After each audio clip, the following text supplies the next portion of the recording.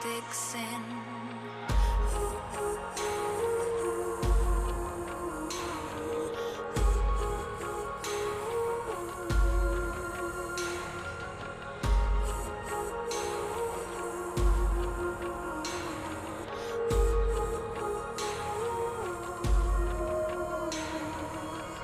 Fading slowly in the night, save me from the demons in my mind, screaming louder, set me free, praying for release.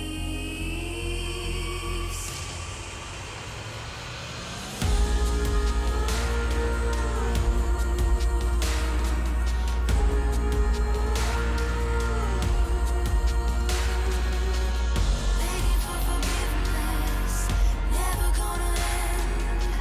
Chaos rising in my head.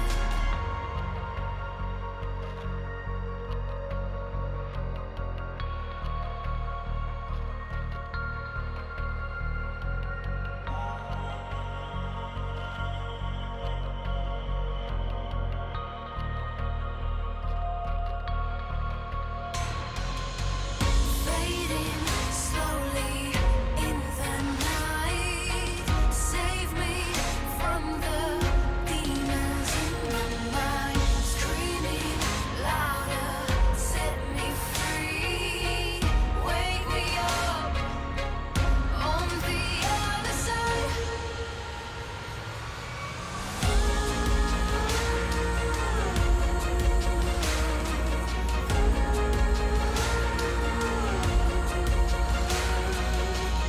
Begging for forgiveness, never gonna end. Chaos rising in my head.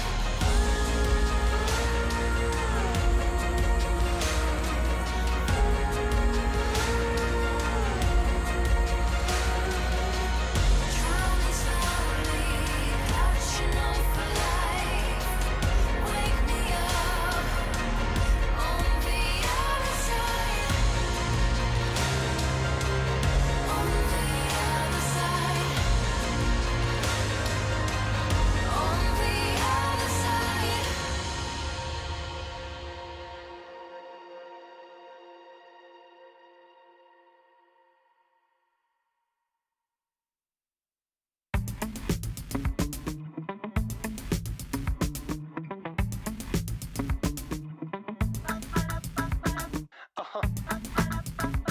Come on. Yo. Here we go. You got a marvelous vibe, and I know it starts from inside. So fill your heart with pride and let your light shine brightly. Yo, don't hide. You're a work of art, unforgettable and off the charts. I can't pick a favorite part, 'cause everything about you is the key to my heart. All right. That's right. Come on, come on. Dang, diggy, dang. Diggy, diggity, dang. All right, okay. All right, okay. Hey.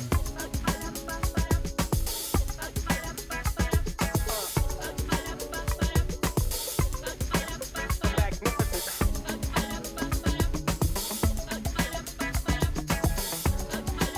It's incredible.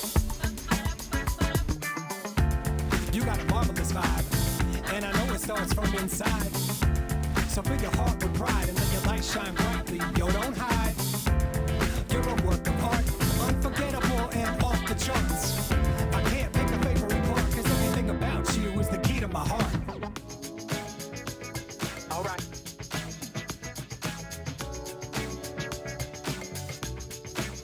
Come on, come on. Dang, dicky, dang. All right, okay. Hey. All right.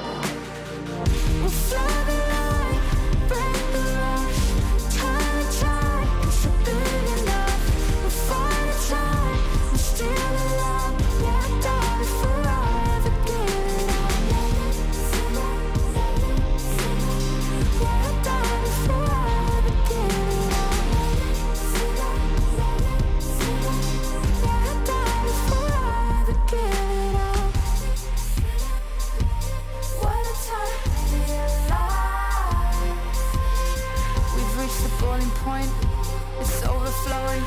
We'll climb the gates, or tear them open.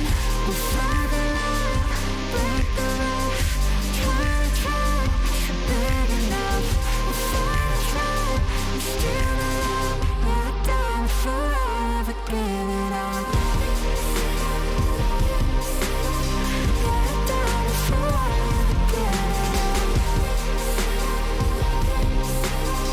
We're down forever, give it up. We're down forever, give it up. We're down forever, give it up.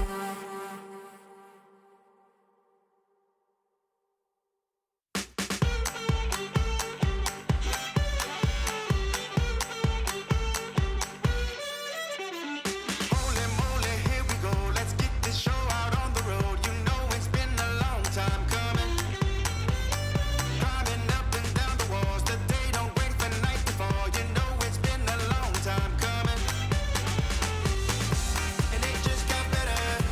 It just got better. It just got better. Hey, hey. And it just got better. It just got better. It just got better. And it's a damn fine day.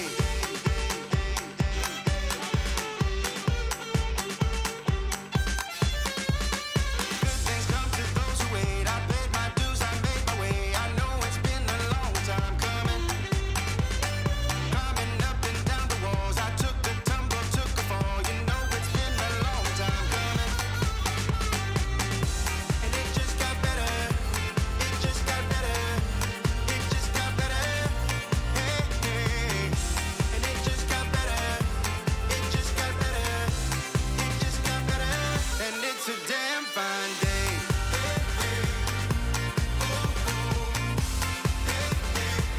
Yeah, it's a damn fine day.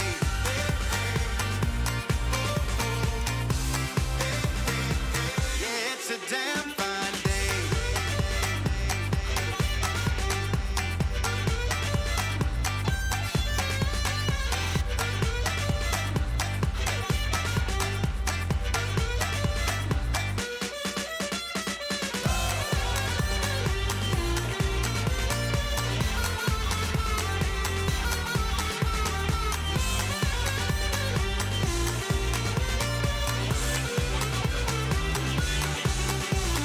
Good things come to those who wait. So let me just abbreviate. It's been a long, long, long time coming.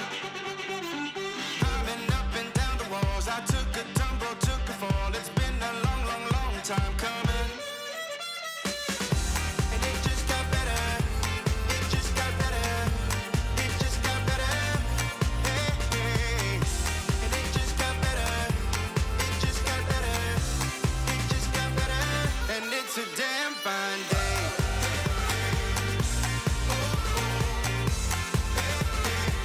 And it's a damn fine day.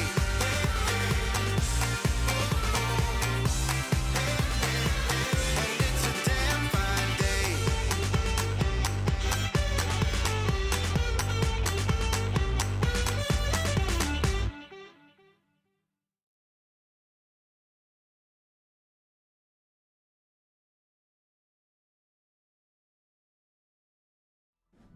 The third Golden Spatula Cup was of monumental importance on the road to EMEA Finals, and we also got to see some new, incredibly powerful Horizon-bound compositions. Welcome to the next episode of Pandora's Box.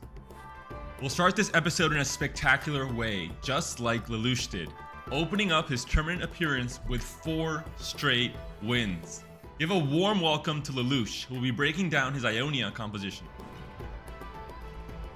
Hello, Lelouch here, and today I want to tell you how I won my game in the last Golden Spatula Cup. As my legend I chose Earth, so I can chase vertical traits like 9 Ionia, 9 Noxus and 9 Navasia, which were very strong and could easily win the game. As my first augment I of course choose the Ancient Archives 1, which gets me Ionia emblem. As my second augment I get the Tactician's tools, which gets me a free fawn.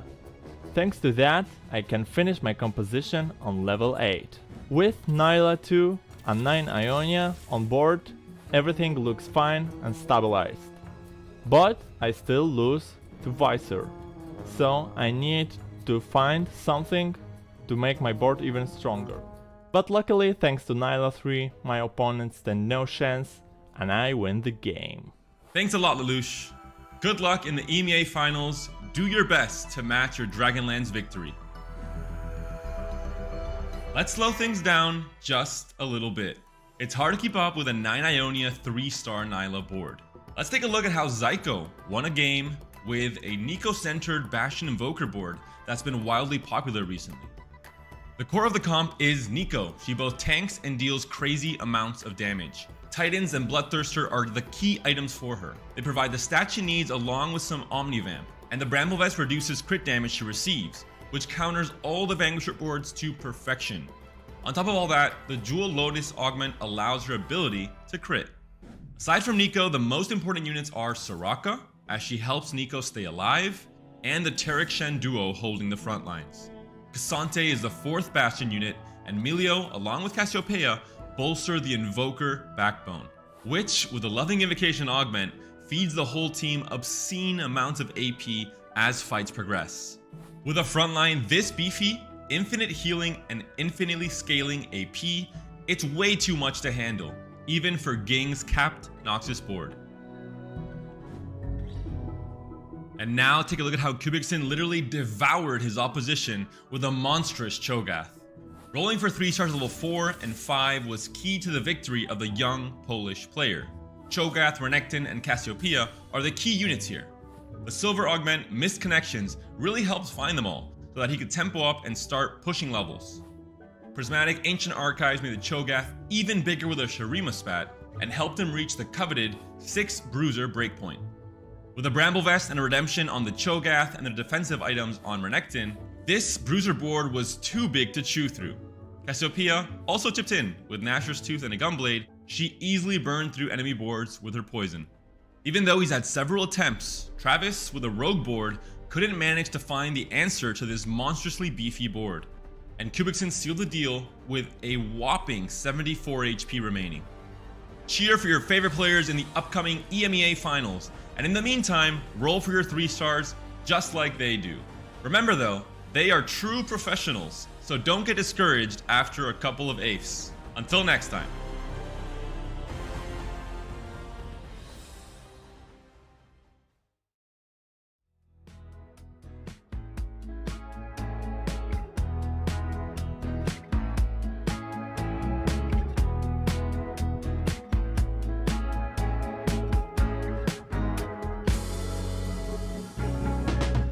I pretend I'm not afraid to get away. I leave it all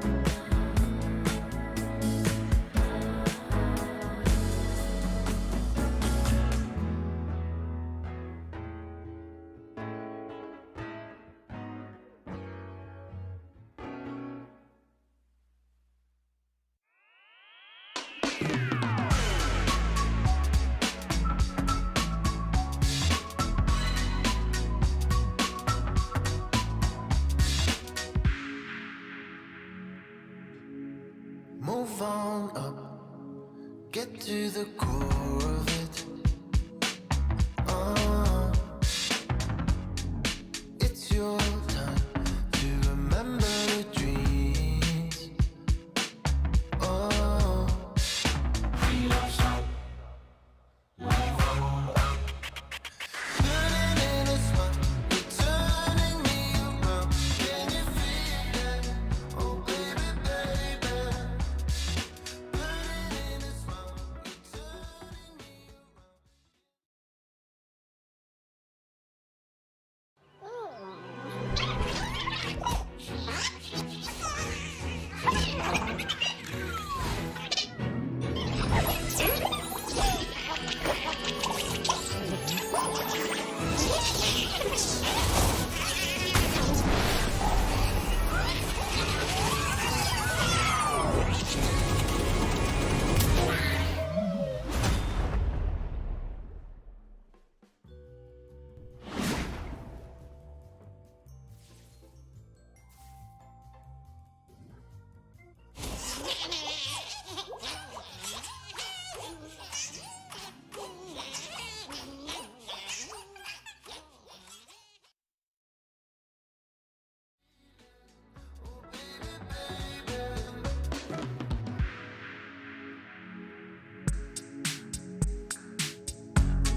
Set me free, you make me come alive. Oh, tomorrow comes and I will follow you.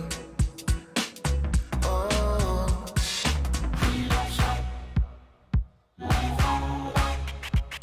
turning in a smile, you're turning me around. Can you feel that? Oh, baby, baby.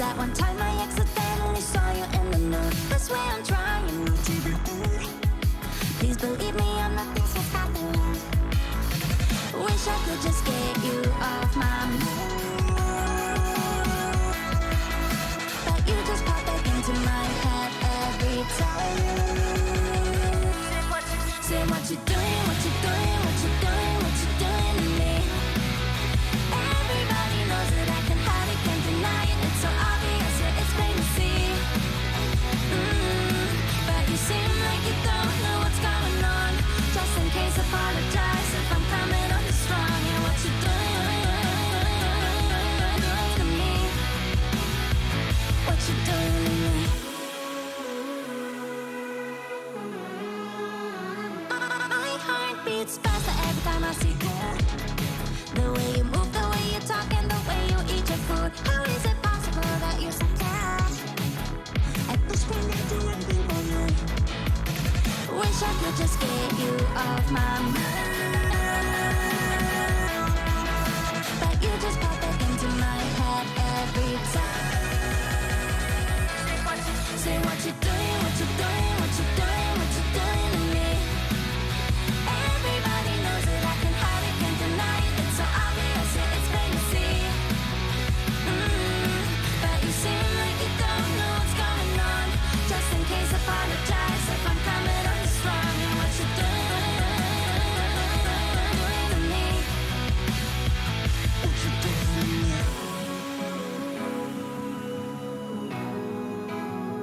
What you doing to me?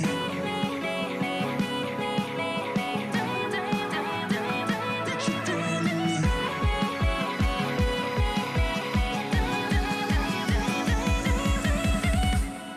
Say what you doing, what you doing, what you doing, what you doing to me. Everybody knows that I can hide it, can't deny it. It's so obvious, yeah, it's plain to see. But you seem like you don't know what's going on. Just in case, apologize if I'm coming on this wrong. And what you doing to me? What you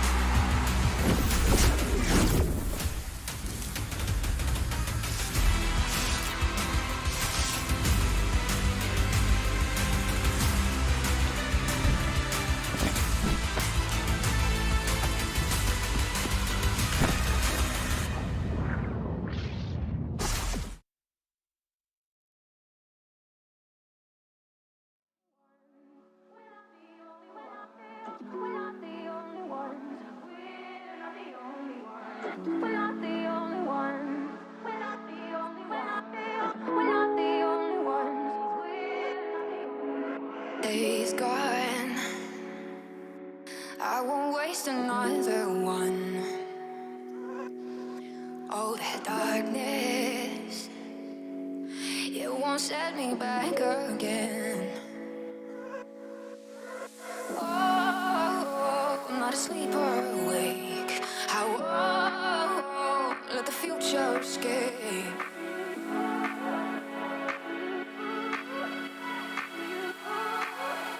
Take me back to you.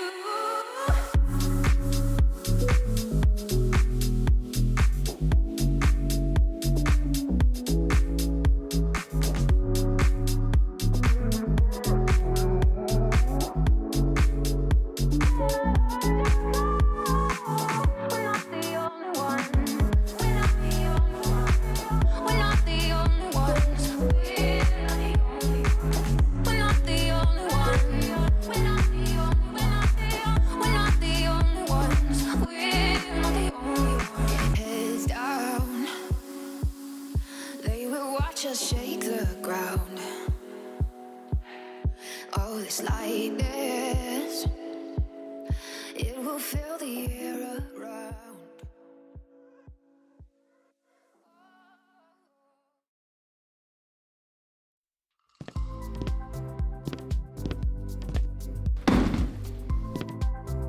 Hey, is everything okay? Did you drop something? No. Everything's fine. It's just a trophy. It's fine. How are you anyway? I'm okay. I'm a little nervous because it's my first EMEA Finals, but I'm doing okay. Everything's gonna be fine. The players, the casters, they're all great. You're gonna do great. Yeah, also Omni's missing, so it's like a little weird. It's gonna be okay. Omni, haven't heard that name in a long time. Anyway, here's the trophy. Thank you so much. Have a great day. Thank you. Bye. Bye. Bye. Thanks.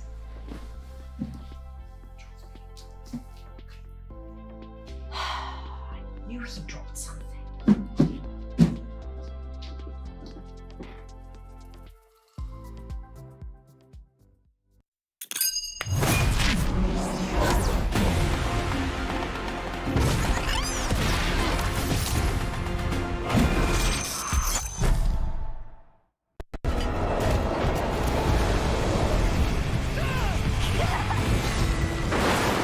Taking down the Zeri as well, but the center is out of control. Not quite enough, and even gods can bleed. Line, it is going to be about whether or not he can take it, and yes, Come on, this is the lobby of 3-star forecasts. Still, his board is way too strong. It doesn't matter the positioning. It's absolutely glorious. He's so incredibly powerful. green light, but she will fall. Nuchin and Nila. Oh, wait, the Guardbreaker comes in. The overtime comes in. He's been able to destroy that Cho'Gath.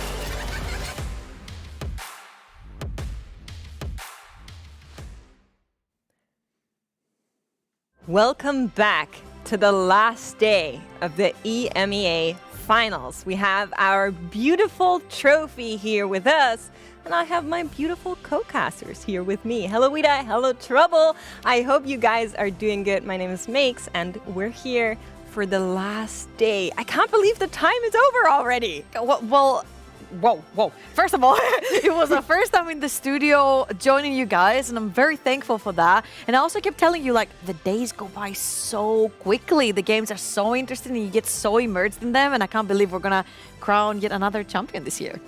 Yeah, right. Season. I mean, to be fair, we get 2 champions per year, right? And again, for a lot of these players, this is the final chance this year to really come out and do something amazing in terms of competitive gameplay, right? Again, with top 8 here today, I'm super excited. Like, let's get going, Max.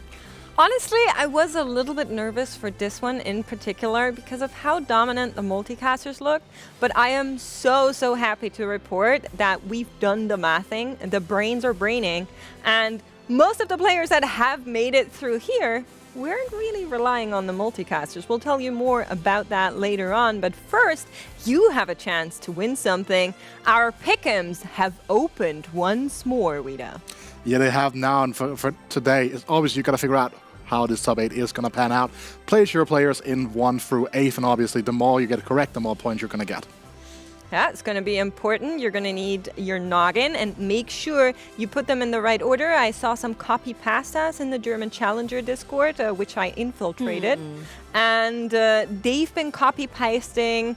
Guys, be nice to each other and share first and second. So hoping that Wet Jungler will be nice to DarkHydra and vice versa there. No, but I feel like my pick'ems and Panda's pick'ems also look good because I had Olga as my first place, he had Wet Jungler as his first place, and they kept on sort of like bouncing around yesterday on the ranking, so I'm down for some eggs.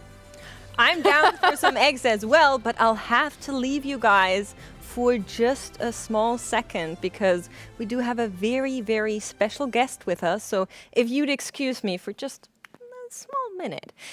With us today is someone that technically don't need an introduction because I am here with Mr.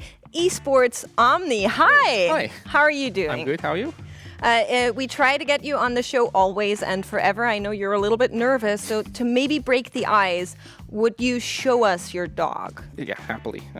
So Omni recently got this dog. The name is? Hobbes, and he is Hobbit. The absolute cutest boy. We brought this picture for you guys at home. Now, Omni, to bring it back to a little bit of TFT here. Yep. Tell the people, what do you do? You're like an admin, I think. What does an admin do? Yeah, so my full job is competitive operations manager. I do the kind of day-to-day running of the Rising Legends ecosystem, as well as kind of looking forward to the future, working with Riot and the team at large to kind of plan what it's going to look like in sets to come, listen to player feedback, and hopefully make it as best we can for them to compete. Yeah, I know you're super, super popular with all of the players. I heard many stories, saw many tweets of players just gloating about you and saying you're the best. Now, I kind of have to ask you not who's your favorite, but what's your favorite player story? I don't know if I just have one, because 2 years you get a lot of stories. I think just all of the little moments of kind of like personal victories that we get to facilitate, if it's just making it through an open qualifier, winning finals, getting to worlds, winning a GSC, kind of just seeing the personal moments that we get to help people have and those little victories that we get to facilitate people having. Every time we do that, I feel pretty proud of what we do and what we let people accomplish in this game. Yeah, me as well. And you kind of forgot to mention there, we're also going to win worlds this set, right? Yeah. Obviously. Top 4, all of them. At least. So with that, Omni, I kind of have sad news to report because it is going to be the last time you're with us here at the Rising Legends Finals. You're leaving us. Turns out we were always worried about you taking our beautiful trophy that we showed at the beginning of the show. In the end, you were really just breaking our hearts. Sorry. Tell me at least, are you going to stay close? Will we see more of you? What's next? For sure, yeah. So I'm going back to kind of my roots a little bit and going back to working in university esports, helping facilitate growth there, I hope. Something that's really close to my heart. But I'm not leaving entirely. I'll obviously stick around in the community, cheering everyone on at GSCs, at Worlds. But the team I'm going to also helps run Northern Legends and rest of EMEA. So those TRCs are still going to be something that I'm working on a little bit, helping out in the communities there. So I'm not going too far. That's very, very good to hear, and I'm sure especially the players in NL and rest of EMEA are going to be like cheering right now, absolutely celebrating this massive win. Now, with that, Omni, thank you so much for all of the time you had with us. You're so sweet. We're going to go to a recap before we all are covered in tears here and show you what happened yesterday.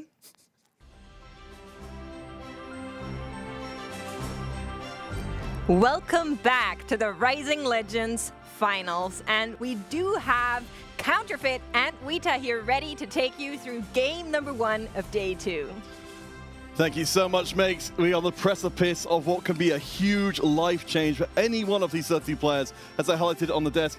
Even if it's a very remote possibility, anybody can make it into the top 8 by the end of the day. Backline takes them very low indeed. Just a little bit more damage, a nice grenade sneaking in. Mordekaiser are still alive. The multicasters start to die, but they do not finish. Sasa takes a commanding first place. We'll keep an eye on how that Mordekaiser develops. We did see before when he ran into Sejuani, he could not punch through, but he has been getting the kills this time round. He's stacking up to be a monster, but the crowd control comes in for days. Quinn dies. Mordekaiser stands alone, and Travis takes the lobby. But is that enough?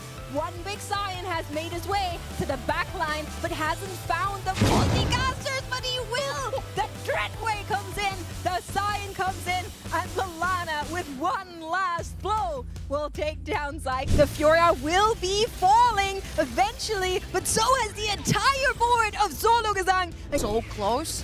So even if you can natural that Soraka, then you can keep the Nikos for actual Nico. Might wait till 3-5 to try and go directly to 7. How boomers are we? We still call Nick Nico. She's going up against the power, who is not lost a round as of yet.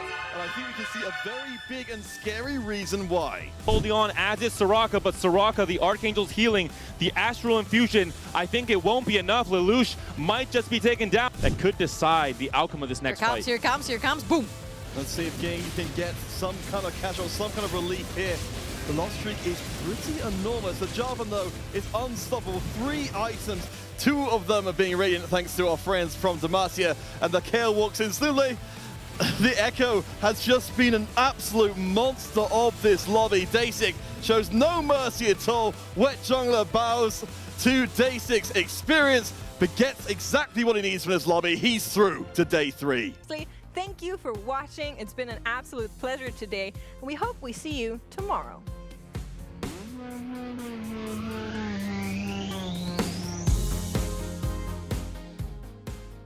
if you're seeing this, we are seeing you. It's well, tomorrow. Today. It is tomorrow. We time traveled. Good job for tuning in, chat. I'm proud of you. Now, we do have something very, very important to talk over because after all of those 12 games, we did make a harsh cutoff to the top 8 players, but we do want to honor everyone that has kind of followed in line right behind them. So here are our standings. Once again, shouting out all of our players. You can see the total points accumulated on the right-hand side.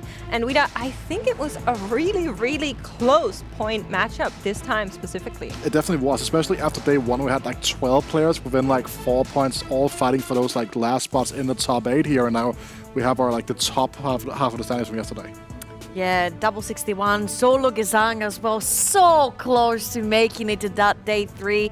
We talked a lot about how he loves educating the masses and making these Google Sheets for the people to play that TFT, but he doesn't have necessarily the competitiveness in him. Well, he didn't. He was so close to making it. Can I make an honorable mention as well? Yeah. Yellow Tomato. Of course. We spoke to Og. Of course. We didn't know much about Yellow Tomato coming into this tournament, but Og told us, guys, have your eyes on him. He has studied so much the game. He's taught me so much about the game. He was sort of a mentor for Og. And what do you know? The student surpasses the master, apparently. That's not a story we're unfamiliar with, but we definitely did see a really, really big rise on a Yellow Tomato. He, I think, could have had the biggest comeback story if it wasn't for that very last game. Yeah, and obviously we're kind of cherry picking right now as well. I wanted to Tomatoes, cherries, very nice. Very, very nice, Wita, okay. I tried to ignore it, but okay, if you want to give him that. I gave him that wholeheartedly. Right, but also amazing performance from him, right? Because he was like so far behind Og yesterday. Like Og was one of the best players on day 1, and then Og comes in, absolutely amazing day for him. But I just again, that gap is just so small. It is, and we've been kind of every pre-show. You know, I've been here for all of them. You both were here for each one. You on day 1, you on day 2, Trouble, and we were always talking about what can we expect of the day. Now, first of all, before we do that for today. What about our expectations? Did they turn alive, or were we maybe a little bit surprised? I would say we were a little bit surprised. I also want to give a shout out to the rankings as well, because Canbase was, damn man, after day 1 he was the last. We expect him to be probably in that top 8, making it into day 3. But I literally just saw his day 2 results, and he tried his heart out, man. He had 2 first, 2 seconds in there. He did try, but it wasn't enough. And as for the comps, we saw a lot of Nikos, multicasters kind of taking a dip in sort of the ruling system, I'd say.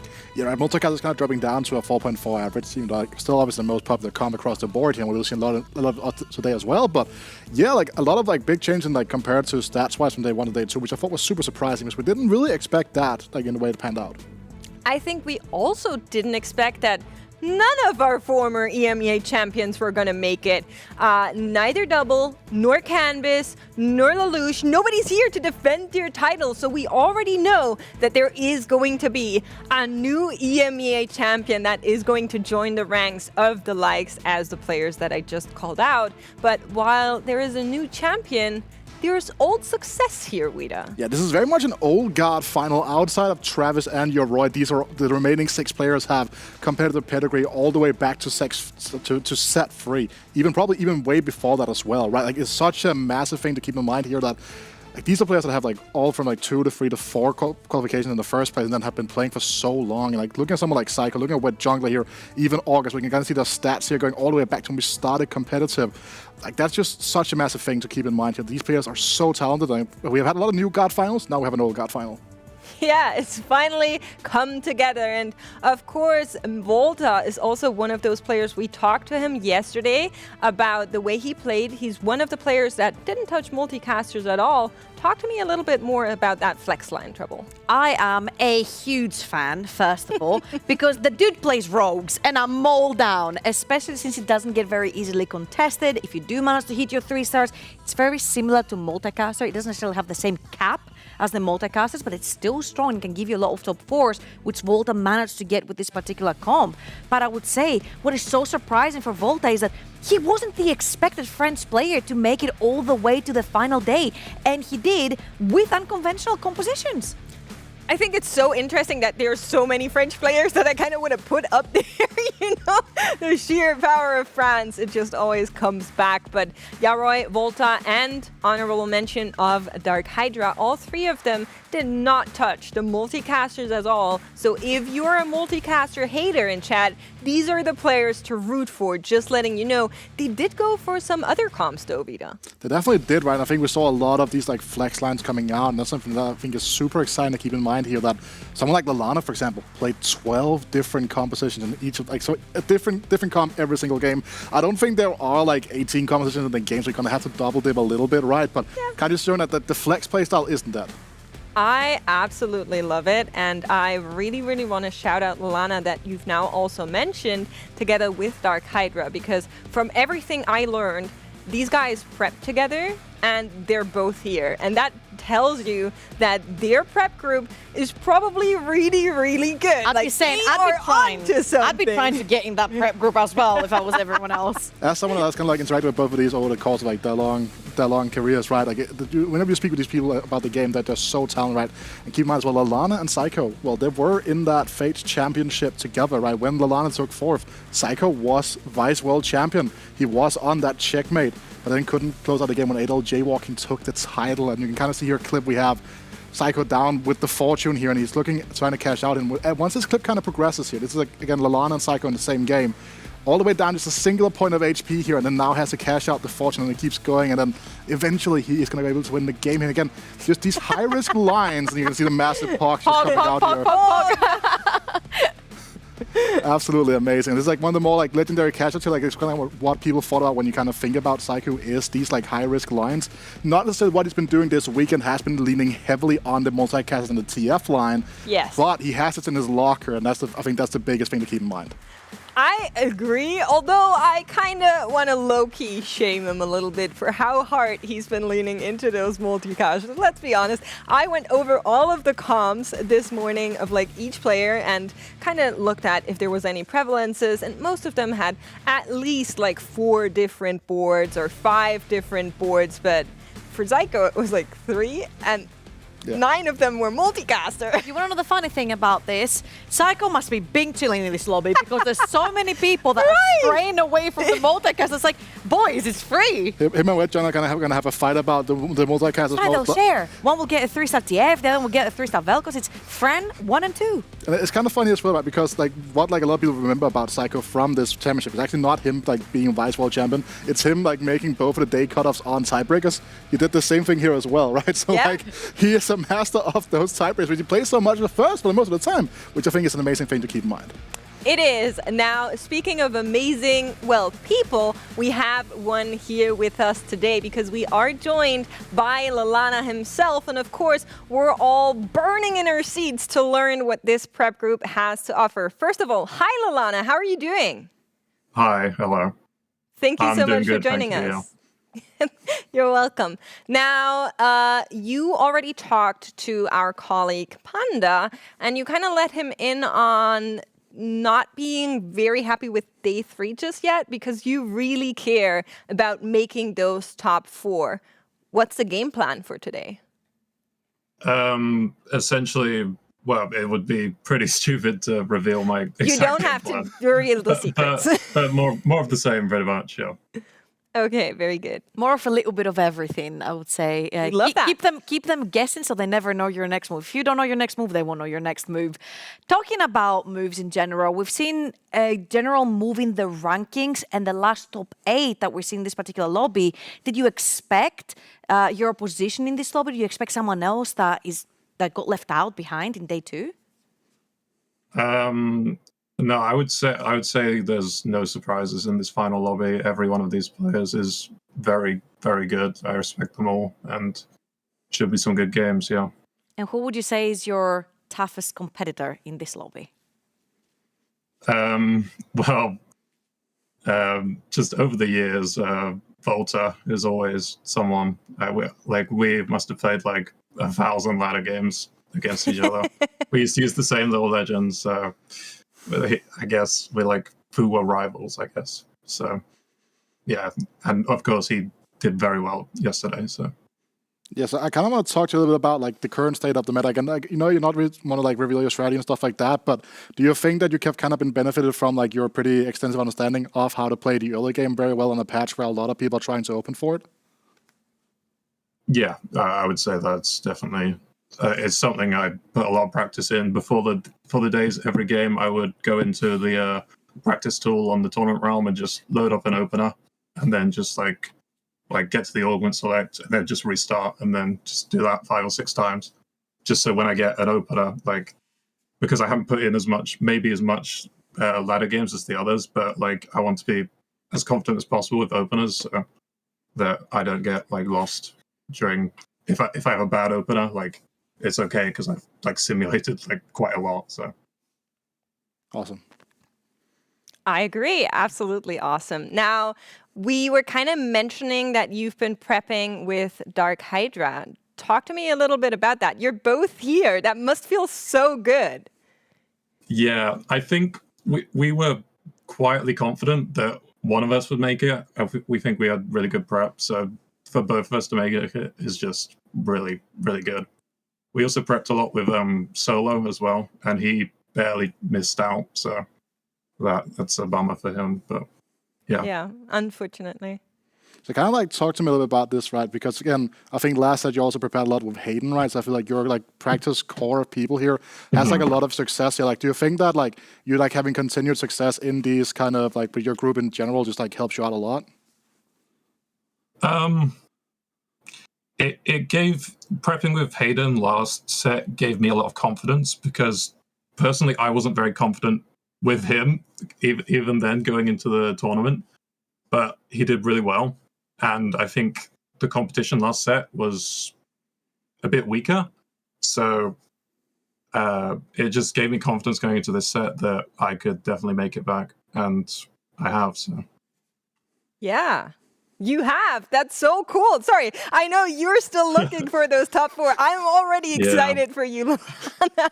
But we don't want to keep you too long here. We know you want to get into the right mindset and prepare for those games. One last chance. Anyone you want to shout out maybe today? Shout out just everyone who's ever watched my stream, and recently a lot of shout out to Narcos for listening to me complain when the games don't go so well. So yeah. Awesome. Thank you so much for taking the time to talk to us. It's been our absolute pleasure. Good luck out there on the Convergence. We'll be watching. Thank you very much.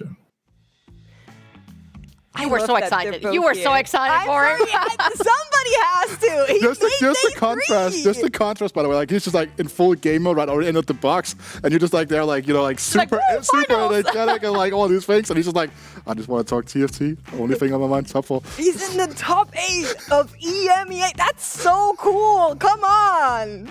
That is indeed very cool. Cool. It's that like job's not done mentality, yes, right? Because the job isn't done just yet. But I am going to be happy and excited for it. I mean, even if, I'm going to be honest here, even if you get absolute dead bottom 8th, it is such bragging rights to be number 8 within the whole EMEA region. Yeah.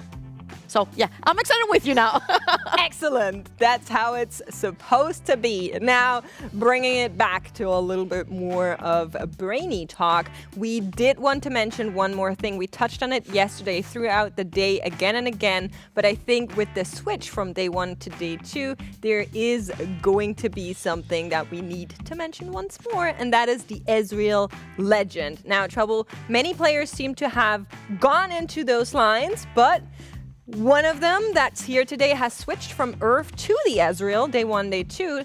Travis talked about the Ezreal. Why is it so good? I feel like he also got Zaza with him on the train of the Ezreal towards the very end. So it feels like it really suits Travis's playstyle. We went into this meta thinking that, hey, multicasters need beast items. This is why you take DF. This is why you take Pandora's items. And Travis is like, no, they don't. Just slam on them whatever AP items you can find. They'll still do the job. Just slam whatever defensive items in your front line. They'll still do the job. And we've also seen him use it to his advantage when he gets these lucky gloves. Because he gets gloves through that Ezreal augment, then he does transfer this into double lucky gloves, as we've seen in one of the games, that he actually won with it. Exactly right, and I think that's a big thing as well. Kind of going back to what Lallana was talking about as well, right? With the fact that with so many TF players trying to play weaker to get those item priorities, get that economy going, you are so benefited from the fact that a lot of the players on the emblems from Earth as well will not always have the best opener to play for their emblems, and you can kind of play a more flexible game style as well. You can just push the tempo, play for a streak, and then start bleeding out a little bit more. I agree. I think it's really smart, and we'll probably be seeing more of those today, noting that Travis, for example, has made it through, but some of the other players are also leaning into that Ezreal. Now, there is one more player we need to mention. He has dominated day 1. He has made it into the top 8 day 2, looked incredibly strong. He rated his own confidence with a breathtaking 10 out of 10. Mr. Og has breached the top 8 once more, Trouble, with one thing that I cannot wrap my head around. Talk to me about the Kale boards. You know what they say, fake it till you make it. So if you believe your confidence is 10, damn, your confidence must be 11 out of 10 at this point. But yeah, we had a little bit of a chat and we're like, hey, what kind of comps would you like to play? Obviously, we're not going to reveal any of these, but we asked him later on about the Kale. We're like, hey, we're seeing some Demacia. Some people go towards the Queen, some people go towards the Kale. And he's like, yeah, Kale seems a little bit of a bait. It feels like a 50-50. You need to have the right conditions. Well, he feels like he's done pretty well with it twice. He won his first game on day 1 with the Kale. Apparently, all you need is a Rage Blade and a couple of Kales on your bench on 2-1, and you can just go for it. And the fun thing about that is that's the only board that he played twice. All of the other boards have been kind of variations, but the Kale, the one thing he said, he probably won't play it. It's probably not that good. Maybe he ran twice. We mentioned it with Panda to him. We're like, hey, what about the Kale? And he was like, Kale might be the winning comp. Maybe. But that is not all just yet. There is a little bit of a backside to this, because every time Og has clicked on Bruisers, he ended up bottom 4. Rita, how is that going to translate into kind of being in the same lobby, knowing that there's players who are already taking up the multicaster spots? You know that DarkHydra probably is going to lean into the Ionia once again. Where the other players land? That's the big thing here, right? Because you got to trust your prep. You got to trust what you've been doing so far, because it's gotten you to this point. And you got to remember, today is quote-unquote only a top 50 card for anyone to make it to the championship. Obviously, a lot of people will be playing for the title and that massive prize purse as well. But again, everything they've been doing so far has kind of worked out and has kind of been reassured in the way what we're seeing today now. So I think that overall, as long as you keep doing what you've been doing, that should be the good thing. But again, we also, as you're talking about here, because we are going to be seeing 6 games today with the same players in the same lobby. So as you're talking about here, does any of that, does Psycho pivot off of multicasters? Does that leave more space for the jungler? I think those are the really big questions to kind of see how does this meta develop today? Yeah, I agree. It's going to be interesting because players will have the time to kind of adapt, but in the end, you need to be in the top echelon to get those top 4 places. Only 4 players will go to the championship. Only 4 players will get that ticket to the TFT Vegas Open, and only 1 player can be our EMEA champion. Now, having mentioned that already, there is something you guys can do, because our top players will be playing from Berlin, from Level. Tickets are free. I learned that today. They're free. That's so cool. That's €0. Exactly. €0, $0, £0, wherever you're coming from, get in, guys. The Berlin facility is incredible from Level. You're going to get a really great experience. And also, they have some really cool VR sets up there, so you can do other stuff too between the breaks. Watch TFT in VR. We're working on it. No, but really, check it out. I think Wida, you and I, we have a little bit of experience with that from Madrid. There are a few things that are as fun as watching TFT live. Like when you see a big roll down and somebody hits and you can just feel it. It's so cool. I love it. It's such a great feeling as well. Because again, you just know that something is going on and it's fantastic. Again, it's just being in a room with people that share the same interests as you, right? Because it can really help you get new connections, help you elevate your own game. Having these discussions about TFT is such a powerful thing to have. Absolutely is. Yeah, maybe you'll meet a important person. Or I'm just saying, it's your chance, guys. Oh, your favorite TFT player. Yes, yes. Cheer them on, get there, and we'll be seeing you out there. Now, we'll be seeing something else as well because there is a new Twitter contest, and if you've been paying attention, you know the right answer, but we're asking for the wrong answer. Oh, Lord. Trouble, you were nice enough to let us use this picture. The Twitter is at TFT Esports EMEA. We don't wrong answers only. I mean, What is she saying? I feel like this is an excellent template. I'm not gonna. I don't even know what I was doing. It's such a system. Like there are so many things. Like my brain is kind of like I don't even know where we're gonna go with this. But like I feel like the Twitter contest, the Twitter people out there will have a field day with this one. Yeah, I kind of don't want to move on because it's just so glorious. I'm just staring at it. It's a very precarious picture, right? Like I don't even know which point this was taken. Well, we'll let you have it, chat, and we hope it's in good hands.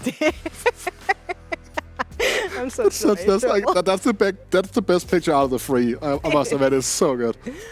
Well, you can win eggs. That's the baseline here. So head on over there, take part. We also have our co-streamers for today. If you're looking for another language, maybe you feel more comfortable watching in German, French, or whatsoever, we have all of our co-streamers here still supporting the event. Big shout out to them for making it accessible to all of the different regions. I personally love localizations. It brings the community much more together. And with EMEA, we just have such a challenge with so many languages. Trust me, I know all about it. Have you ever tried to look up something in a language you don't know? It's not very easy, especially if they use different letters. Oh yes, like I live Greek. in Germany and I'm Greek, so I know what that feels like. I tried to get info on the Greek Star Cup like half a year ago. It took me like 3 days to find it. It was so hard. Well, you have our co-streamers. They're happy to take you there. With that, last minute prediction, guys. Who is going to come out on top at the end of the day? Trouble Buff? Is it going to stay with Og? You know what? I'm not going to even mention his name because in League of Legends I'm known to kind of curse whatever I talk about. That's but I'm very excited about Volta. We were not expecting him to get on top of all the other French players to get here. So I really like his playstyle with the Rogues and I'm waiting to see how far he can go with it. Rita, what about you? I'm saying Lallana DarkHydra in the top 4. That's about as predictive as I want to go because predicting top 1.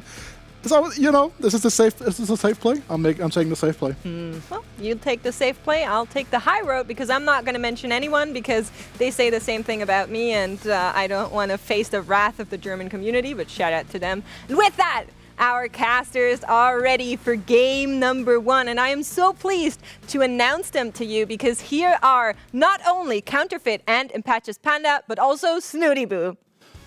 What is new is old, what is old is new. On a final day stuffed almost to the brim with veteran talent from almost the birth of the competitive TFT scene. Our 8 remaining gladiators step into the arena. Months of competition and now their only remaining opponents are each other. 6 games away, 4 spots at the Las Vegas Open, 4 spots at the Runeterra Reforged Championship, and 1 EMEA title. My name is Counterfeit. This is Impetuous Panda, and joining us for the final day is the one, the only, the Snooty Boo. Snooty, how you doing? Really great. It's awesome to be here again. It's just a little bit different than playing these GS at home. Different kind of experience. Quite unique, and just happy to be able to enjoy it. We don't have a Spanish player qualified to the tournament, but we found a way. We brought in a Spanish player to help us analyze these first 2 games of what is a Day 3 Runeterra Reforged Regional Finals is finally here. I remember the start of the set a few months later already in a spot where we'll decide the 4 world representatives for EMEA. So exciting. I mean, the pressure's absolutely got to be on here. Of course, for anyone who did miss yesterday and wasn't here for our pre-show either, Volta, of course, taking home the #1 spot. As he mentioned, it doesn't give him a direct advantage today. But Snooty, I think you know a little bit about how Volta would go about preparing for an event like this. Oh yeah, usually he's just quite a happy guy. He likes to play other games and just relax a little bit. So we've played a lot of League of Legends and Valorant with him before any kind of tournament. He's just very chill about it. He's probably even as good as in those other games as in TFT. And it's actually quite curious because he's so slow at rolling down a TFT, but he's so good at these APN games, Valorant and LoL. I just don't understand how that makes sense. We'll find out maybe today as we see his rolldowns across these next 6 games. But as always in TFT for EMEA, France is on top when it comes to representation. We have Volta leading the pack, Yoroi with 66 points second, and Zyko, the multicaster enjoyer, closing things out alongside Germany. DACH has been an absolute beast of a region the last 2 sets with Wet Jungler and DarkHydra. Yeah, having Org in the mix as well. We've got such a good representation of the big hitters here in EMEA. Lallana definitely punching above expectations, but has had a hell of a season so far. Of course, he's definitely in there as a potential upset magnet, as is Org himself. And Travis, a player that is an absolute menace on ladder, hasn't quite been able to translate that into GSCs for this set, but trying to emulate maybe Lelouch's success in set 7. He's coming into set 9, into this Runeterra Reforged EMEA Finals, trying to prove a point and bring another championship to Poland. I'm actually so excited myself to see most of these players at this stage because I've talked to them so long, and every time we don't make it to a tournament, we're like, okay, the next set would be our chance. And some of them are actually achieved it, so it's really great for them. All right, let's get on to our first game. Remember, 6 games away, finding out our regional EMEA champion and the 4 players who will be going on to the Global Championship and the Las Vegas Open. Gentlemen, we'll see our first portal of the day. And our players have been studying all weekend long, maybe trying to attend the university in this first game. That will be the case. And of course, if you're ever confused about the difference between workshop and university, it's very easy to remember. The university, the start of your career or your formation, only 1 prismatic augment. Workshop is 3. So in this case, the first option will be prismatic. Are there any key augments that you think we should watch out for, Snooty? So there's a big spike for the Earth player especially. If they hit both of those tomes and those make sense with each other, then you can really like smurf, because like for example Slayer and Demacia go very well together, or like Noxus and Shurima. And maybe it's a little bit rough for TF because you gamble on your rating item for such a long time in some games, like even 4 stages. Cho'Gath 2, Rek'Sai right next to him. Well, talk about finding your direction early on. So we wait for the first one to arrive. Do you want to kind of raise the spectre over this game? As you mentioned, we have players who may find their direction immediately. Where do you guys feel like flexibility is in TFT right now? I think that flexibility, as we used to know, it doesn't really exist in TFT anymore. Like players commit between 2 or 3 lines. Like for example, if you build a Nashor's Tooth, you go for either Mordekaiser or Azir, but you don't really mix it up with any weird build like Bastions or something. You just play a straight up Shurima or straight up a Noxus, and that's pretty much it. Well, I think Lallana will have a chance to flexibly make a Bramble Vest for this Cho'Gath if he finds another chain component. Needs to find maybe a few more Bruisers, maybe Cassiopeia to accompany a Renekton at the start of this game. We'll see if he angles towards that Cho'Gath reroll. He is, of course, a Twisted Fate player for this game 1, so doesn't have that chance of a huge high roll, as you mentioned, with Ancient Archives. Yeah, Travis will be our only Ezreal player in the lobby, otherwise divided between Earth and Twisted Fate, as we might have expected. So Lallana likely to be able to curate those fantastic items and get the most out of that Cho'Gath from the very beginning of the game. Of course, as mentioned, University means we will be prismatic, so Pandora's items will come with a Radiant. But if you have to wait and keep that off your board, it can hurt your early game. He still went for the Pandora's items anyway. His other 2 augment choices were very poor, and he starts off with an Archangels. I don't really think you want to commit to that because it's just not strong enough as an item. So he'll be holding on to that for a better reroll. And we've got double tome here. I think you could probably go for a strategist maybe? Strategist is an option. Bruiser as well with a Cassiopeia upgrade. Renekton on the board here as well. We've seen Bruiser do very well in day 1 according to the stats. I thought would be maybe the main flex frontline option for the entire tournament. Day 2, the stats across the board, across all variants, went down. Where do you stand on popping both tomes simultaneously, or just like reading the second one? Because sometimes you want to pop the first one, no matter what your synergies are, and then you tailor your board according to the second synergy you're looking for. But here we've got exactly the scenario I was talking about, Demacia and Slayer. That's looking awesome. And we saw Volta playing a lot of this on day 1. I assume on day 2 as well. Actually, I remember one of these comeback mechanic games was with the same vertical Demacia line, one of the strongest lines you've seen across this tournament. Yeah, of course, Volta, one of those players we did call out before as refusing, partially on principle, partially because he just didn't want to play the game that way, to play towards the multicast line. So it's encouraging to see our #1 player from yesterday starting out game 1 strongly as well. And we've actually got a very interesting augment pick for Aug. He went for the stationary support. I'm quite surprised that this augment is still that strong because originally it was 3 support items on the on the dummy, but now it's only 2, and people still manage to... Volta, Swain 2, Demacia Emblem, the Prismatic Crown Guard as well. And we're seeing now Og with Chalice and Locket. Could be a very interesting option for later into the game, maybe with multicasters especially, who we've seen with Chalice especially on Sona, in this case on a dummy. It could be interesting to have kind of a 2-side attack with Sona on one side buffing and the other side the split between TF and Talia. Would make it much better for the late game fights especially to dodge some of that CC. Especially considering that this popular CN build is coming along, right? That you don't really need any mana items on Vel'Koz, so you just go pure damage, and this gives you more survivability. Yeah, certainly having the extra burst will be fantastic. We know again Lallana has been sitting it with that Radiant item on the bench now. It's rerolled from an Archangels into a Rabadon's, not necessarily the best for making the most of this early Cho. It's so important in TFT to lean into what your augment is telling you. In this case, Lallana has an option to play Cho'Gath reroll, which is a comp that starts off very slow in stage 2. You stay low level, trying to reroll and have a huge spike in stage 3. And his augment is telling him the same thing. He's going to have an item rerolling on his bench. He's not using that item yet, so wait to spike, wait to have that conjunction in stage 3, and then hit a much bigger spike. Especially after all these nerfs on Cho'Gath, he can be especially weak in certain scenarios, but those Radiant items, Radiant Declaw, Radiant Bramble Vest, or Redemption, can make him so powerful. Well, Uroi has taken the road left traveled here. Targon Heart from the beginning of the game, finding an early Soraka and the Taric as well. So board's certainly pretty powerful. We've got the Redemption as well. A lot of healing there to be amped up. And Travis, I've seen, has picked up a very strong augment. Golden Ticket, one of the indispensable prismatic augment choices for any kind of reroll comp. We were maybe assuming Tim to be playing multicasters considering its dominance, or more than anything, its popularity across the first 2 days of this tournament. In this case, it looks like it might be Graves reroll instead, but I think his options are still relatively open. He's just making 20 gold, chilling, waiting to see what his items are telling him. He's more leaning into AP routes because of that, of his components, but yeah, he'll just wait this entire stage. I'm really fascinated on Org side, as you mentioned, seeing the stationary support coming through. We did see a little bit of popularity from it yesterday at the silver variation, where you're getting a lot more punch for a lot less investment. Leroy just barely able to get the win there against an item that's already a Radiant Gunblade onto a Vel'Koz, a very scary sight, especially in stage 4 and 5 once that Vel'Koz gets its fully items on it. We'll see how that'll pan out. One Spatula in the stage 2 carousel could be interesting for any of the Earth players trying to go for those verticals. Could be interesting for Volta especially. He is last pick though, due to that incredible Swain 2 upgrade with that Radiant Crown Guard. Looking across the rest of the field, we have got a Spatula coming in here for Org.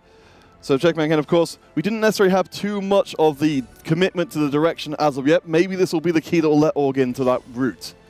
So yeah, he has an AP and an MR, so that means he can either go for Bilgewater or Shurima, which are both very strong vertical trades based off his components at the time, but he hasn't really decided yet.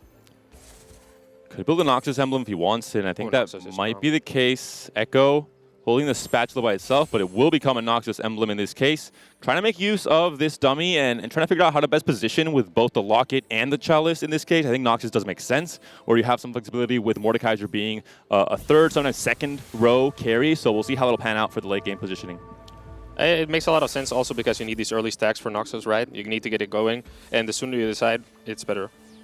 We'll see if he can punch through the healing and shielding of Uroi. The front line buoyed by all the extra shields, all the extra healing coming in. We've even got the Hextech Gunblade being amped up as well. Uroi's early board is looking very good indeed. I do not think the Rogues are going to be able to hit the vulnerable underside in remotely enough time.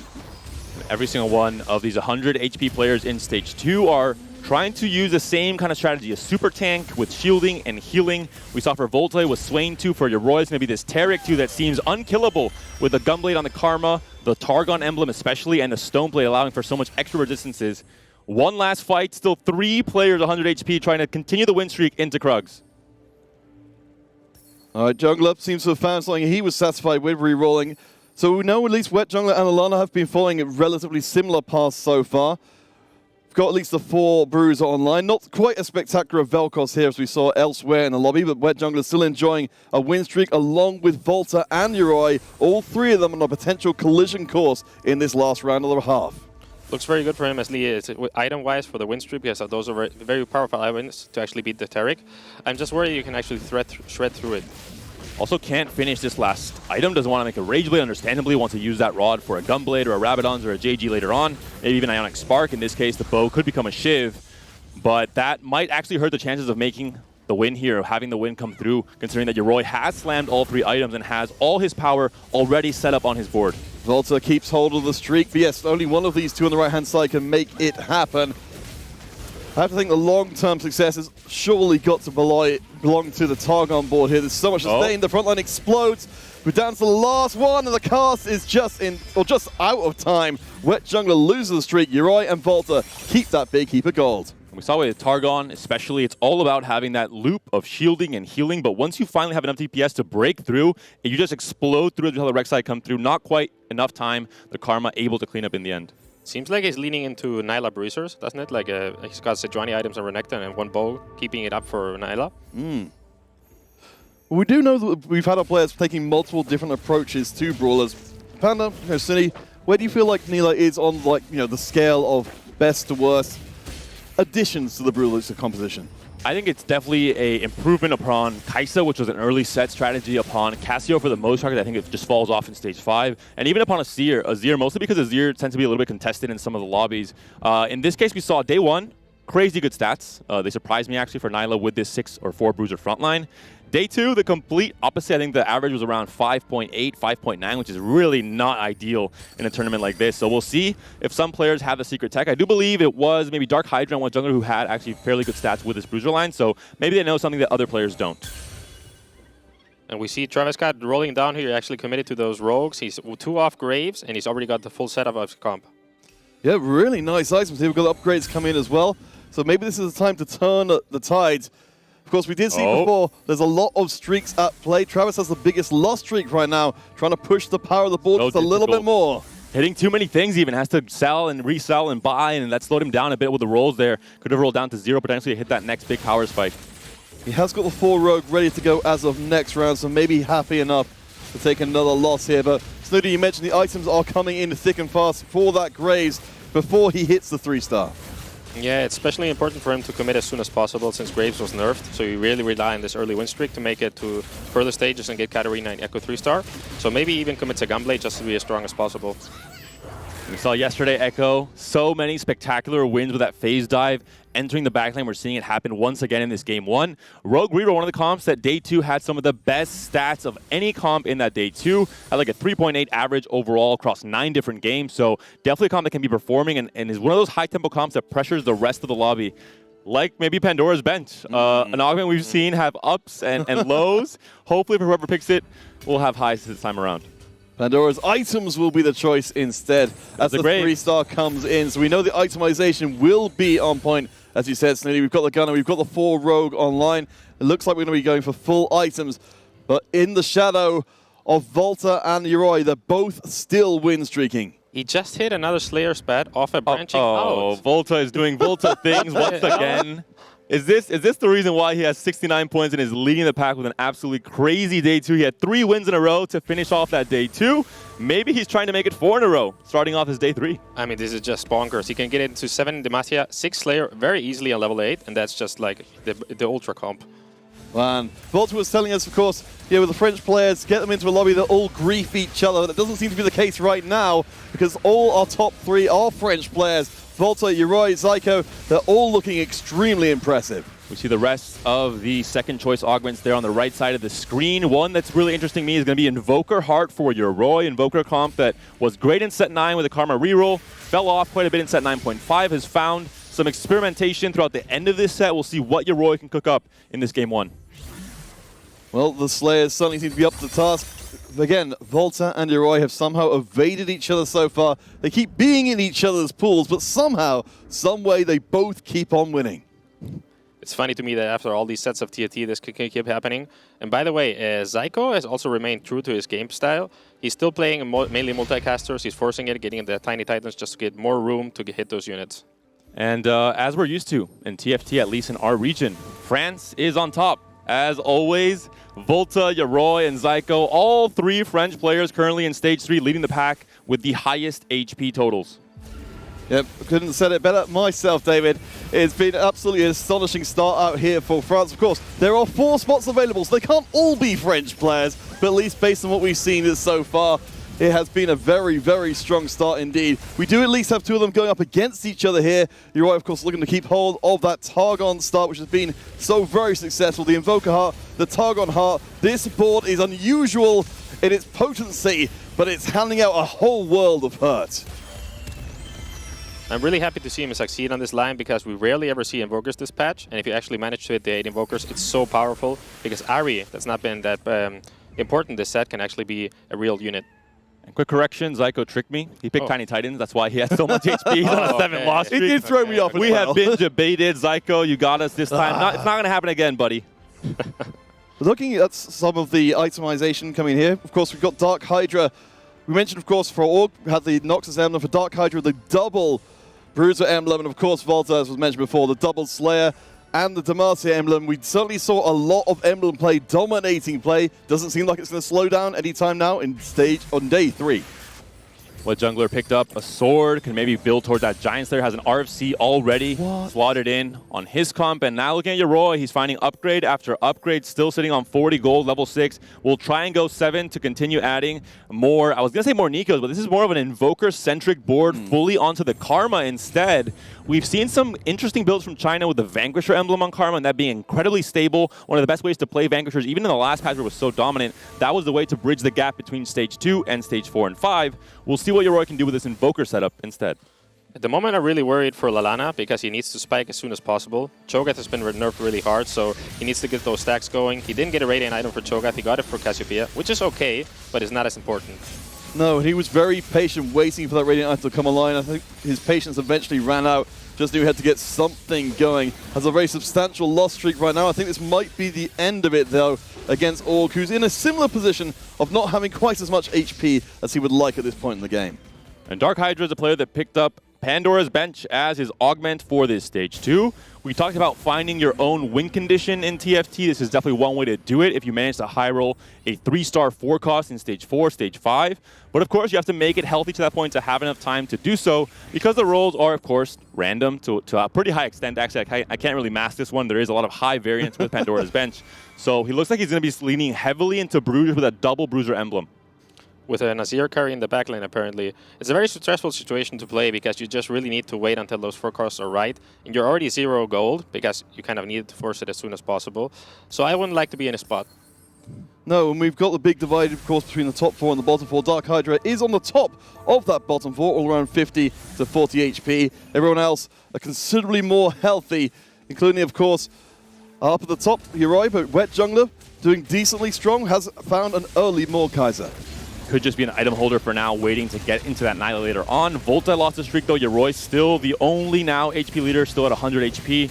We've seen quite a few players yesterday, Opal in that Game 5, make it for that astonishing 10 win streak going into Stage 4. But we'll see if anyone can spike in Stage 4 on that roll down and try and beat out Yoroi. Where Jungler will, I think, just about punch through here, but DarkHydra, again, is on the loss tree right now and looking to build up the cash, so it's not as bad as it could be, but the bottom of the table, DarkHydra, Lallana, and Org all take losses in the previous round. Things are still picking up further, and while there's gold in pocket for Lallana and Org, for DarkHydra, very much not the case. I think DarkHydra we saw yesterday as well. Even with the double Bruiser emblem, he might not be playing into the Bruiser frontline because there are 2 other Bruiser players already locked in this lobby, and of course Lallana being one of those. So if he thinks he's contested, he might just play into maybe a 4 Bruiser line with Shurima instead, trying to find a Zir off of the Pandora's Bench. Especially if a Zir is uncontested, that might be the line you go for to try and get that 3-star win condition. I mean, one of the good things about this comp is you can flex between Mordekaiser, Azir, or Nyla. So you can put those items anywhere. You would prefer them to be on an Azir, but you're okay with either. All right, checking back in with Org. So the supportive items have been moved to the front line instead. We're up to 6 Noxus, getting a couple of upgrades in the tank, but no Mordekaiser. Yeah, I'm not feeling too optimistic. There's no money left to spend. At least there's an upgrade for the Darius, but yeah, Mordekaiser is not here. Shurima will have to do for now. This is really the problem with Nox, especially when you're going to a 5 loss streak. You don't have the stacks. You're hoping for some amount of good fortune. You don't hit a Mordekaiser, and everything seems so dark for the rest of this game for Og in this Game 1. He even needs to put the items on Jarvan in the meantime just to have an item folder, but you're going to kill a lot less units. You don't get those stacks, and it's really looking grim for him. Yeah, well, at least Org has got the Azir doing a decent amount of work. DarkHydra can definitely afford to take the loss a lot more than Org can, as Lallana will take another loss, pushing him down to 23. Again, the top 4, bottom 4 divide remains in place. The bottom 4 continue to plummet in HP. The French continue to top the lobby. All 3 of the French players continue in that 1, 2, 3 spots. And for Og here, 2 champion duplicators. He can't just use both right now on Mordekaiser if he thinks he needs to get those stacks going right now. He did win this last fight. And we'll see if he wants to take that risk of waiting, trying to get some bigger cap. Golden egg.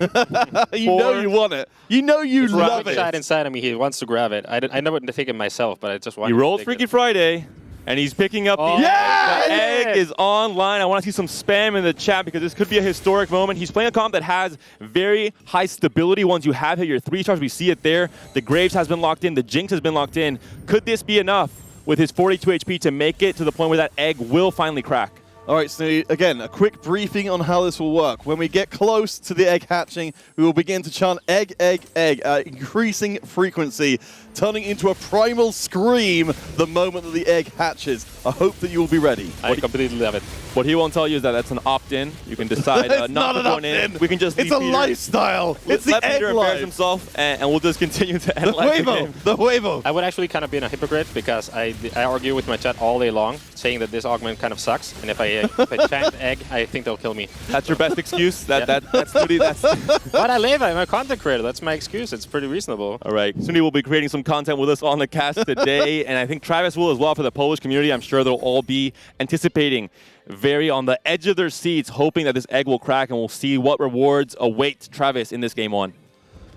He's really got hit as soon as possible because his time is running out. Every round counts here. He needs to get in those wins as soon as possible because the later the spike, the later the egg opens. And he's already 30 HP. Yeah, we'll get double reward if he can get the wins. The upgrade is something. The itemization is just there on the Graves, and to a lesser extent on the Echo. We've got the robotic arm kicking in. Travis may have a lot of fortune in his future, but for Lallana, he's down to 10 HP. Things are looking diabolical here for our player from the UK. Still no Dragon Claw on the Cho'Gath. The final item has not even been locked in yet. Can the Blue Blessing on the Cassiopeia do enough? He's facing off against just some crazy amount of lucky gloves here. Radiant gloves actually on the Rek'Sai. The Cho'Gath is down. The Cassiopeia is next. Can she get enough kills with a reset on the Blue Blessing to actually survive for Lallana? It'll be close. The God of Death comes through and Lallana will be dead. Exactly 0 HP. So unfortunate for the UK player. Another loss for Travis Scott as well. Oh boy, things are not looking good. You're right. Is still undefeated at this point into the game. We did get confirmed from our observer, thank you very much, Danny, that handed out the L to Volta that broke his win streak. So you're right, it's definitely in the driver's seat in this lobby, though Volta is not far behind. 1 spatula on the carousel. No open spats, no chance for Tactician's crown just yet in this stage 4. There are some players playing verticals, of course. Og on the Noxus. Volta is on the Demacia as well. Do they have any interest? It looks like it's not going to be the case. Yoroi, the last pick left, and he's not too happy with anything, it seems like. He's just walking around. No, you'll just grab whatever you can get. Only one component for Travis Scott here, which is quite problematic because he wanted an entire item. He's got a Jinx 0 items, which could really help him open that egg. Got to get those wins, but there's a lot of people down towards the lower HP totals who would need that as well. Wet Jungler has started to dip down a little bit. I think thanks to so much pressure being put down by Yoroi. Travis, Hydra, Org, they've all going to have a huge amount of incentive to spend every last dollar in the bank. In fact, yes, none of them have got nearly any money left to spend. It's all towards the top of the table. Travis 1 off the Echo 3 loss streak, 20 HP. Has to find some wins, but is currently facing the lobby leader who has yet to lose a single round of TFT in today's day 3. And it looks like it's not going to change just yet unless this Echo can do some crazy things, unless this Graves with his smoke screen can do some absolutely insane things in a 1v5. The Jinx is almost taken down. The Bramble's doing way too much. And the Graves is also now taken down. Travis down to 10 HP. Was the egg too much of a risk, Counterfeit? I think the answer to that is going to become very obvious very soon. But the good news with Travis is the one matchup he couldn't really stand a reasonable chance of winning is now out of the way without killing him. Now he's at least got a chance to get some wins in, get those double rewards. Oh, there it is. Big spike. Echo 3. Could that be the difference maker? I hope it's enough. He can even put the mod on it, even though it's a robotic arm, which is not one of the top tier. I mean, it's now or never for sure. I think he was in one of those spots where he was forced to take a high risk, high reward kind of play, and I really hope it works out for him. The egg stacks are still a way off from hatching. At least finding the gangplank has been a huge boon getting in the Reaver King. You make sure there's just a little bit more punch in the comp. Switching around last second, trying to focus most of the damage towards the left-hand side. Looks like it was a good pick and a kill of Misfortune very easily as the Echo phase dives onto her once the Rogue effect does proc. But that means that the Mordekaiser left alone with the RFC could continue getting these shield stacks. The God of Death procking as well. Graves and Echo double team Misfortune. She's taken down. Can the Mordekaiser do it all by himself? I think the answer is going to be no. He's taken down as well. It's only down to one big boar. And that's Sejuani I'm talking about, of course, not Volta. I knew we were going to get in something like that during this. I just didn't think it would be this early into the day. But yes, a huge pickup there for Travis. As Studi said, getting the double procs in, or double rewards in for getting the wins. Of course, the biggest win is just staying in the lobby at all. Yeah, and there's a bigger problem for him. He's exactly 10 HP, which is most likely only 1 life at stage 5. If it were like 13 or 14, he would be a bit more comfortable, but it's really tense. Zyko has hit Swain 2, which means he's probably hit level 7 already. Is trying to, maybe has already hit some 3-star multicasters. I'll have to check out his board in a little bit. But the biggest thing about surviving until this point is you get a 3rd item on Echo, which could completely change the outcome of many of these fights. So it's actually so important for Travis to make it this far. Stage 5 with the right matchmaking could go in his favor, and I think the egg has a chance of popping. Well, we have received word that Yoroi's winning streak all the way from the beginning of the game has been ended by Org. So no one is unbeatable here for Travis. It's just a case of trying to find the right matchups at the right moment. And we understand now why the Swain 2 was hit. He does have Tactician's Crown to have a 7th unit despite him being on level 6. One away from the Vel'Koz has just hit the naked TF, and he now has to decide who's going to be sold to Leah. Get out of my bench, and comes in the Vel'Koz with the Hextech Gunblade Radiant Edition, which is going to be so much stronger. All right, Zyko, we'll see if you may be the Executioner. No, it's up against Volta, who's in 2nd place. The Slayer board is off the charts strong. The Mordekaiser isn't fully online as of yet, so maybe he will be taken out. The Rogues into the backline, delete most of it. Quinn is still alive. Mordekaiser is still alive. Travis puts his trust in the egg, and the egg has broken him. There's always the discussion between how healthy do you have to be to pick Golden Egg as a prismatic option at Ford 2. Some players don't pick it unless they're above 80 HP, some above 70. In this case, Travis was at 40. He thought he was stable, but it wasn't the case. I would say 300 HP, more or less. I think maybe there's a different metric of how healthy versus how desperate are you from maybe a miracle turnaround, but it just didn't happen for Travis. Galio 3 for Zyko, huge upgrade. Now the Behemoth in the front line will be almost unkillable. We talked about the Radiant Gunblade on Vel'Koz. That means that the healing that will be coming through, despite maybe the less than stellar itemization with the Warmogs on Galio, should be enough to make it so that it's a huge DPS check for any board, even in Stage 5. And now you can just chill and keep on leveling and putting in those strategies for some extra AP and extra survivability. All right, Zyko versus Org. These are 2 of our players on very low HP. Or particularly on the Org side of things, rather. Keeping an eye out for how developed that Azir will be able to get through, as the Mordekaiser, of course, does not like taking the full aggro. The multicasters, semi-uncontested in this lobby, have gone off huge, and we're fully expecting Zyko to make a big impact going forwards. We talked about the concept of Grim Reapers in Stage 5. Players that become so strong that anyone that faces them is guaranteed to take a 15 to 20 HP loss. And that was the case there for Og, taken down now to 1 last life at 6 HP. As you said, just be able to break through the Galio 3 is almost impossible. But for Org, he's got one more chance. I'm actually quite surprised he managed to save the situation because it was looking really bad for him. But with his double Nico, he got his two carries at 2-star, and that actually saved him quite a lot.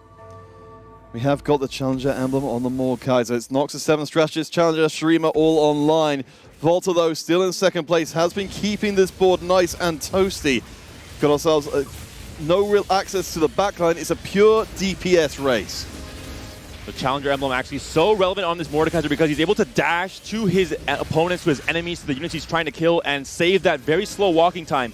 Can Azir 1v3 here? No, he cannot. Og, the only Greek player in this top 8, is knocked out in 6th place. Unfortunately, has to mount a comeback in the next 5 games today. If I'm not mistaken, I think Volta was going fast 9 just to put in those legendaries with Demacia and Slayer Spat, because when you can afford the luxury of doing that, legendary units become very, very powerful, like, for example, Belveth or Aatrox. Yeah, we've got Aatrox on the carousel right now. Zyko will be fishing for something here. We're going to be swooping around and grabbing hold of the adaptive. Gets the Jarvan more, especially than the adaptive itself. It could be the Jarvan 2 that he could be waiting for it to hit that next spike in his frontline. Jarvan, of course, we've seen it on day 1, on day 2. The ability we've mentioned most times on Play-by-Play Cast is that Cataclysm, so impactful in every single fight. As you said, Volta keeping a lot of money back, not spending it immediately. Could potentially fish for a Mordekaiser, but doesn't necessarily need to. His HP is good, his economy is good. I'm with you, Snooty. It seems like Volta is going to go for the home run. He's also got this amazing synergy with Cybernetic Bulk, which gives him a lot of extra HP on all of his units with items. What jungler trying to fight for his life. The only player that is on one last life, trying to get into the top 4, sneak into the top 4 with his compatriot DarkHydra sitting at 22 in 4th place. Can what jungler do it in this last fight? And this will be Yoroi's board from earlier on, I believe. Released a ghost version where jungler, I'm watching these front lines actually surviving a surprisingly long amount of time. There's a lot of beef there. We can see the Karma is not incredible at taking down the individual targets. More than anything, the shielding completely countered by Misfortune, a unit that we kind of forget about in this set. She hasn't been so hot since the very start. The Repelled Blotter was so good at the start of 9.5, but in this case, a perfect counter to that Taric, shielding, and that whole Invoker package overall. To be fair, he's missing out on those 3-star units anyway, so he's so close to being very powerful. Big spike. Shen, 3 items, now finally a Shen 2. And we've even got Taric brewing up to a 3-star as well as the Karma, so that will be a lot of extra power. Yoroi, of course, was sitting up at the top for quite a long time, being incredibly dominant, and has spent the money now to try and bring this board to full potential. France and Dach, the 2 strongest regions in TFT and EMEA. The only 5 players remaining representing one of those 2, but France is still on top. We'll see what jungler can do here against DarkHydra. It's been an awful long time with the 3 French players in the top 3 position. DarkHydra could be swiftly making that not the case anymore. We'll see. The Mordekaiser onto the back line, though, with the Bruiser emblem. An absolute monster to deal with, but Karma is still untouched in the corner. Azir on the top right-hand side will be scaling up and doing a decent amount of damage, but I'm not sure there's quite enough there. And the shielding on the Mordekaiser works off of his max HP, so the Bruiser Emblem synergizes so well. We saw how much time he was buying. Woo! Karma cast after Karma cast, not doing anything to Mordekaiser, just tickling him. And finally the win goes for DarkHydra. Both Doc players survive to stage 6, but now even more player damage coming through. Any loss is a guaranteed loss for What Jungler and DarkHydra, who are both almost sitting on single digits. Luckily for Yoroi, he had all this HP advantage from the early game, so he still has a few rounds to actually hit his units, and he can even swap those items from Chaya to anything else. He can even make a Rise and secondary carry because the Piltover Rise is especially strong at extra CC chain, so I'm actually interested to see if he can make it to those 3 stars. And certainly being able to keep your backline safe is going to be worth a whole heap a lot. Certainly, what kind of percentage difference are we looking at here between this board right now and this board with a 3-star Taric and Karma online? So right now for stage 6, the unit doesn't do any damage at all, but when she gets to 3-star, I think it's like double the power, so that's quite a big difference. The natural Karma in the first shop, the item pick, the next roll down comes through. Wow. And just one roll, the Taric is found as well. French TFT at its best. Yoroi able to get his last few upgrades. Will that be enough? I think it should to stabilize in this stage 6. Volta, as you said, Snitty has found his way up to level 9. Has a lot of units online. Those Slayer emblems absolutely everywhere. It feels like Volta's going to get even stronger from here. Uh-oh, the battle of the Doc players. Wet Jungler versus DarkHydra. Only one of these 2 players can survive this fight. We'll see who'll sneak into the top 4 and who will get knocked out. The Mordekaiser untouched on that bottom right corner, slowly getting some DPS online, but the second Mordekaiser comes in, finishes him off, is now into the backline. The Ashe is taken down as well. It's once again down to only Sejuani, and she cannot do it by herself. She's a tank. She doesn't have enough damage coming through. That'll be the end of the road for Wet Jungler. DarkHydra survives. Yoroi taken down to 7 HP. Oh boy, it is a very tough thing, especially when you're a German TFT fan, to see your 2 players eliminating each other. DarkHydra, of course, the hero of the Super Brawl for the Dar region. The one left to carry the torch forward, but it is going to be a huge fight to get any further. He actually hit all of his units and he lost immediately after that. I'm guessing he lost to multicasters, like everybody in TFT does every day.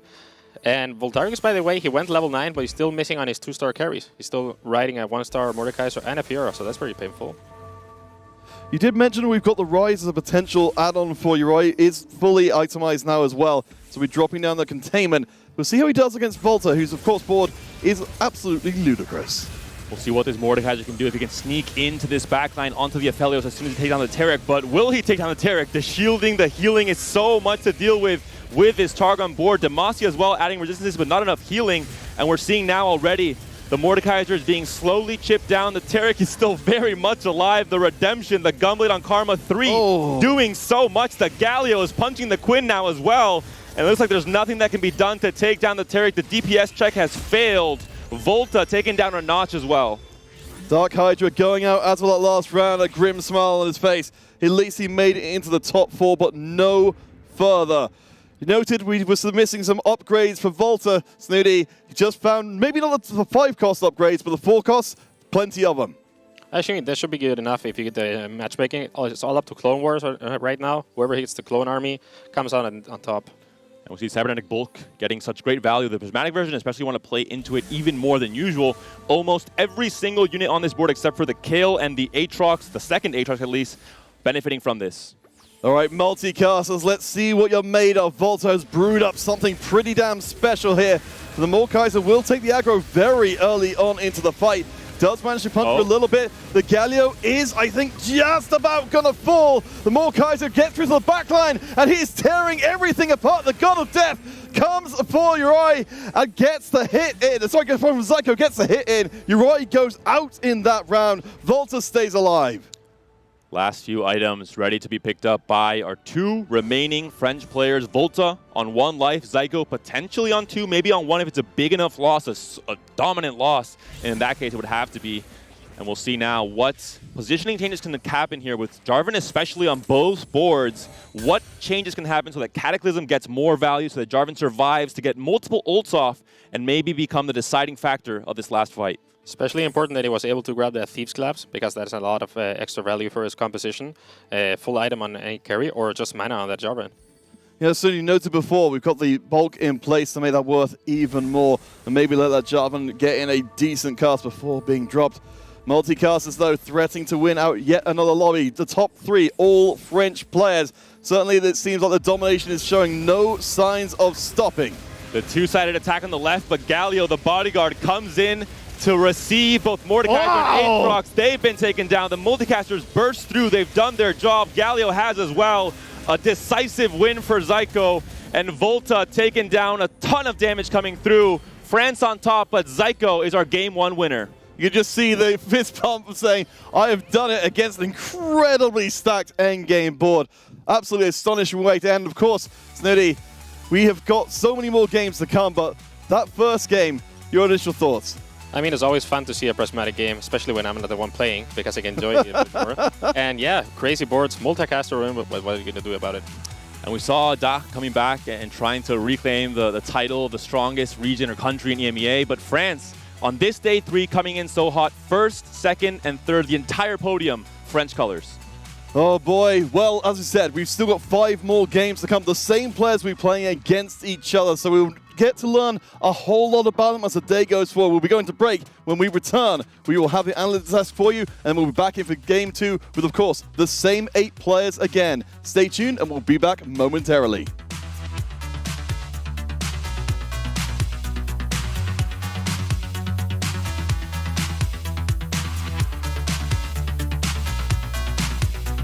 What he won't tell you is that that's an opt-in. You can decide not to join in. We can just. It's a lifestyle. It's the egg life. And we'll just continue to end the huevo. Ton of damage coming through. France on top, but Zyko is our game 1 winner. You just.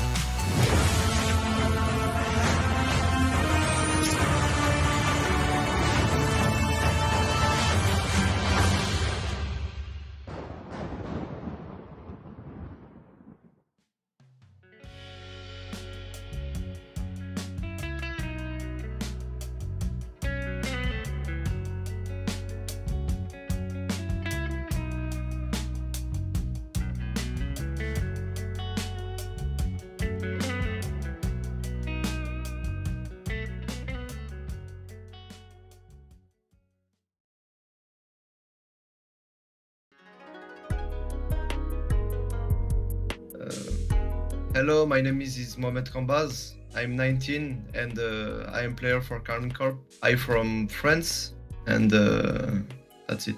Before the tournament, I sent a message at Omni and I ask if he can just check in for me before the tournament, and I wake up and just play my gameplay. It's my ritual before the tournament. If Omni didn't check me for me and I check for myself, I'm down. I just lose the tournament, you know. The best strategy to climb in ladder, just slam your item. Maybe not for this set. Yeah, just force multicast. No, I'm joking. Seriously, just focus on all the play and don't look another stream on your right or your left. Yeah, just focus on your gameplay and you will top 4 and climb for sure. Firstly, thank you my family for supporting me every tournament. They ask me if we win a tournament or not. They all time support us. Thank you my supporter, the supporter of Carmine Corp, the Blue Hole. Thank you all of you. Thank you very much.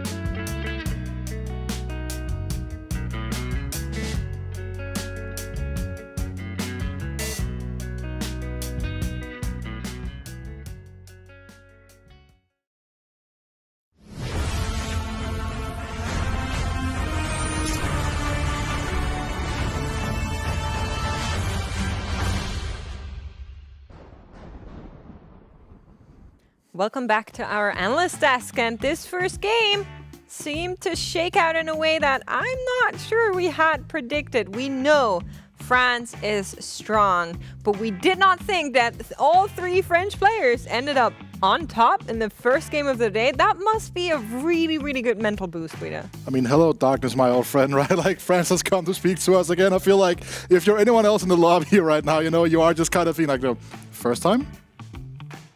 Yeah. I'm used to it from League of Legends, man. They always win, so. It's the same in TFT. Just in case you were wondering, France is pretty darn good. And they showed it once again here in this lobby. I do kind of want to give a quick shout out there to Travis picking up that egg with a life pool that was not realistic. Normally, I think Panda was mentioning on cast as well, you aim for like the 80 if you want to be comfortable, you take it with 70 if you want to be a little bit risque, but for Travis it really, I think, was like a Hail Mary decision, no? Yeah, absolutely right. Again, also with a spot here again, if he gets some better matchup rotations, then maybe he needs to win 3 more fights in that situation. He didn't really hit his 3 stars. I think the biggest thing for Travis in this game was that absolutely tragic roll down on 3-1. Like, he's sending 50 gold with golden ticket and doesn't find the graves free until 3-2, right? Like, that's such a like damning situation to be in. I think it was a little bit greedy, especially when the lobby has 2 prismatic augments as well. You know that a lot of the other very strong lines are gonna absolutely cap.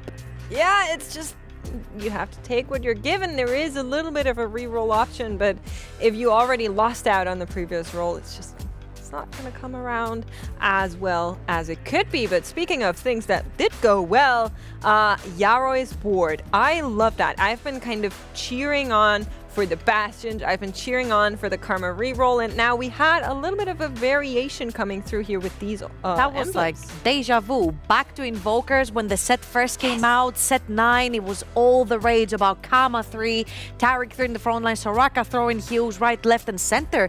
And honestly, yesterday we also saw a pattern with a lot of our players picking that Targon emblem and that Targon Heart whenever it was available to them. We saw it with the Orianna as well.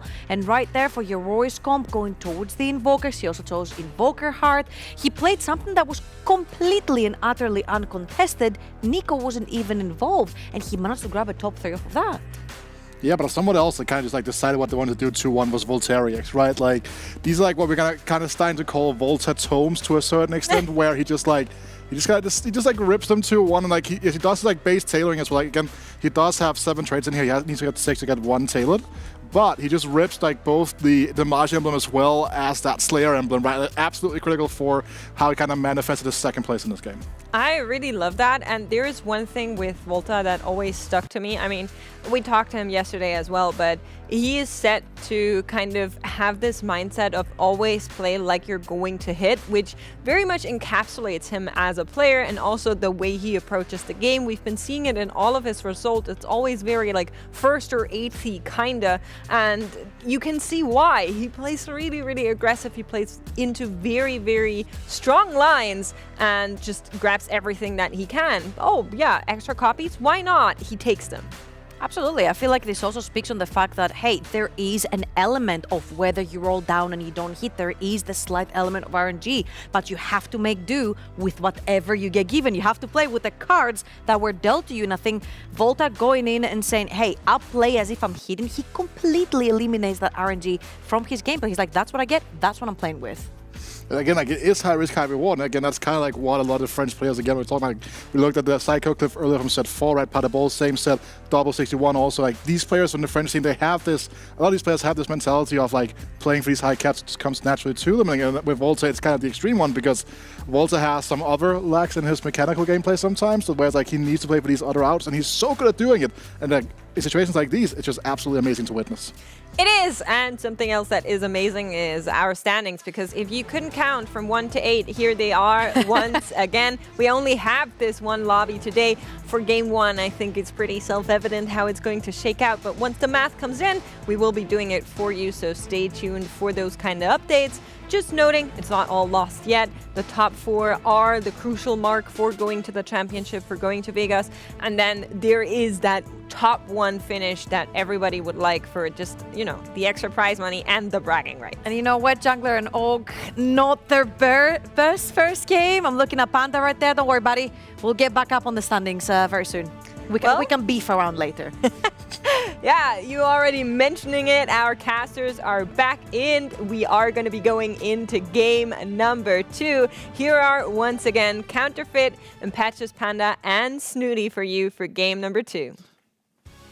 Hannah, I see how Trouble got her name, trying to start beef across desks here. The great divide between those who are about to experience the game firsthand for themselves. Honestly, I feel like it's just jealousy. I'm not sure what beef. We both love Og. There's no discussion to be had there. We're both in favor. We're both in his corner on the boxing ring. So I don't know what beef she wants to start, but Snooty, there's no Spanish players. Is there any player out of these top 8 that you have any special connection with over your time playing TFT at this very high level?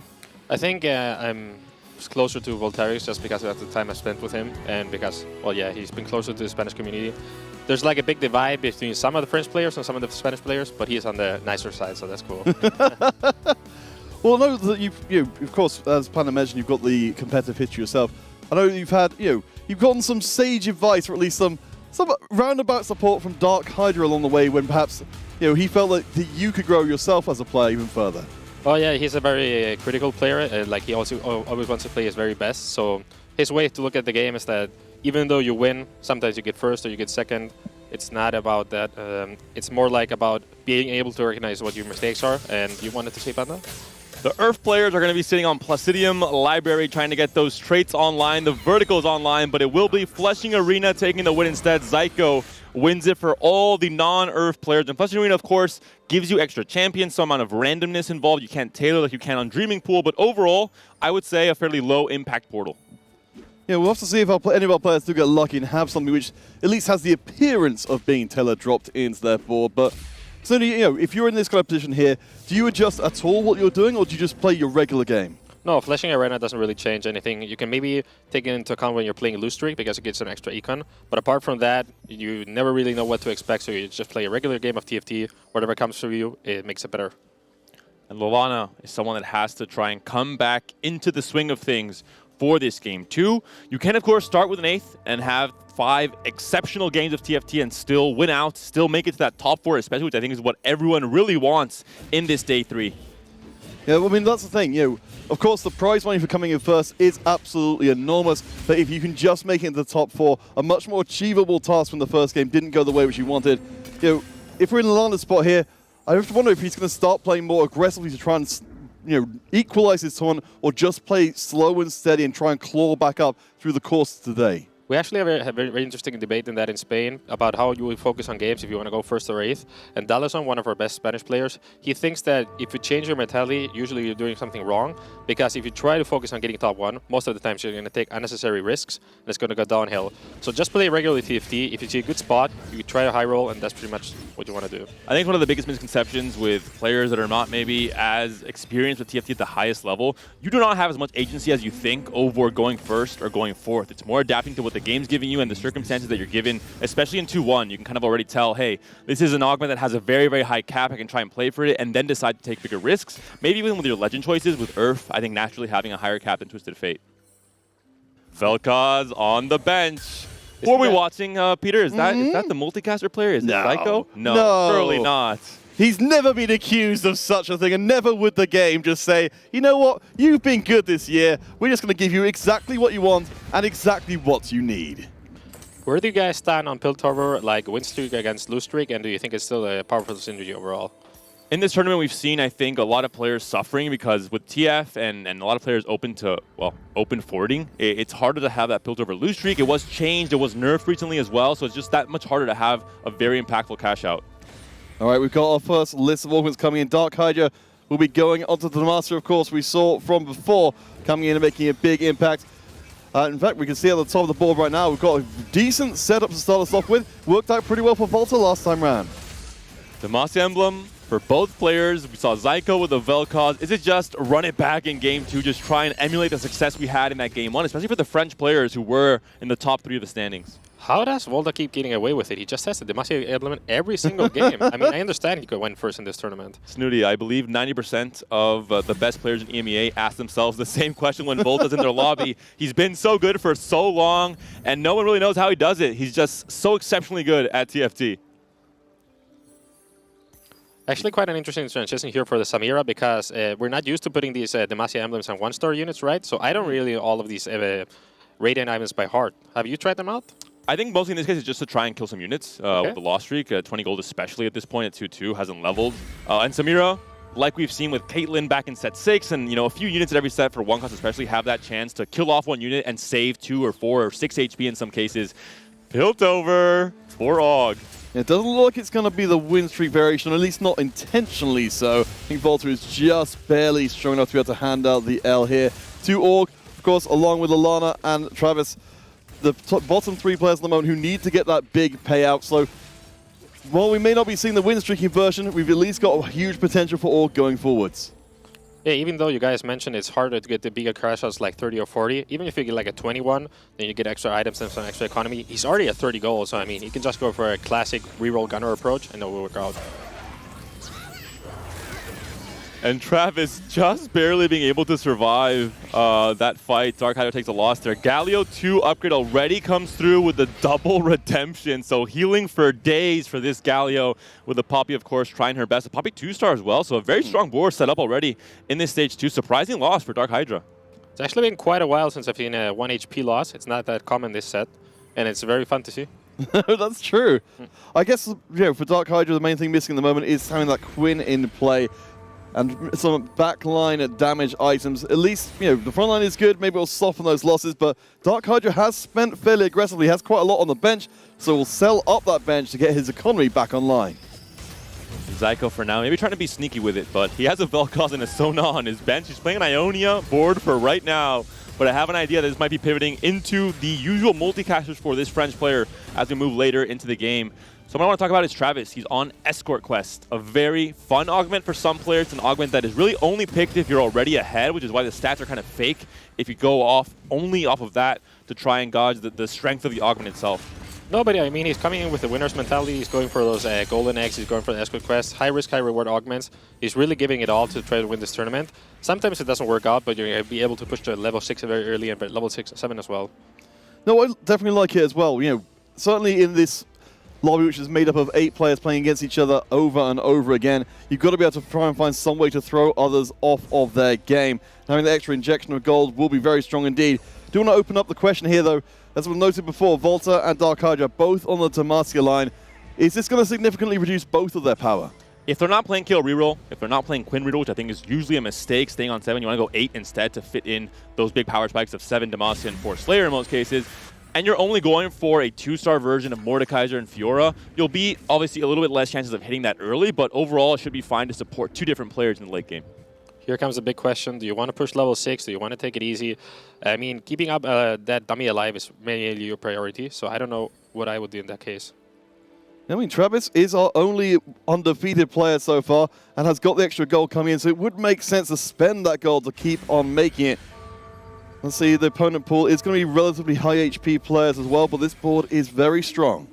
Late level 5 from Zyko, maybe trying to break some streets by surprise, but for now, it looks like it'll be Travis versus Yoroi. Yoroi has lost 1 fight until now, but still one of the stronger players in this stage 2.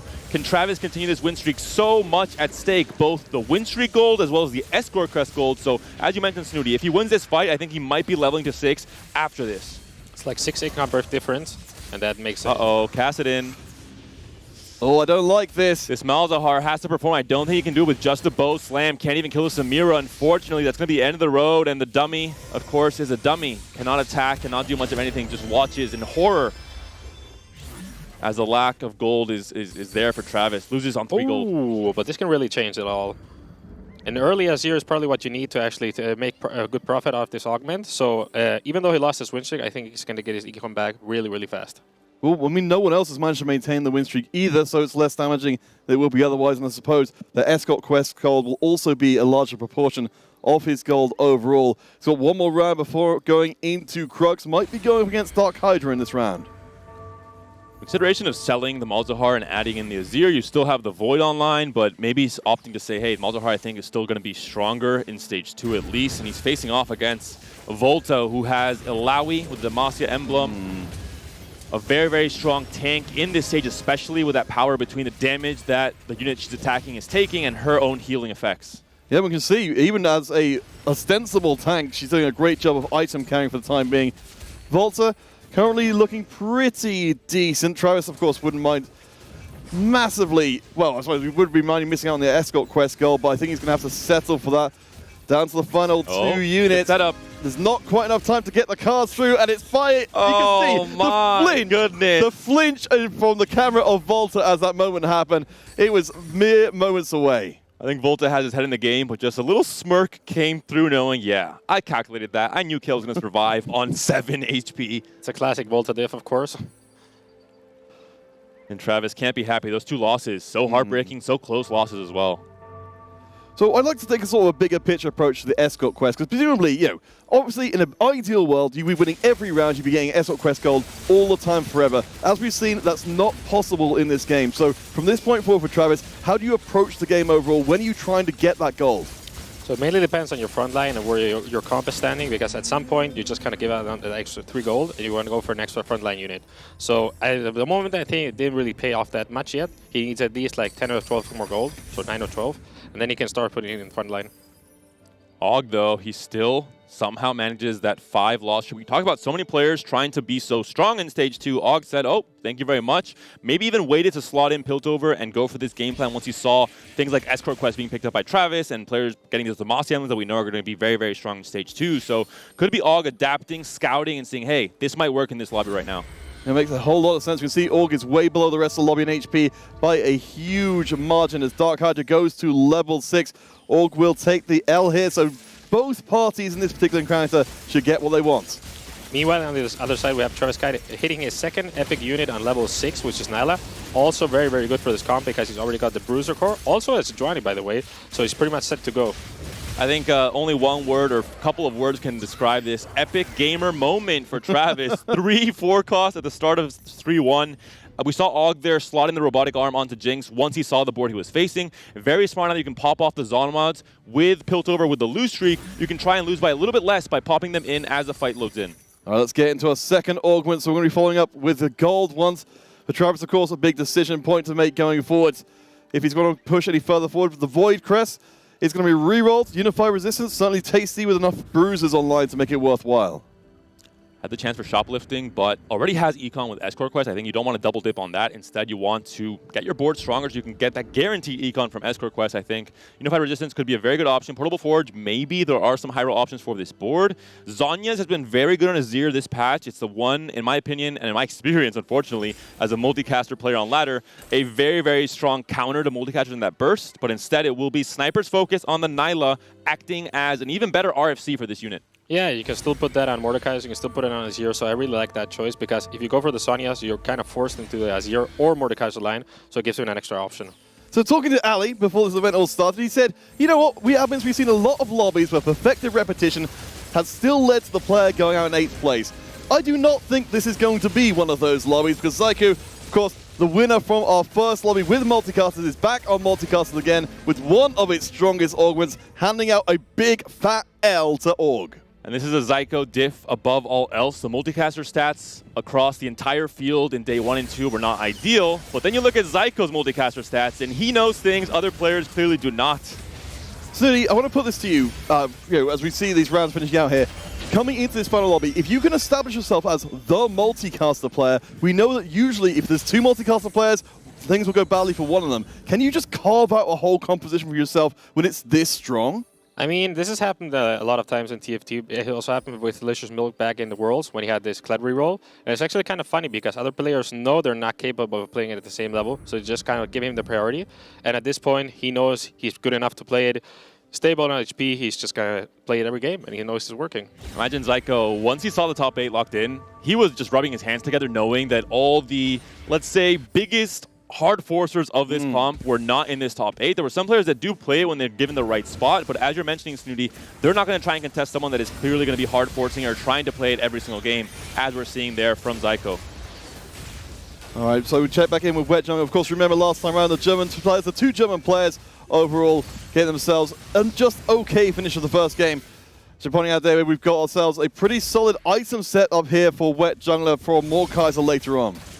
Could be Nyla as well, but the Noxus is slotted in. I think it's a clear angle towards the Mordekaiser. Nashor's 2, surprisingly, is also decent on Nyla instead of that GS that's normally built on her, but in this case, I think all indications point towards that Noxus vertical. Some very important epic units here, and Nyla for both Wet Jungler or Travis Scott is there. So let's see if you can actually get there. Oh, Wet Jungler, that's so huge for him. Og as well, 24 HP. We have to go to his board after this carousel to see, can he cash out? What kind of roll down he's going to have? Forced to build Rage Blade, which is not considered ideal on Jinx or on Jace, maybe on Aphelios. But with the meta being so fast, these fights being so explosive with multicasters especially, I'm not sure it's going to have enough time to really ramp up. We've seen Azir as well no longer build Rage Blade as his best in slot. I mean, it's mostly about cashing out, right? So you just build whatever you can get. He's at 25 stacks. That's pretty much good enough to go.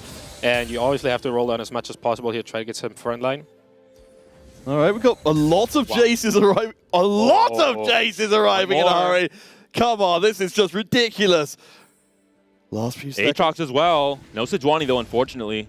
All right, Snooty, is this a prescription for a cash out? Skip to Jinx, not going for Jinx 3. Finds a Shen. The Shen 2 could actually make it. Yeah, I think he's pretty close to it. It really depends if he's facing off the multicaster player or not, which is not in his rotation. So but face Lallana as well. Lallana currently leading the pack, but no, faces Yoroi. All right, we'll see if your boy Yoroi is enough to keep Org down. Remember, Org still does have a little bit of HP left in the tank, so it's not instant death if he doesn't make it through here. The front line, I think, is not maybe quite good enough. We've got the Ginsu stacking up on the backside as the 2 big tanks face each other. The respawn on the Scion will get onto the Aphelios. Org takes the L, big loss. But he's still alive. It's a very big loss here as well. I think Og has to roll down, find the Jace 3, swap the items from Aphelios, and hope that will be enough. With his current augment selection, you have my bow. He's going to need maybe more than that to try and come out of this hole. Sadly for him, even though if he cashes out, 12 HP is very little. Okay, he hit the Aphelios 2 at least. Now you don't want to sell it off. Is that even a good thing, though, if you find the Jace then? Because Gwynsos is so much better on That's Aphelios. true, that's true. Yeah. All right, let's see. Who's the potential targets here? Org could go up against Wet Jungler, Volta, and against Lallana, who has just lost his win streak. And Volta picked up a second Demacia crest, literally running it back from game 1, which means he's a very strong opponent in this stage 3 as well. DarkHydra also on dedication, so both have 2 Demacia emblems. And Lallana leading the pack. It will be Volta instead. Rek'Sai holding that Radiant Sterak's gauge for now. The Radiant Gargoyle on the Shen. Will that be enough with only a Quinn 1 as DPS for Volta? 30 stacks ready to pop. Org needs this real bad. He came in 6th in the last game. He cannot afford to go out 8th in this one. The Quinn almost down. is going in for the damage. It's almost there. The stacks are here. And Org, triumphant, gets his cash out. The expression of happiness, of relief more than anything from Og, who needs a good result in this game too. Does not have a cushion to work with after that game 1 result. The cash out comes through. 2 TGs and a Radiant Vow Protector's Oath comes through. There's already one on the Shen. You can double up on that if you'd like to. And a very early cash from Shen at the very least to add some extra survivability to the front line without a Sejuani. I mean, this is very good for him, of course, but Piltover is not what it used to be. It doesn't really guarantee you to win out with all these powerful comps in the metagame. So I hope he doesn't get those bad matchups because he's obviously like 1.5 lives more or less. Yeah, there's not a lot of room to work with, especially as we go forward and the player damage stacks up. We have, of course, got the power spike waiting of the Jace, who will be Thief gloves up. 2 Sejuanis from out of nowhere. And Shen immediately sold, like, thank you very much for your work. He was doing his best. Sejuani is the board that I love on my board. No Jace here, unfortunately. There will be an instant cast in, though, for that Sejuani to make sure she stays up. But she is only 1 star compared to the 2-star of Shen. Are we going for triple vow? Or is that too much? It's never too much. I mean, the wedding bells are sounding, the vows are being promised here, but I think Sejuani is good to go for now with just 2. We'll see if Redemption, I think, makes a lot more sense to make better use of that shielding from the vow. And can Aphelios do it? Og could be on just 1 life, even in stage 4 with 12 HP. You can see the 1-star Sejuani does hold up relatively well. The shields are impressive enough, and the rolled items are reasonable on the back line, so Org gets another win in. Keeps himself afloat, but that's a huge HP gap between Org and Wet Jungler right now, who's in 7th. It always feels scary. And by the way, this Jewel Lotus is really going to help him with his Glass Cannon build for Aphelios. He's going for Guinsoo's, IE. Dueling Gunner is also awesome. Dueling Gunners could be ideal. And one thing we haven't talked about too much is the Thieves Gloves on what could be a Jace 3. Actually so fortunate to find a way to itemize and give stats to that Jace where you can do a whole lot as a secondary carry. Maybe even primary carry with a TP if he gets the right item rolls. Blue buff JG, maybe not quite it. That's actually not too bad. Not too bad, yeah. It's an insta-cast extra attack speed for all of your gunners. I really like it. I don't know why he's actually keeping the roll down, because I think he could maybe greed a little bit. Obviously, you want a Sejuani 2-star, but I don't think he's that desperate. No, but I suppose he's that very close to the edge. As Travis, we check in with noted from before the Sniper's Focus, joined by the Rapid Farcan, so effectively going to give a huge amount of extra range. We've got the Freljord online, we've got the Heimerdinger online with a fully upgraded turret and a little bit more punch behind that Neela. Deathblade comes through, looking at the board for Zyko still. 2 stars across the board for now. We'll see if he can still roll down. Has 20 gold to work with. He is level 7 already, so playing more of a tempo game plan in this case. Playing around the Vel'Koz more than anything, but it looks like it might still be enough. Vel'Koz is out of control. The Plasma Fission comes through. Travis takes a loss, and I think he can't believe it. Yeah, the long-distance powers of perfected repetition together seems absolutely gross. Well, sure, how do you feel like Psycho's going to end up this game, Snooty? Panda and I were actually talking about this earlier, that going so hard on Heimerdinger at level 7 when your board is not stable can actually be a detriment to your composition, because if you're not really doing the damage you need to do, Heimerdinger is not the carry he used to be. Even though he's got a new upgrade for it, it's not really working out, so maybe you'd rather have a Rise or something like that, and you can actually see him lacking against the 2-star multicaster board. The front line more than anything, I think Sejuani is the one key upgrade that is missing. You do have Nyla 2 already, so I think why he already got for the Heimerdinger and its upgrades, considering your main DPS has already been upgraded to 2-star. Yeah, we know that the Sejuani is contested. Lallana we haven't seen for a little while, but he has been lurking at the top of the lobby, as you said, David. Lallana needs a big win in this lobby, and that Mordekaiser with the edge of night going off like an absolute tank in the front line may be his key to victory, but not key to this round, as he gets cut to pieces, sliced like salami by the Neela. The Lost has a lot of HP to work with. This might be a tempo-heavy stage 2 and 3 into a bleed out to top 4 for Lallana, and just slowly start adding some points to the standings across these next 5 games. Parasol comes through. There's a Scion already there. We've seen a few players with Scion already in this stage 3, and immediately Og picks it up, says, thank you very much. I'll be adding this to my board to get some extra frontline to help out my Sejuani. He really needed that because that was lacking for his composition, and he's one hit as we mentioned, so I'm glad they got that. Got Volterix and DarkHydra suffering a little bit on the Demacia because they haven't reached their final form yet.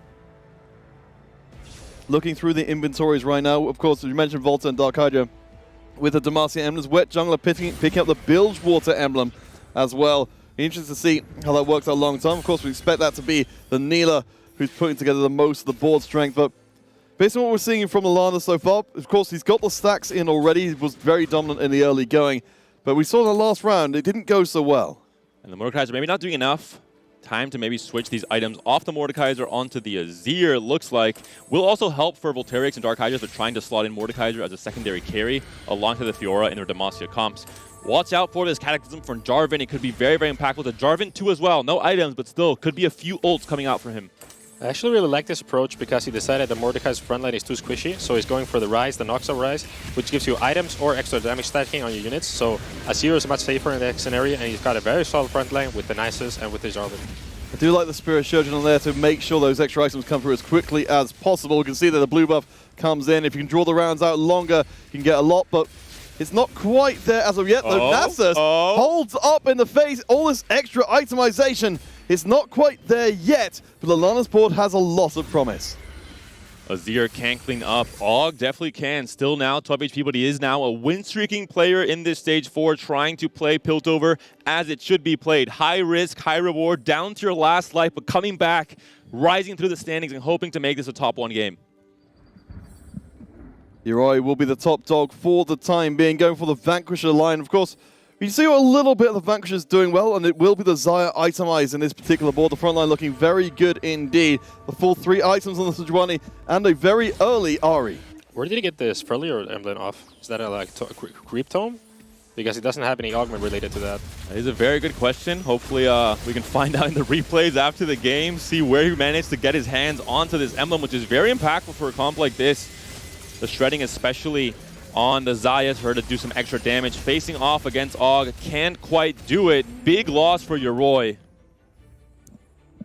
Oh yeah, all keeps on applying pressure. Wet Jungler, DarkHydra in particular, in the most perilous position. So we see a rather slow end to the round, which will push Wet Jungler into a precarious position, down to 19 HP, barely any more than Org.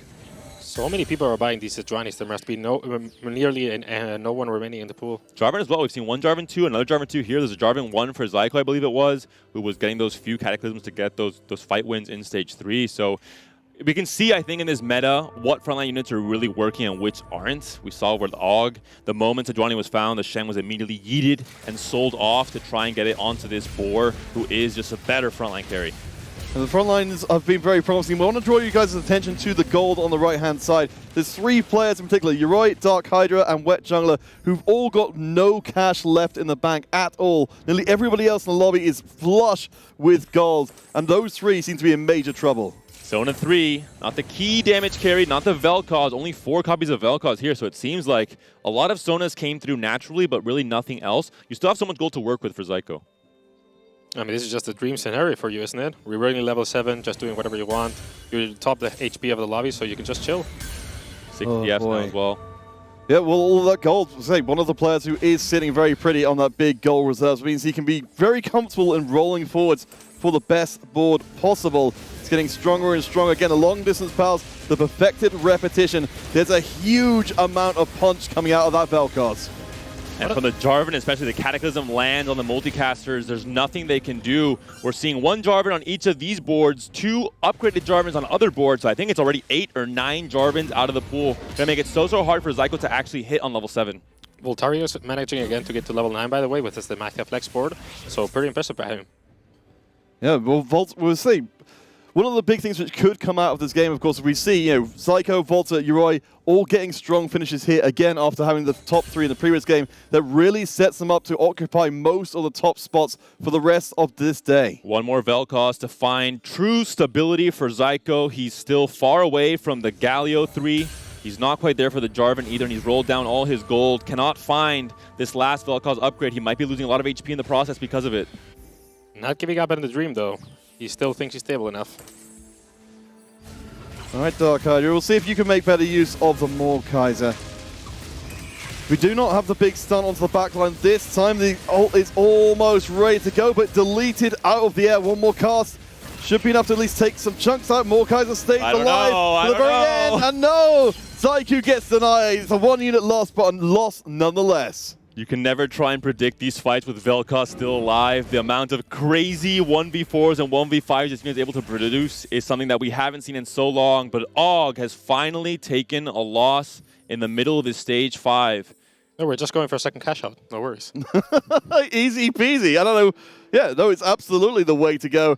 It was apparently Lost versus Wet Jungler. So, I mean, this feels like a massive disaster for Org. I don't want to be the bearer of bad news, but the bottom 3 positions in Game 1 are once again in the bottom 3 positions in this Game 2. Something has to change for these players. Feels like watching Spanish players in GSC. Oh, I've been there, Snooty. I've been there. Oh, boy.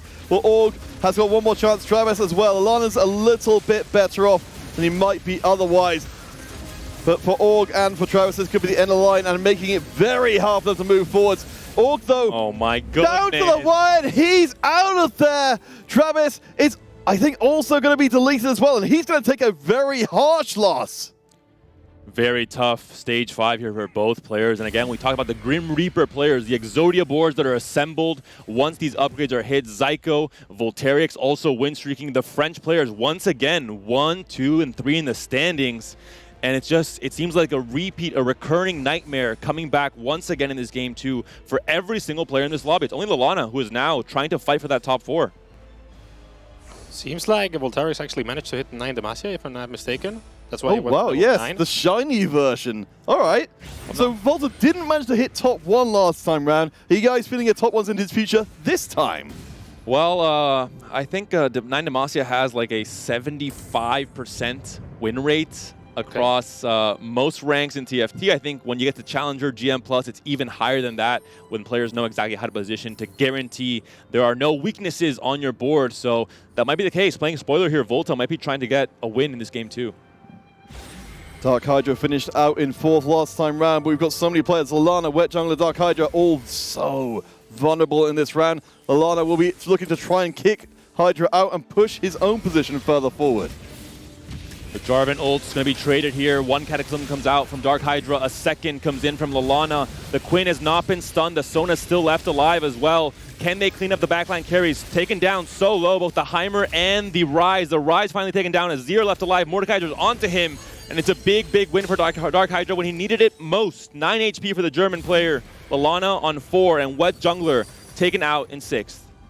Seems like Psycho lost to Volterix because it's probably the only board he's able to lose to once he hit that Vel'Koz 3. And DarkHydra just seems to be on the lower end of things with his Demacia board, sadly. Oh boy. I mean, this is a terrifying looking setup here from Volt. You can see very calm with the win streak behind him. Uri also on a win streak of his own. This is, again, looking exactly as you said before, like it's going to be another French-dominated top.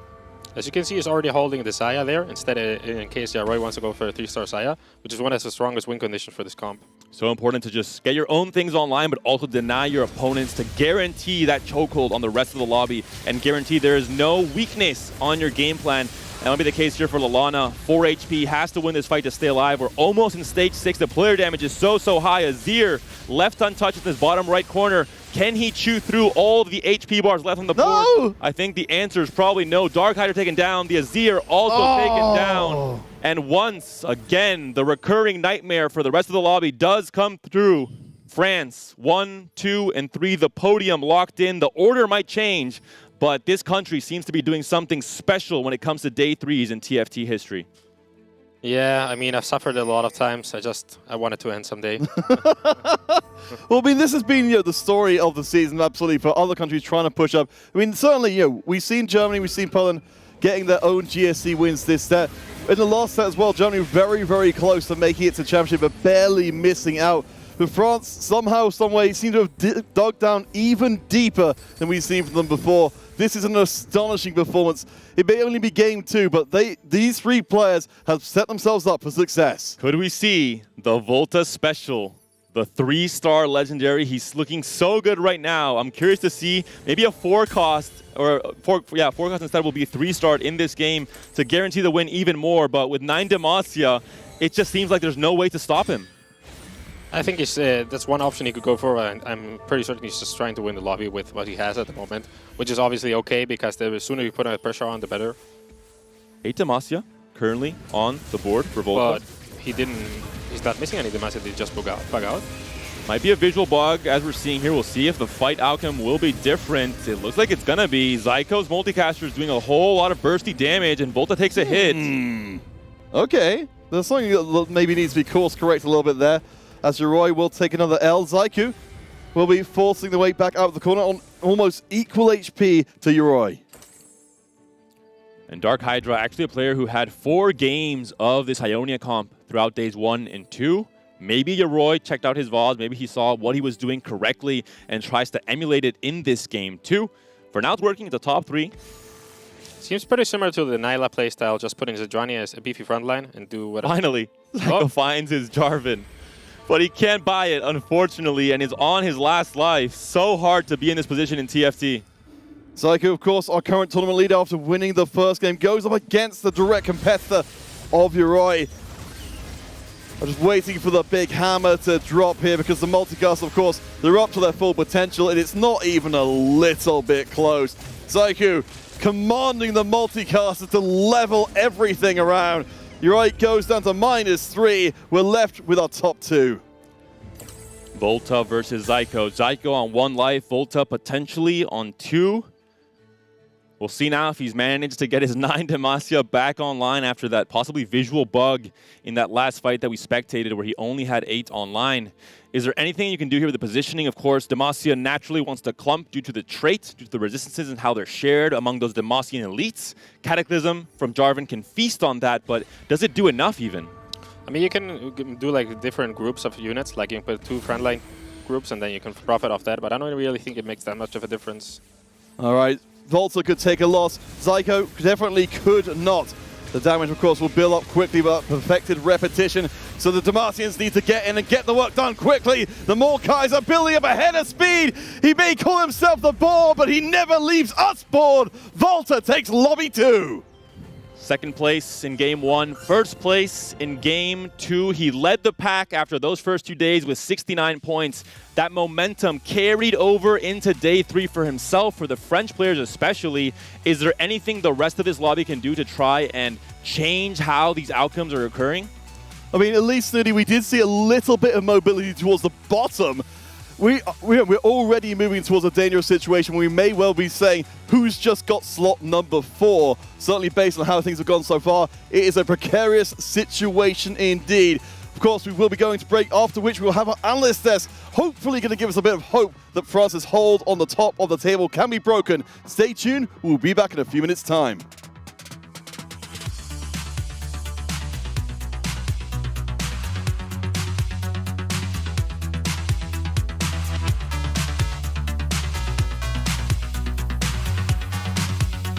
All right, we've got a lot of Jaces arriving. A lot of Jaces arriving in a hurry. Come on, this is just ridiculous. Mordekaiser stays alive to the very end. And no, Zyko gets denied for what it lost, but lost nonetheless. Himself the ball, but he never leaves us bored. Volta takes lobby 2. Second.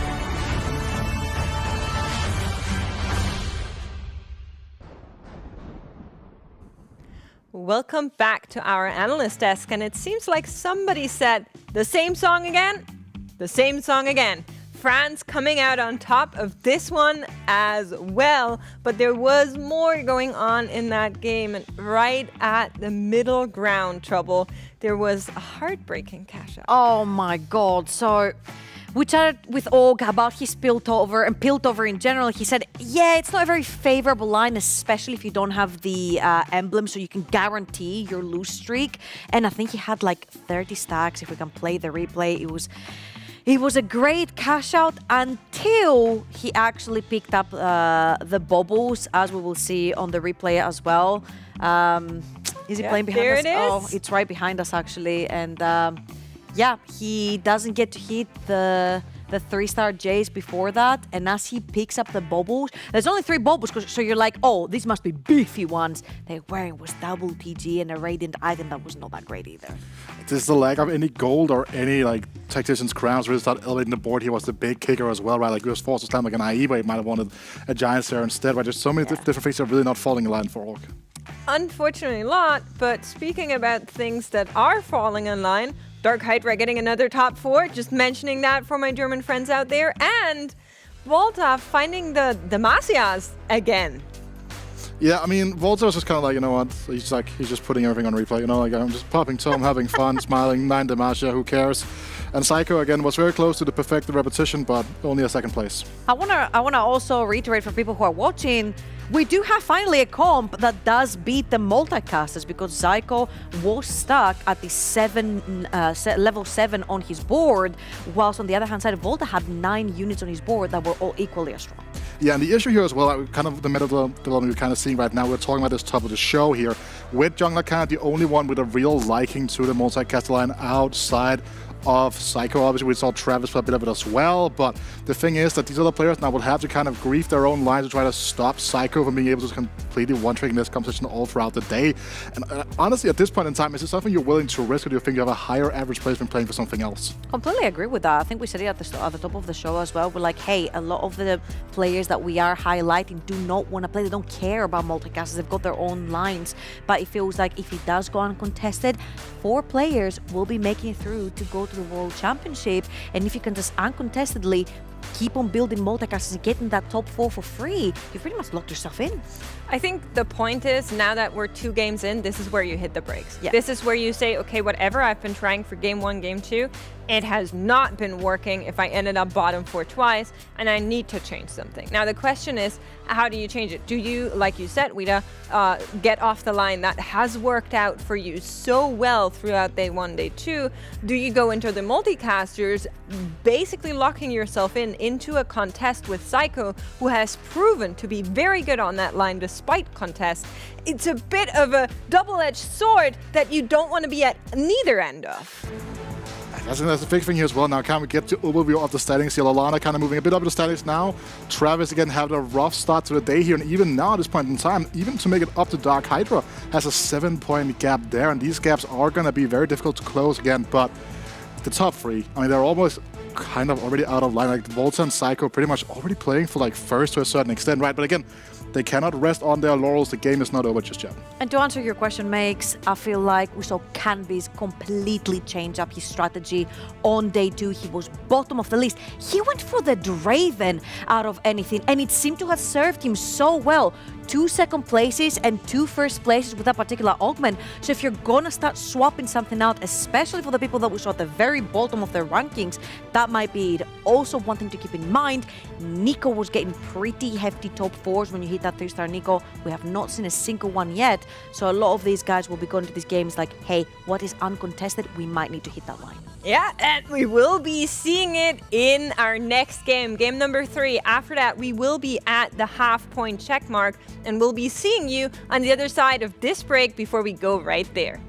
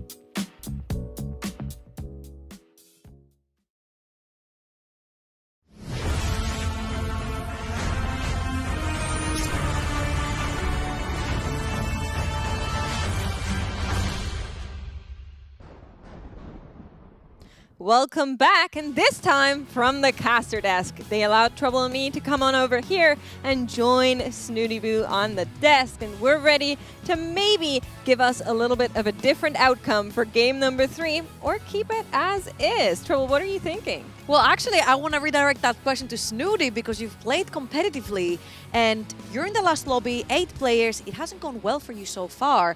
Do you stay, okay, I'm sticking with what I already know, maybe a damn high roll, low rolled in the first 2, or do you swap like your legend or you go for an uncontested composition? I don't really know if you have to swap your legend, but it's kind of weird to me that they're not contesting multicasters. I know that Psycho is very good at it, but I mean, you can still both top 4 playing that comp.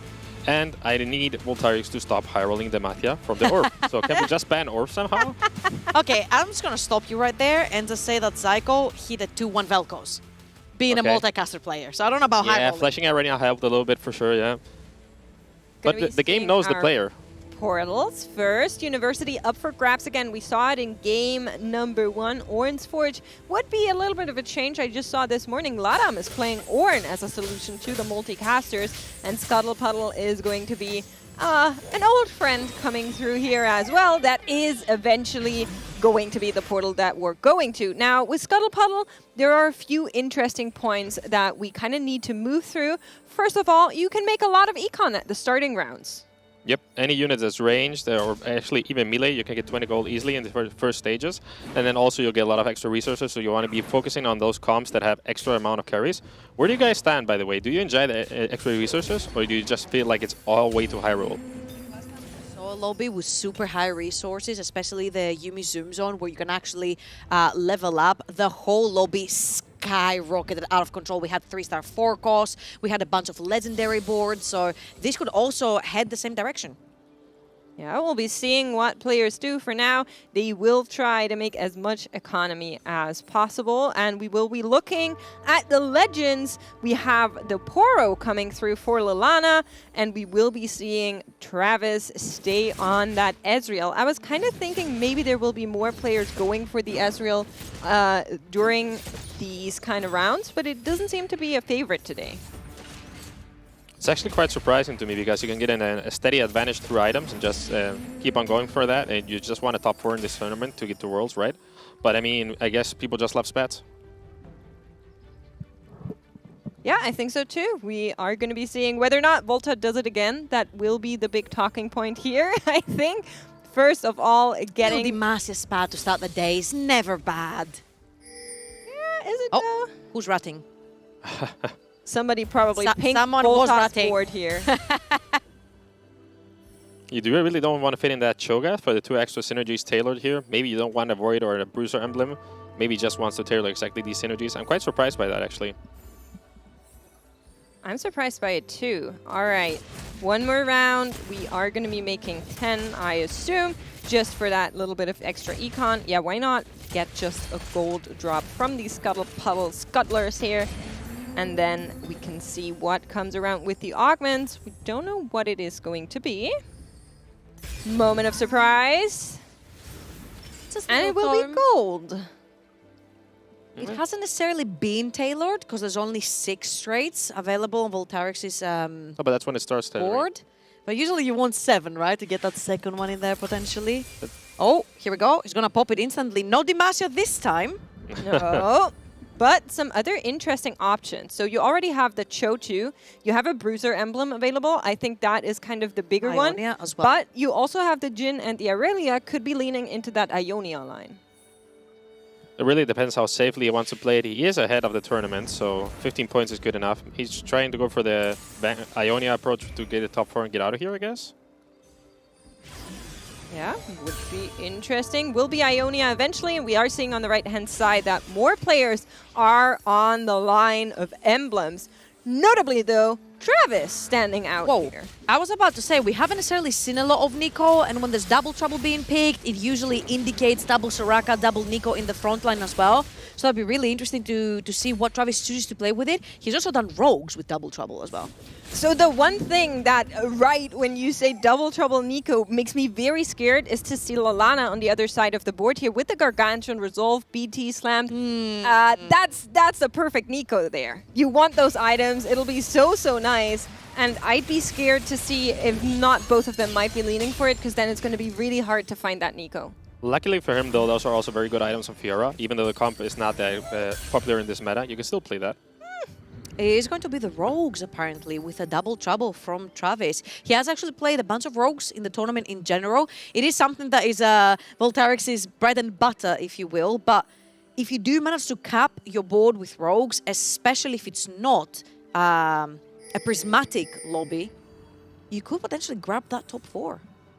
And we are seeing a Demacia emblem come through, not on the side of Volta, but somebody else has picked it up. DarkHydra from Germany is on the line and trying to do what he just saw his French friend do before. I feel like what is really interesting in general when you see that Demacia is what people usually choose to go for, whether it's the Kayle carry or the Queen carry. Usually when you do have the emblem, you want to go for the Queen because it gets you to that level 8 faster and you get a higher cap rather than having the Kayle early on. Kayle also requires you to have that Raids Blade, have a bunch of them in your bench in general at 2-1. So it's a great start right here from DarkHydra. Does already have that Infinity Edge to slam on the Queen whenever he finds her. Plus, it's a much easier transition thanks to all these Radiant items, right? Because Radiant Redemption is what makes Galio so strong, or any tank pretty much. So he's just sailing smoothly off of this. Yeah, we're going to be looking across the lobby to see what everybody else is on. You wouldn't. He said it with a cheeky smile, by the way. Do you pivot Piltover? Would you? If Piltover was decent, Okay. I would, but it sucks. So I would. Okay, so if it was set 9 cash out, I would. the very beginning, you would? I would, straight up. On 2-3, okay. What was it? It was like 2-4, 2-5? Or first neutrals that after that you would just not be able No, to build it's never too late. It's never too late. Okay, it's never too late. All right, we will not be tempted today. No debate going on. No Piltover, but somebody else is on a familiar line. We saw it in the previous game with a devastating Piltover cash out. Mr. Og has picked up a Gunner emblem nonetheless, so that is going to be something to keep in mind. Is doing pretty well on the standing still right now, so I don't think we're in a Piltover. Okay, I don't know about that one. I don't know what your opinion on the Gunners is currently, Snooty, but we did see him run the 4 Gunners with the Aphelios, had pretty good items on the Aphelios. It just feels like the backline does not produce enough damage to burn through things like the Galio 2 with perfect items and multicasters healing him behind. On a serious note, though, their solution in China for this problem was that they wouldn't lose streak Piltover, they would win streak Piltover. They would win streak, Put an extra income every round, and you can just reroll easier, and that seemed to work out. All right, we'll be seeing whether or not August may be on that trend. He is still on 100 HP, and so is DarkHydra. It's a little bit of a change from what we saw in Game 1, Game 2, but we will be checking in with all of the players. Big question mark for me is that Hextech Gunblade on Yaoroy at the bottom there. Seems like he's saying, okay, Zyko, if you always pick multicasters, I might come for them too. See, now I like this much more from Og. Having the Piltover doesn't allow you to roll potentially for that Jinx 3, because by the time you're rolling for that Jinx, you've already cashed out, you want to be going level 8, farming for the higher cost units on your board. But right now, you're saving gold technically, you're looking for your 3-2 augment to try and help you roll down for that Jinx 3. I'm not sure if he has seen what his zone is yet. I don't think he has, but something like a robotics Jinx 3 could potentially be the difference maker here. I mean, that's definitely ideal for sure. Plus, also getting to that 6 gunner is probably the highest spike you can ever see for this composition. Hard to reach, though, because you exactly need that gambling. But if it works out, it's pretty cool. Going to be moving through the boards here. On the other side is Wet Jungler with a little bit of a Noxus variation. Doesn't have emblems, though, so it's probably not where we're headed unless we're really looking for the Mordekaiser later on. Okay, DarkHydra, the big winner out of all these fights, still keeping his 4 win streak right here, having that gold rolling for him. Thank you very much, observers. 38 gold on a 4 win streak as well. He's gonna leave these Krags with at least 50 gold in his pocket. And let's remind everyone, it is Scuttle Puddle. Your gold does get inflated by all the Scuttle Crabs that you get to kill in the PvE rounds. I mean, having 5 Demacia so early on is just amazing because you have double Radiant item, extra resistances, and this is probably dream scenario for what you want. You also have the IAE for the Queen, so you're just sailing smoothly through the game. Yeah, you are, and we are going to be checking in with Yaoroy, and it's just like I suspected. It's a little bit of France on France action with Yaoroy taking up the line. Well, look at this. They're both trying to lose streak right here. But the problem is, I feel like Voltarix was more able to win this fight just because his units were stuck on that corner. That means that it was a 3v4 for the longest time in favor of Yoroi, and he ends up taking the W, a W that he didn't need in this particular moment since he was trying to win lose streak. It's less tragic though because you're already at 50 gold, right? So you'll come back sooner or later. That's okay, but it obviously hurts a lot. I really like how aggressive Volta is playing. I think that's super cool, but I'm also interested who is going to come out of this contest here. Yaror said, enough is enough, you know? We're not in Zyko so. anymore. Just run with the multicasters. Your opinion here, Snooty, on the fact that you can get that top 4 even if you're contesting the multicasters. If one person hits the TF, the other person hits the Vel'Koz? Oh yeah, for sure. Even the 2-cost, the 2-star units on this comp is very, very strong version. You can just go for a Jarvan and put in more strategies. Go for level 8. Sometimes they're even seen level 9. Okay. Obviously, ideal would be to have all 3 stars, but you can still manage to tempo it out, even though the problem is that both of these players have been lose streaking, so they don't have that much HP to play with. They do have much gold though. Yeah, like Scuttle Puddle coming through. Not only for Volta, but for many of the other players as well. And for Travis, this is going to be the monumental roll down. He is looking for, most of all, for the Graves, but you're in that position where your bench is full and you need the upgrades to hit. Fortunately, they do. This is a double trouble rogue board. It's a pretty good double trouble variation if you ask me, but we spent a lot of money to get here. Do you say, this board sucks right now. Graves doesn't have 3 items. Yes, he's 3-star. You just about getting the double trouble in. As you can see, bounced up units on the board all the way in the corner are going to be able to stretch straight through the 3-star Graves. I think Travis is falling tremendously behind. Yes, he did have the economy through the Scuttle Puddle, but not hitting right here. Again, a reminder, this is a board we need multiple 3-stars and great items for your units. And right now, you only sitting on 1 item on your Graves and no other 2-stars. Luckily for him, though, these augments are all great because you need healing on your rogues, especially healing orbs is one of the better combinations. Ooh. You can even go for a last stand if you're feeling spicy. 3 points, so maybe he's willing to risk it. Maybe he's feeling spicy because he took the egg. I was going to say, I think he probably had enough spice for the rest of the day after that egg. That was not a good egg. It was a bad egg, and we didn't like it. He went very low 7th place with it. So is not going to be tempted, but other players will be. And for Lallana, the augments are coming through. Cherry-picked, I might say. Gargantuan Resolve, Loving Invocation. If that isn't the direction to go into the Nico, then I don't know what is. Actually, and you want to point out, Snooty? Yeah, finally, the 3 French players are at the bottom. I don't know if they're going to be able to come back, but at least they're not at the top of the standings for a few seconds. Don't say that. He's getting a little bit of original justice right here. He's like, finally, not at the top. Luckily for the DACH region, Wet Jungler and DarkHydra both in the top 3, with Wet Jungler snowballing that stage 2 through.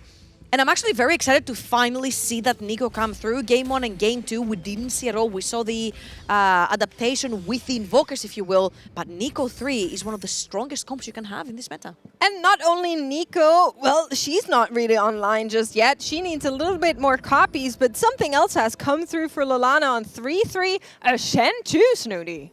Yeah, hitting Shen 2 before Nico is definitely something weird in a game. And he's also going to be able to have that Nico 2-star at the moment. Ooh. Awesome augments, great HP total, and a lot of pressure on board, I guess. Yeah, is going to be just like that, with Jungler continuing to streak. Is in the match pool, could be going up against him, but it will be Zyko on the other end. Is that multicasters on Zyko's board? Don't act so surprised. This man is now, wait, how many games did we have? 14? 12 out of 2. 14 of these, he played 11 multicaster boards. I wonder what happened on the other 3. One was a Cho, if I remember correctly. Okay, something must have gone terribly wrong right there to not hit even a TF. But yeah, as you can see, Nico 3, you mentioned it as well, takes a while for this champion to come online. Usually the cap that you have on the board is a Nico 3 at least in the front line. Absolutely important for this particular composition. Now, we're moving into the carousel, and for players that need these spats, I see Ionia for Voltariax might be grabbing it. No, it's going to be the longbow. Actually quite sad for Lallana here. He was hoping to keep on with that win streak, but while he lost, he was just kind of like sinking in his chair, feeling sad about himself. Just quickly pointing out, right side of your screen, you are seeing the current items that players have. For DarkHydra, on the back of the augments, to Demacia. For augment, and then got this someplace else, another gunner one. So there is a lot going on here that is going to lead us into verticals, technically. You know what I'm wondering right here? What jungler was the one that picked up that spatula at the very end? And I wonder what he's actually going to be doing with it. He's just going to put it on the side for now, potentially even getting an augment, luckily for him, that will give him that +1, or maybe the next carousel, or it's cattle paddle. You never know when you're going to get dropped another spat. I mean, usually it's just an Ox spat, right? For an extra carry. Plus you can put a Gargant 2 and a Resolve and like an Aatrox or a Belveth, and she would be very scary in the late game. And we're seeing the Ogbot here on the other side. Of course, second one came from the dedication here. That is his second augment. So both of these players going really, really vertical.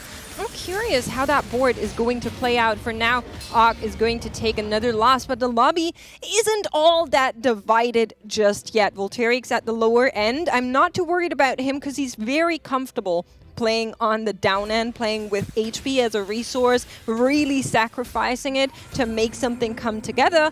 But for some of the other players like Travis, who we were talking about, he needs to find units more than anything. Absolutely, and I think the cool thing about this particular lobby is that we've had multiple people win streaking at different times. Now it's Zyko, before that was Yarroy, before that was Wet Jungler, before that was DarkHydra. So as you mentioned, it's not a very divided lobby. The HP bars are super close together. If you completely exclude Wet Jungler, who's over 90 HP still. But a lot of these lines will start coming online slowly but surely. For Travis, it's a little bit difficult. For Og, though, you said it's never too late to put that Piltover in. I think you heard. He's a strong believer in the faith of Piltover. After the previous game, I'm like, why? But it's not Piltover's fault. It's just that some comps can just burst you down. I mean, he had a very good cash out. Who? Og, last game. That was not a good cash out. But there's never good cash outs for Piltover. That's just what it's become. That doesn't mean it's good. I hated that. You know what? I'm dying for the point where Snooty's just going to turn around and be like, no one's balancing this game. I mean, I'm kind of a fortune believer, so anything that's not similar to that kind of hurts me. But wow. I have to take. Okay. I have to use what I get, right? So I personally am really impressed with Og kind of rerunning it. He is racking up the stacks and is moving in the right direction with the Piltover. But after the way the previous game cut out for him, it was a 7th place to kind of say like, oh yeah, let's do that again. That is a mental fortitude here. I feel like it was more like he hit the he had the Echo already and the Jinx, which you need for zone anyway, just to see what your mod will be. There you go. I was trying to find the word. Sorry. And also, you find another zone, you just slam it in. Sorry, another Piltover, you just slam it in. Something like the Vi, you suddenly just get 3 Piltover. Might as well cash it out. You never know what you're going to get. Maybe 1 or 2 item components could be enough. Very cool situation for Voltairix here. Is actually going for the reroll line, which is particularly strong when you have that Ionia spat on Ashe. Without that, it kind of lacks a little bit of damage. But he's in a great scenario for it and is so close to hitting. Yeah, we are seeing both of these players roll down some gold here. Og on the left-hand side was looking for the Jace. Finds a Sion on 4-1 here. And for Volta, it is going to be the Ashe that does come through here eventually. Like you're saying, Snooty, if you played in the previous patch, you might remember this one. It was very prevalent. Ionia Ashe reroll was everywhere. Has fallen off a little bit, but I still think it's a really good answer to many of the multicaster boards. Especially with the requirements he's met this game, because he has the spat, he has the silver ticket to actually get to that unit, and level 7, which is pretty much everything you need. Third augment coming through right here. And something that I noticed is a patch with a lot of these players is that they don't necessarily go for combat augments anymore. The first game had only 4 combat augments out of all the augments that we've seen. It seems like it's so much more important for them to get these vertical lines or the +1 through the crest. And it feels like for Set 9, it was all the raids about combat augments. Why do you think that has changed here? But it is a combat augment in a sense, isn't it? Because it gives you extra strength. Yeah, I guess. Not strictly, though. But it's an indirectly combat augment. Okay, yeah, I get what you're saying.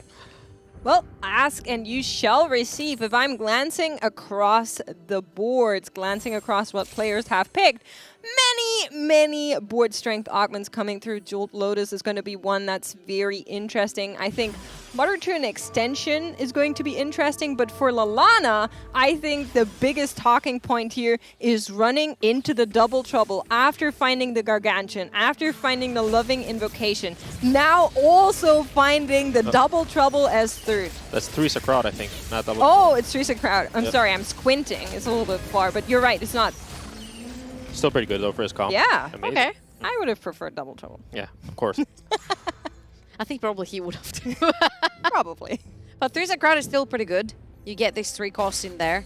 You can be hugely pivotal to your advantage. 30 gold, level 7, still going strong. Usually it's where you will roll a little bit down. If you don't find it, you stop at around, what, 20, 30 gold sometimes. And then you say, okay, I'm going to send it at the next PvE round or after carousel, depending on how strong the lobby is. Right now, if you're Lallana 76 HP, you're leading the board on your HP.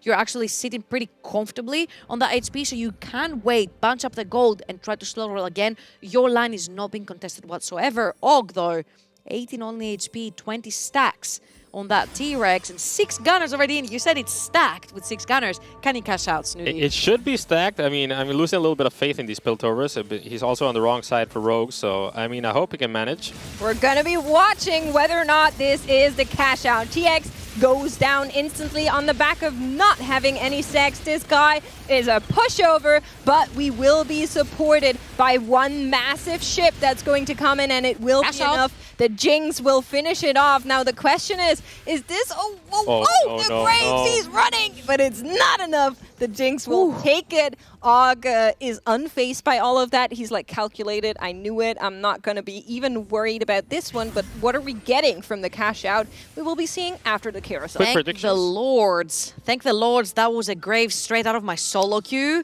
Because it could have been so clutch. If you don't cash out there with 18 HP remaining, it gets really tough. What else do you have to roll for? Not much. Try to pray for the 3-star Jays, maybe. Yeah. Prediction, Snooty, what's coming?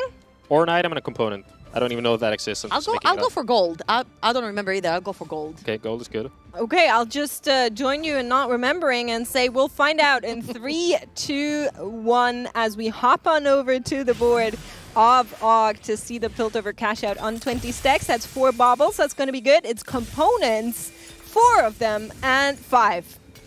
Great. See, I would have seen the Ziggs there last set. I still see it there. And I'll be like, that looks juicy. But not necessarily the case. The only problem right here is you need to roll for that Jinx 3, Twisted Fate 3 hit from Zyko. It is of absolute pivotal importance that you do find that 3-star Jinx, only 2 off, and 2 off of that Jace. Yeah, absolutely right. We'll be seeing if that cash out was enough to actually make anything happen here. It's going to go up against Wet Jungler, who's currently leading the lobby on a cushy 74 points, and that also allows us to get a little bit of a glance at the board. It's a Mordekaiser board, and it's doing exactly what you expect it to do. He comes through, he smashes units, and he smashes Og's HP pool. Even though that Arena was the imposter right there and kept feeding Jinx mana to throw her rockets out, it just wasn't quite enough. That would have been his chance. It was only Mordekaiser 1 on this Noxus board, and it will only get stronger from there. Again, for Og, you need to hit that Jinx 3, really but as we're seeing Travis. on Travis's board as well, there is a Jinx 2, so he's ratting 3 units. I really love how a jungler approaches this game because he's profiting off that Swain, which is like the early carry, but people just forget about them most of the time. So he's going for the Gargan 2 and putting a lot of pressure on that unit, and he got to a 1-star Mordekaiser, which is good enough for him. Og rolling here, finding a 3-star, but not necessarily the one that he wanted. Now, the big question is, do you actually maybe even sell off that Jinx 2 to try and transfer some items? You are on 10 HP. Every move could be your last one, so he's really hanging on, hoping that the matchmaking works out for him. It is Volta on the other side, and he has found the units that he's looking for. Irelia 3, Zed 3, Ashe 3. That's a lot of damage. Zaya 2 in the backline there. She's a little bit under attack from the Echo, but it looks like Og's board might just be able to claw this one out, hang on, and try and find that Jinx 3. I really don't think you can give up on that. I mean, it's another one of your win conditions. If you have 6 gunner, you need 2 carries spiking at the same time, so it's probably the right call. Scary for sure, but right call. scary is how we live in Greece. Yep, I can tell. This is where I'm we thrive watching. on the edge.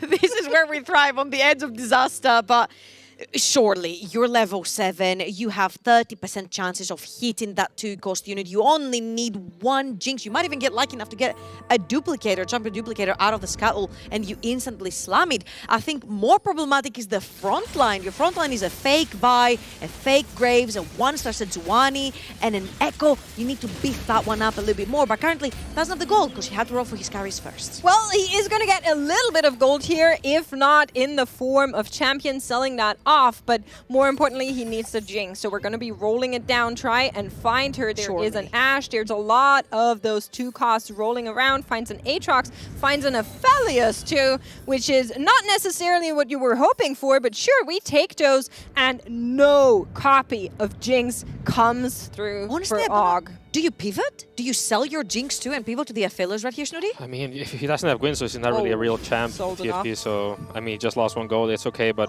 I agree with this. No Gwynsos on Aphelios, it's just like no diff, so...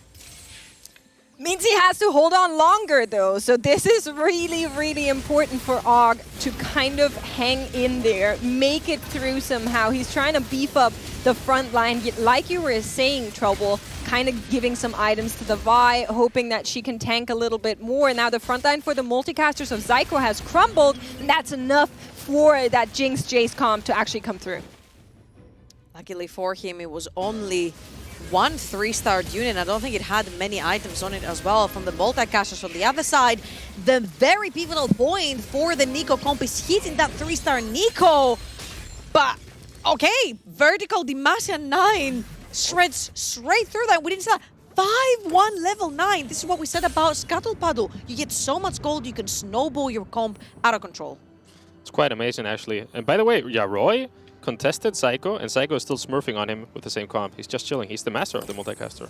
I mean, that's kind of the threat, right? If you look into the multicasters, you know you're going to be contested by someone who has been contested on it for the entire weekend and still managed to get through here. Important for Og, he finds that Jinx 3 it's going to help him.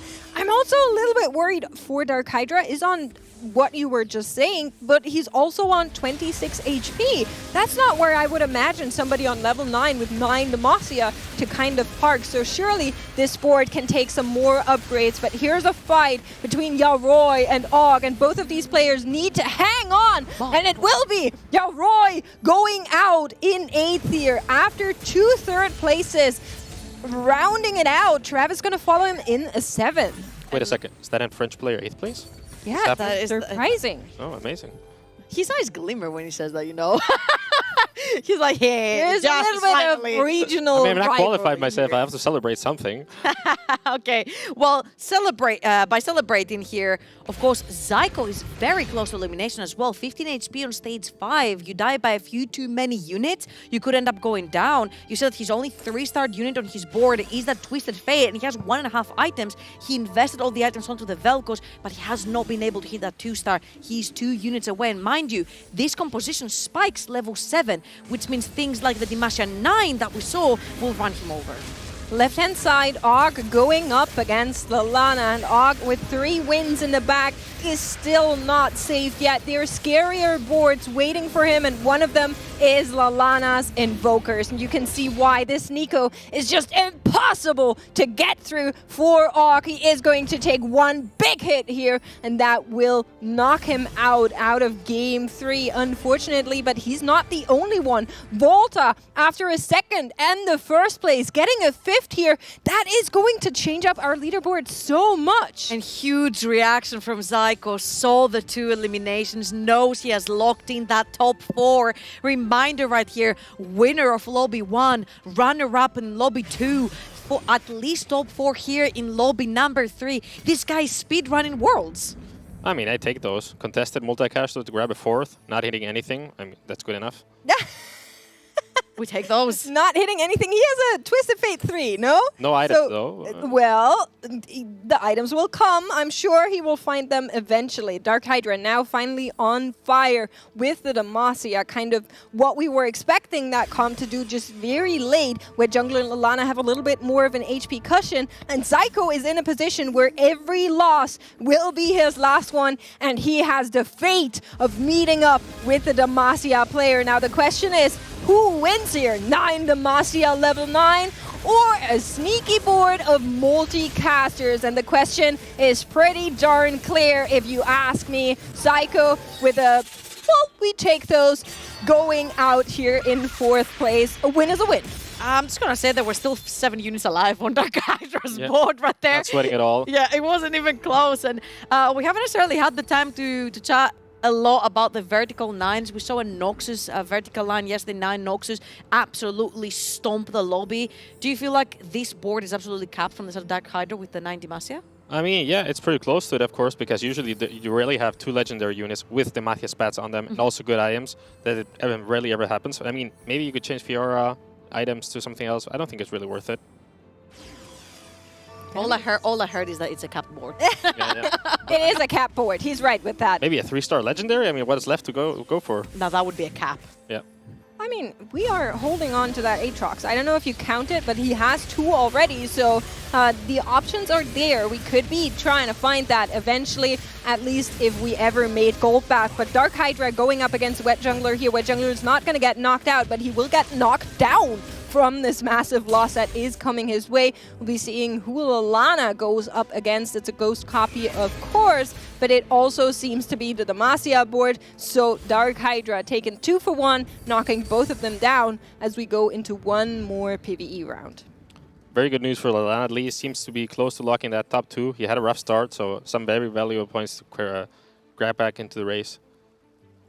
Absolutely, and for Wet Jungler, I think he's also on a vertical line, level 9 with Noxus. I'm not sure how many spots he had in there, but I'm gonna guess that was a vertical Noxus as well with 9 on the board.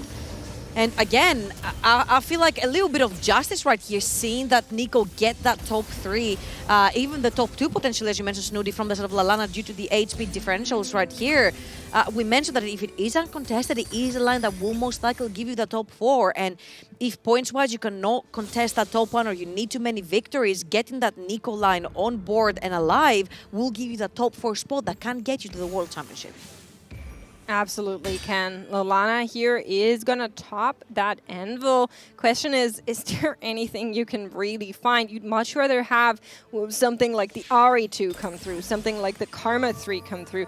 Even that Shen you take, and as I say it, ask and you shall receive, right? That is going to be some extra support in trying to take down the backline units. But once again, Lallana faces the Demacia board. This time, not the ghost copy. This time, it's the real one. And both of them are still fine. Wet Jungler is the one that is on 11 HP. Wet Jungler is the one that needs to fight for survival here. We will be seeing whether or not he can make it out of this fight. But it's a little bit of a measuring of strength between these 2 players, and I think the answer is clear. DarkHydra persists, Wet Jungler knocked out in 3rd, Germany taking the upper ranks in this one. I feel like the single target damage coming in from Bel'Veth together with that Fiora absolutely decimated that Nico. I feel the positioning from Lallana is absolutely stellar. The fact that he has the Soraka all on her lonesome in a corner means that Java will never get to touch her. You also have Nico right in front of the Soraka, so the heals are directed towards your frontline tank. So Lallana's board is pure perfection right here, other than maybe the static shield that could have gone on the camera for a tiny bit more damage, sure, but his positioning is perfection. I haven't seen any fault. It's just that the Demacia 9 line is absolutely uber capped. He's trying the desperate move with K'Sante to actually knock up some of those enemies, but he's got QSS on all of his units, he's got QSS on the Bel'Veth, QSS on the Fiora, so it's pretty much nothing you can do to avoid that.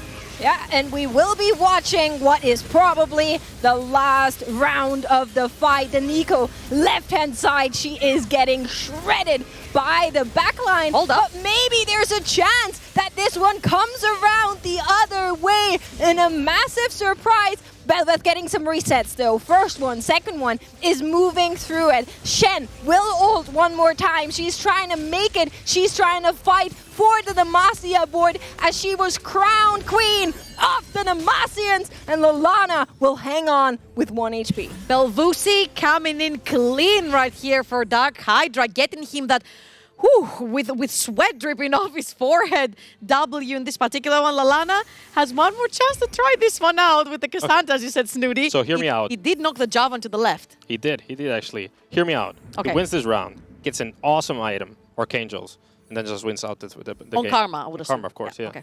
You think it's possible? It is possible, but it is going to be incredibly hard. 9 wins in the tank for DarkHydra. You're looking at a Hercules of a fighter on the other side. And one more time, we'll see whether or not this one is going to work out. A big storyline is whether or not the left side of Lallana's board can actually survive here. The Soraka doing so much healing here on her team, on the Nico, supported by the Karma damage. But is it enough? The answer seems to be no. The rest of the board has fallen.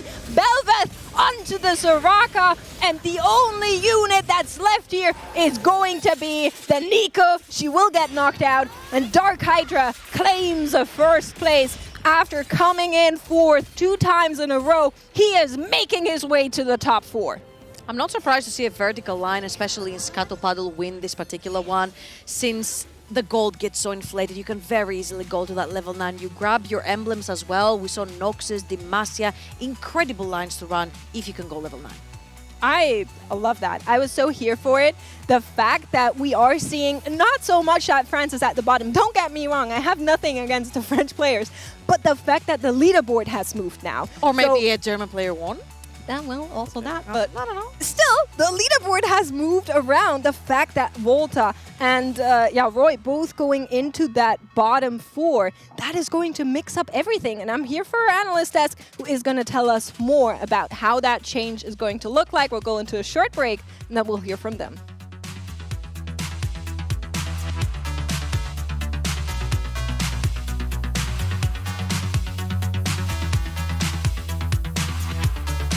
They do have much gold though. Yeah, like Scuttle coming through, not only for Volta, but for many of the other players as well. Is a pushover, but we will be supported by one massive ship that's going to come in, and it will chin up. The Jinx will finish it off. Now the question is this He's running, but it's not enough. In 4th 2 times in a row, he is making his way to the top 4. I'm not surprised.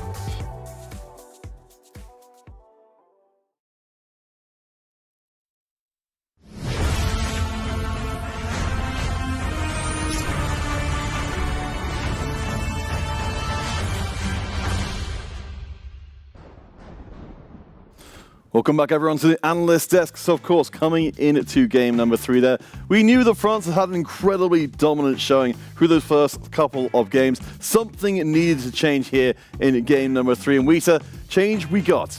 Yeah, to a certain extent. We got to see Nine come through again this time around on the side of DarkHydra. He was already trying to go down that line previously, making great use of the extra gold from the Scuttle Puddle, being able to go level 9, get that Bellwether 2 going as well, one of the strongest comps in the game. And we get to see again just why it's so strong.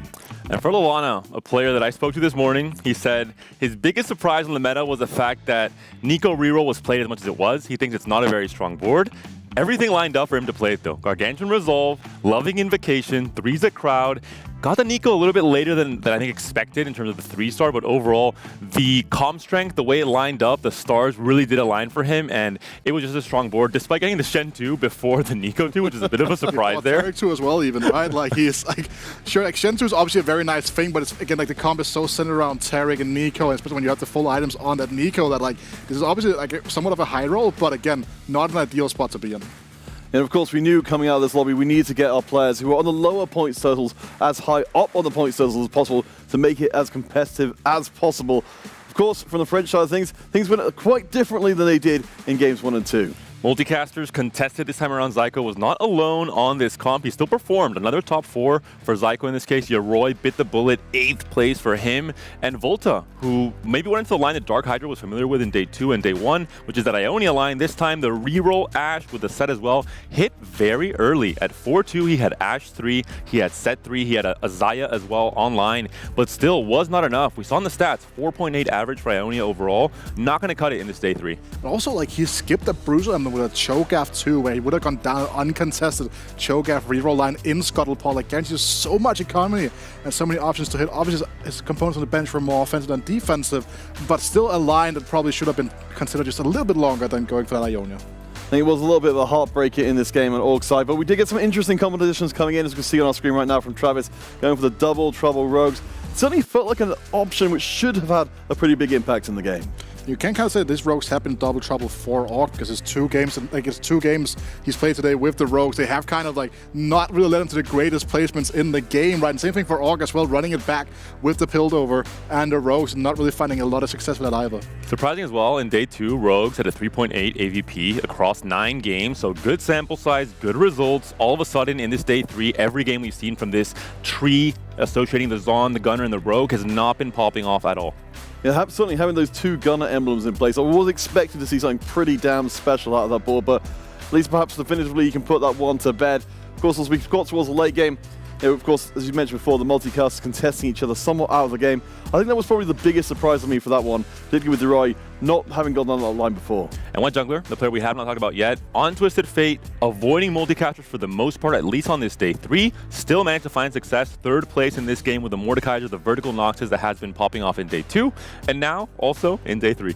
Yeah, right. I think the crazy thing that you're talking about, the first time Yoroi is playing this multicast lineup all this weekend, and all of a sudden, well, DarkHydra's consistency finds himself in 3rd position now, just 2 points behind Psycho. We were talking about, like, it was going to be Volta versus Psycho. Well, DarkHydra has kind of put his name into the mix. Yeah, I imagine German fans very happy with what they're seeing right now. DarkHydra, Wet Jungler both leaving that game extremely pleased themselves. Lallana, of course, a big push-up as well. The big casualties, of course, Org and Travis, who both have had a series now of poor games. They're really going to have to struggle in these games to come to have any chance of hitting that top 4. If this tournament was just for a first, that would be maybe a sad state of affairs for Og and Travis, but there are 4 spots up for grabs for Championship, for Vegas as well, so there is a chance they can still perform in these last 3 games and find themselves in 4th place. Well, we should keep you no longer, gentle viewers, because our casters are ready, rip-roaring to go. We will be moving into the back half today. This game and 2 more after it to go before we determine who our top 4 will be going to the Global Championship. Thank you so much, guys. I was just waiting for the camera to come on over here because we are so delighted to get into game number 4. It feels like the day has been moving past us at laser speed, kind of, but we're already at game 4. I have the same question. Game 2, you said you wouldn't change your legend. Game 3, you said you wouldn't change the legend. Change your legend for game 4? If you're in really deep water. But there's not really that many options for legends. If they're like, it's either Orf, TF, maybe Poro if you're feeling crazy. We've seen Campis do the Draven. Or Ornn, okay, go Latam style. Yeah. Yeah? I think that could be interesting. Maybe just as Hail Mary. I can see the analysts giggling their heads off, but why not? If you're in a position where you basically don't have much to lose, try whatever you can, I feel like. But maybe players disagree with that. We're going to be seeing them here once again. Our top 8 of EMEA, and rightfully so, will go straight into game. Scuttle Puddle could be a rerun. Hope so. But Cardinal Ecology is always interesting because you know what you're getting. And Ecliptic Vaults, well, is a low impact, also pretty nice. So I understand why there's several players spread out. In Spain, we call Ecliptic Vaults the Scuttle Puddle for boring people. Yes. So. Well, it'll be a rerun.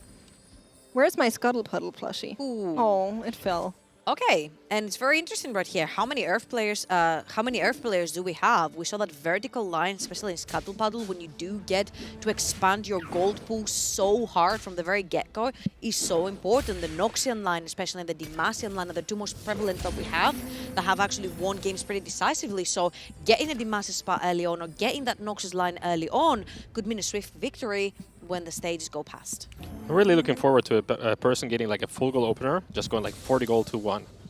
And running out to level 7 or level 8. That would be so awesome to see. Baby would have been level 7 here, so. Oh, right. We'll be seeing how players move through the first couple of stages one more time. Question is, do you think there will be another compete on the multicasters now that it didn't really work out for Yaroi? Do you think anyone's going to be tempted again to be like, hey, Zyko, we cannot let you get away with it? So I guess you really have to think if you're actually able to like compete for the top 4 spot. I don't really think so. I mean, Zyko is pretty much close to locking top 4, right? So maybe you have to look out for yourself and go for another line like Demacia Vertical or something like that. It's a hard choice for sure. I feel like the legends have remained the same for everyone as well. We're looking at Voltariax, Og, and DarkHydra with that Earth. Seeing what they get after this particular PvE round could be huge. I mean, for Voltariax, it has been Demacia all along. Every time he does manage to get one of these emblems in his team, he does manage to top 2. And he's incredible on this line. So for him to actually open a tome and get that Demacia spot could be huge. Yeah, it will depend on a little bit of tailoring, like we were saying before. You can guarantee 1, but it will be very, very hard to kind of hard force the Demacia, so we'll see whether or not there is a little bit of Fortuna involved with it. Now augments will arrive here. What are they going to be? Has to be the big question. Could be Prismatics first, is going to be Silver instead. No, but you actually have to be excited about silver augments. I think those are the ones that are not as balanced with each other. So maybe like Component Buffet is like amazing in comparison to other ones, or Bruiser Heart. Interesting. All right, and did any of our players go for the 50 volt? Voltariax has gone for the complete RNG, choosing that random emblem through the Earth. And it's going to be Ishtar. And he's already used their Reforger. Oh, but it's a Wood Ixtal. Oh, right. Oh, this is awesome. Now, all right, talk to us about it, Snooty. Okay, so there's a lot of different lines you can go for here. Obviously, the strongest one is probably Cho'Gath, but you're two-way contested on that. But you can use pretty much any unit you want. You can go for Grapes, old school, extra HP. In China, I saw a very interesting reroll. Maybe he doesn't know it here. It's based around Swain, even though you don't have your hero augment, because you kind of use it as an alternative Nico. And yeah, it's just interesting to see what he prioritizes. The easy one is to go for Graves. He's already stacking him. But especially you can have access to 4 Ixtal very, very soon. So that actually also gives you extra damage. Disaster, disaster, disaster. That's a Piltover comp right here. That's about to not lose the first round. DarkHydra using the unified defenses on Piltover? I'm not defending Piltover anymore. I'm done with it. I've tried. You know, you want to love it, but you hate it. I get it. It's not the whoopsie right funnest there. thing. Actually using the unified defenses for the extra on Piltover was probably what actually led to him winning that round. The question is if he wants to play this, right? If he just takes this to get a little bit of extra gold, some upgrades, and then moves it out later to go into a different stage, and I don't actually hate it. You're playing strongest board, you're getting some extra upgrades that nobody else will have access to, which will allow you to have a strong early game. Yeah, and then you don't feel so bad about just like abandoning a Piltover route. Because we've seen Og like lose twice on this, so he knows about it. He knows it's been performing not so well. I think I'm on your side, Makes. I would do it like that as well. Yeah, and it's working, right? You're seeing it. Piltover is pretty strong. You just got one more unit on the bench, similar to Void. It doesn't give you the CC, but it will give you an extra body that units will attack to allow you to go through. He has the Orianna too. He has the Jace, which will buff up anything that's next to him. So I think DarkHydra is in a decent position here, and like we were saying, it's just going to get a little bit of extra here, even if it's just 1 gold, 2 gold. Those rack up real fast. And it could be a potentially something like the Gunners. I'm seeing him hold the 2 Graves is on the board, on the bench. He does have the Jace already very early on together with the Jinx. And we chatted a little bit with Og, and he said, you know what, like, Piltover doesn't work very well. Well, he said it, but he still went with Piltover twice back to back. But if you go towards something like the Jinx and you win streak, that means you can skyrocket your gold to the point where you can get to that level 6, be very healthy, but also have a healthy enough economy to roll for that 3-star Jinx. Very interesting point here for Wet Jungler. This is probably even better than having TF Augment, because in Scuttle Paddle you get a lot of extra items. That means you can get perfect components on all of your carries immediately instead of waiting for them, like these Titans and Nico, while stacking HP and not losing your own HP on the way. Yeah, really, really nice. Also has a little bit of the Invoker part already online, but with just 1 Nico, 1 Soraka, lacking some fortification here in the early stage is gonna lose. But moving into the carousel, 3 players are 100 HP. Now, I, for one, I am happy and surprised to see Travis at least at the top of the leaderboard for one after a couple of rough games. Talking about top, I'm seeing Lallana at the bottom of his webcam. This is Soju mode when you're completely immersed into your game. So I'm expecting some really great things here. Yeah, that's the full focus mode. Yep. Big Poro, go full ham. The TFT player mood. All right, all of the upgrades have been picked. I'm a little bit scared. You pointed it out already earlier on, Snooty. Yaroi and Lallana on that Bruiser Heart. How is that going to shake out for them? We know that you can kind of go more into the Cho'Gath. We've seen a Rek'Sai variation of the Bruisers as well, but it's not as easy to find as it is with the Cho, for example. So there's a problem here. Yaroi is just going to use it as a pivot kind of a board, and Lallana already played Cho'Gath once today. He went 8th. I don't really like this approach anymore. First of all, because you need a Cho'Gath through that stacking from very early on. He doesn't have that. And also in Scuttle Puddle, people are going to be stronger than usual. And so Cho'Gath after his nerf is especially suffering in those situations. Also, the items are not the greatest currently. I believe that both of these players will be looking to potentially go for an Azir in the backline or a Nila rather in the backline, one or the other, depending on what items fit their carries the best or what champions they find first, right? And then they curate the items to the current carry.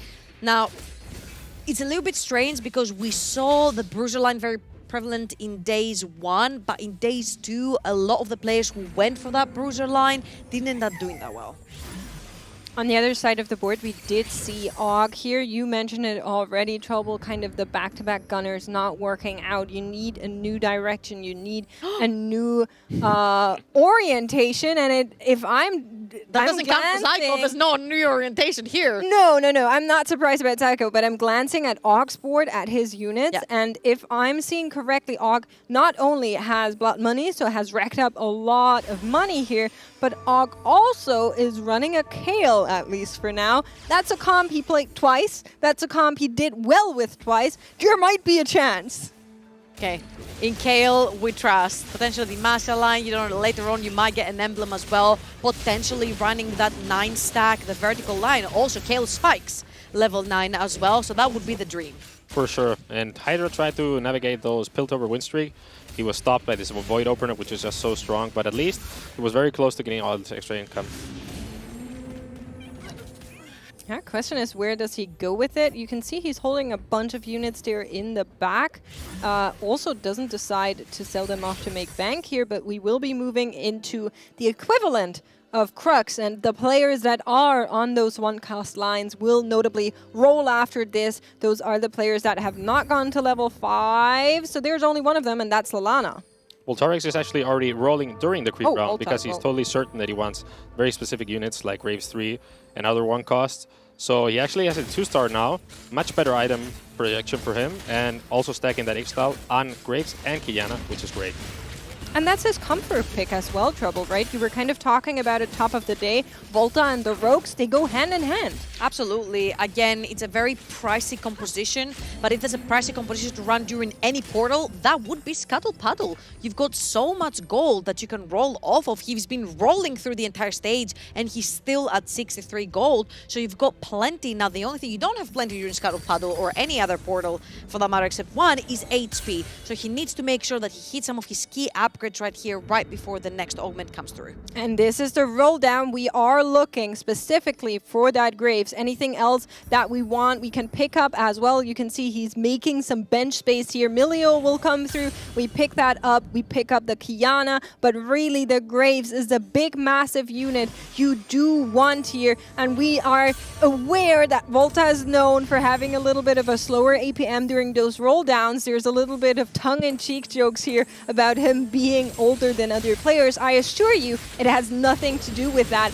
It's his brain making very precise decisions, making sure that all of these are done correctly. This man has insane APM if he wants to. To defend Voltarix in this specific scenario, I don't think you want to dig deeper anyway, because you would just go broke and go to top 8. I'm actually surprised he went lower than 30, because the shop just wasn't giving him Graves, and you kind of need to save up a little bit more gold.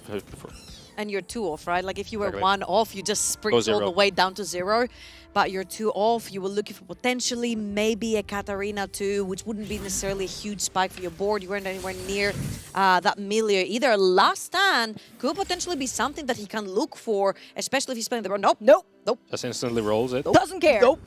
I was about to say, makes your rogues a little bit beefier. They already have the damage. It gives them raw stats. We don't last stands one more here. Graves. Is this now where we send 0. it? For sure. Finds Kiana 2, finds Graves 3. That's so good. 3 items. You're now looking in a much better position than you were previously. And if I saw that correctly, that's robotic as well.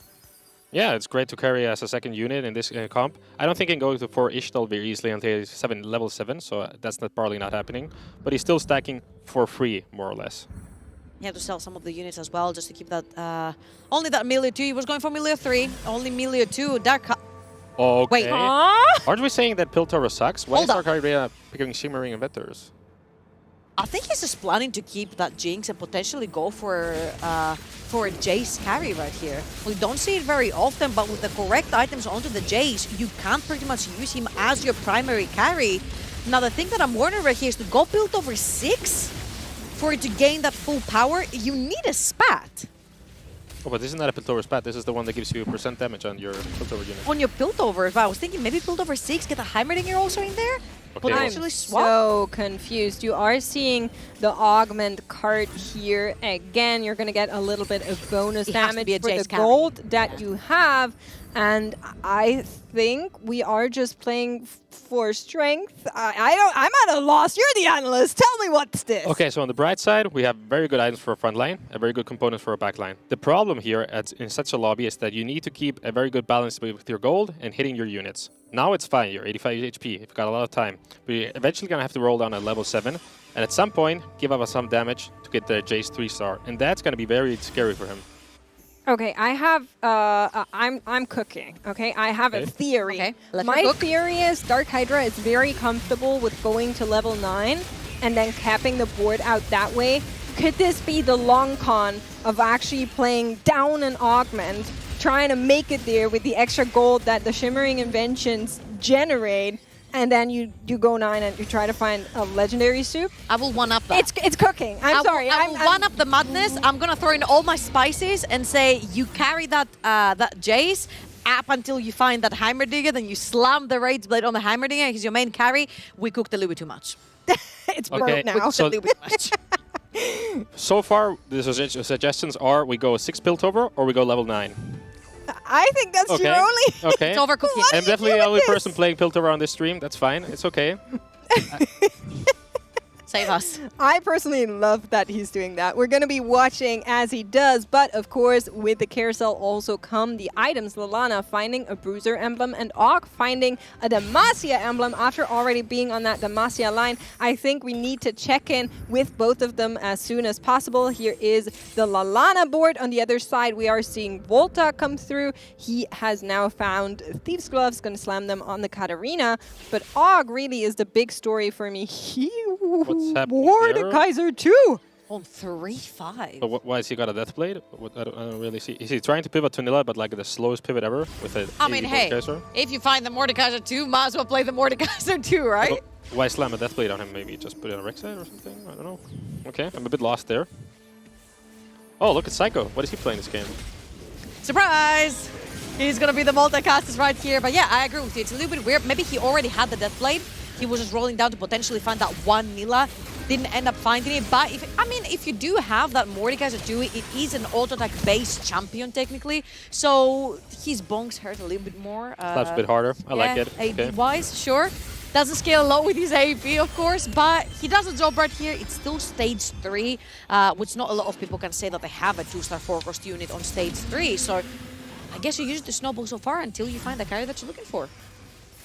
Yeah, checking back in with Og now. We are seeing some upgrades come through in the right side of the screen. We shall not be distracted by them. Og on that Quinn, on that Mordekaiser as well. Really, really good target for that Demacia emblem to kind of slam, get some tempo, get some power. We see the Mordekaiser be such a strong unit. Of course, you'd like him to be leveled up, but the one big gripe I have with this board is the J4 one that's carrying all of the items, all of the front line. You look at him and he's going to fall over. I would say if this wasn't an accelerated lobby, you go 9. Your board is pretty strong. You've got that Raiden item onto your Mordekaiser. You've got 3 key items onto your Queen 2. You just sprint it all the way to level 9. And if worse comes to worse and you're 1 life, then you just roll it down for some upgrades. But right here, this is a very accelerated lobby in general. I don't know if that Queen 2 will be able to get you to that level 9 sound and safe. By the way, very good thing for Lallana happening here. He's got 2 Bruiser emblems, which makes it so much easier to get a 6 Bruiser, and we all know how strong that is. Choketh is already tanking so much with only 2 items, so he's going to be scaling quite a lot, actually. I'm telling you, this is the new tech, by the way. This is the new tech? That DB Mordekaiser is the new tech. All right, we'll be listening to what's going on. DarkHydra going level 7 here. I'm pretty sure he still has money. If I'm not mistaken, he's okay on the overall money. But check out the damage of the Mordekaiser. Snooty, statement! Okay, I'm going to start building Deathblade, and if it doesn't work out, I'm just going to blame DarkHydra, or sort of Zeroy, sorry. I'm going to blame him for all my elo. It's okay. That's okay. You got to blame someone. Yeah. When I came back for the finals, I was looking at my older notes in general that I made about players, and I had the most notes in general about Yaroy, because in Golden Spatula Cup 2, he was a very inventive player. He was playing things out of the box, completely different compositions. He would juice them up with different units that you wouldn't think of. So the fact that he did find that Mordekaiser 2 right here instead of the Nilla, but already had the Nilla items, he instantly thought, hey, this is an auto-attack based champion that Mordekaiser. Zoos up a little bit his auto-attack. Doesn't matter if he's not necessarily spiking with that AP, and give him the Nilla items until that Nilla 2 comes through. And it's actually like 15k damage with the wrong items. You take those. You take those, but what you also take is upgrades, upgrades, upgrades all across the board. We're seeing a Twisted Fate 3 come through. We're seeing the Soraka 3 come through. We're even seeing the Jinx 3 come through for DarkHydra, which probably answers all of our questions to the comp that we were talking about. Everything is going up in this Scuttle Puddle lobby now that players have mostly hit level 7. We're watching the 2 of them that are level 6 here fight it off, and Travis is going to take a hit. Must feel so good to roll that at the same time as your opponents and actually beat that kind of reroll mirror. It makes you feel so much safer, and with junglers actually 82 HP, just chilling there. Ooh, Prismatic. Oh. This could blow things out of proportion completely. I'm looking at things such as a hedge fund for somebody who's been banking gold right now, get you to that level 9 instantly, fully upgraded board with all the gold. I'm looking at, he was banking that gold with his Demacia board. He hit something like an economy augment. You could sprint it to level 9. For sure. We definitely like level 9 around here, that's for sure. And then we've got Cybernetic Bulk for the multicaster comp. Oh, another Demacia emblem for Og, trying to go for the level 9, close it out. He actually needs the points the most in this lobby, I think, at the moment. So that would be great for him. Wow, and he did find that Mordekaiser too. That was Naturally, your pretty much. stabilizer, right? So Yeah. you've got a pretty okay front line. You do get the buffs from the Sona, 2-star Queen with 2-star Mordekaiser, your two main carries. They both have perfect items on them. So you're speedrunning that level 9 for the vertical line. And we are seeing Yaroi also pick up the Ancient Archives here, is going to find a Noxus emblem out of that. And that will be the determining factor for actually selling off that Mordekaiser. No more needed. You now have your fully itemized Neela, and she will be helping you out with the Bruiser frontline. This is a comp we've been seeing so much of all throughout yesterday and the day before that. And once you get the windshield wipers on, it's hard to turn them off again. I would like to 07 for that Mordekaiser for serving his purpose perfectly on Yavor's board through the entirety of stage 3. But as we saw, you mentioned the Neela makes perfect sense with a comp, of course, and with the items that were curated for her. Look at that Soraka that's going to turn into a Mordekaiser. Just what do you mean? That's a Soraka. She That's a Soraka is carry. a That's a strong, Soraka carry. Okay, awesome. independent banana thrower. How dare you? Hopping over to Og, has found a second Quinn 2, he has actually rolled it down. not found Rolling it. the J4 2, has not found the Zona 2, so unfortunately still lacking in some of these departments. Coming over to DarkHydra, though, is on the blinding speed and has found the Jinx 3 that we were talking about earlier. I liked his front line, not so happy about the itemization being mainly on the Vi, but it is a Vi 3, so we give her that. Is looking for the Jace mostly. This is exactly what I mentioned, that now you're 16 gold, you didn't have your Jace. Of course you have your Jinx, but your second augment is kind of wasted because it's just a little bit of extra income. And you're still pretty far off hitting while balancing it with your economy. So... I don't hate it. Should I hate it? I don't don't hate it either. He just won. Yeah, exactly. You're doing good. Why do you... All right. We will be looking at the carousel here. There's a sign which could be really big for the Bruiser players. I wish I could see where the pings are to see who's ratting. No ratting. Ignore them. This is my favorite thing in carousels. Somebody who could be potentially like last pick will ping something for the people who pick first, so someone doesn't get to spike on an item. This is literally my favorite thing about TFT, the fact that somebody who has absolutely no control of the carousel controls the carousel. Do you guys think Voltarius is coming back from this spot? Because he had a very nice third augment. He hit Leech for all of his rogues, and he had a second combat augment, which was a Lotus, and yet he has never been able to stabilize. I would actually like to have a look at Voltarix's board, because again, rogues have a pretty good cap, but unless you have a bunch of them 3-starred, and by a bunch of them, I mean, I think especially Kiana and Echo are two very pivotal units that you want 3-starred, especially the way Echo jumps into the backline as well. From the beginning, doesn't even have to proc the rogue, but you do have the Graves and the Katarina. Can they carry you through? We will see, right? He's very close to the Kiana. He knows that he's not allowed to touch the Jinx. That's contested. It's going to make it so much harder to find that unit. So she is not going to be a target for him here. But if anyone is comfortable on rogues, it is Volta. And I think for him, the big storyline here is that all of the other boards are getting really strong on the back of the Scuttle Puddle. And he has not been able to find just the right units, just the right items just yet. And he's clawing for survival. You can see it. 11 HP left to go. He has 0 gold. He's selling and buying and buying and selling to try and find at least that last Kiana here, but it's not coming through. I don't even if it comes through right here. Kiana with one item is going to be so pivotal. It could be potentially after the next Scuttle Puddle because you do have a bunch of these items. And the Leech helped a little bit survive that board over there, but without a lot of pen, it's very difficult to break through the shields. Volta says he's a believer, and if we can trust anyone, then hopefully it's Volta going up against Yaroi. Yaroi on 16 HP. If he takes a very good loss, he is going to survive this one. I don't think the same is true for Volta, but his rogues are still here. Katarina getting some extra casts out. The Kiana is still there. This will be the ultimate coming through, serving a lot of CC, allowing the Graves to actually do the damage that he needed to do, and Volta will be able to hang on here. Yaroi, though, on his last life now as well. Oof, and he's looking for that Mordekaiser too. He does have a Bruiser Mordekaiser on his board, but he's not necessarily 2-starred, so he doesn't do the cap damage that you want him to do. And Volta right here, I feel like he won himself an extra life because she's still level 6. He's gonna remain level 6. He needs to roll for that Kiana. He potentially needs to find an Echo, which is super far away. So I feel like Voltarix right here is playing for maybe a 6th? Probably place? at best, yeah. We've got 2 players that are still above 50 gold, which is Travis Cat and DarkHydra. DarkHydra has been greeting out those piltovers, getting a lot of value from that, and Travis Cat just stabilizing off the classic multicaster. Still one off Jayth or 2 maybe, as I'm seeing. So still room to improve, and actually Ophelio is ready on the bench for the 4-gunner, which is big spike for his comp.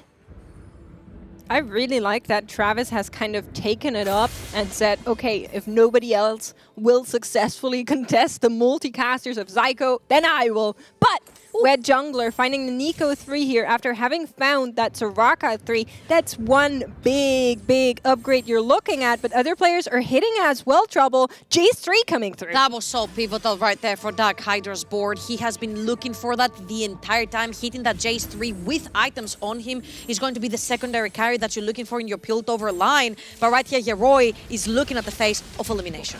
Yeah, both of them are, right? It's a super close matchup between both of these players being so low. Volta on the left-hand side also fighting for survival. His rogues can maybe do it, but there is still one big chunky Cho'Gath making his way towards those rogues. The CC from the Kiana will not come through. The Graves is going to be useless here. The Cho will eat him up with that Nila, but Volta able to survive. Yaroi is going to be the one that takes an 8th here. Fake last stand, always love to see that. Didn't pick the Omni, got it anyway.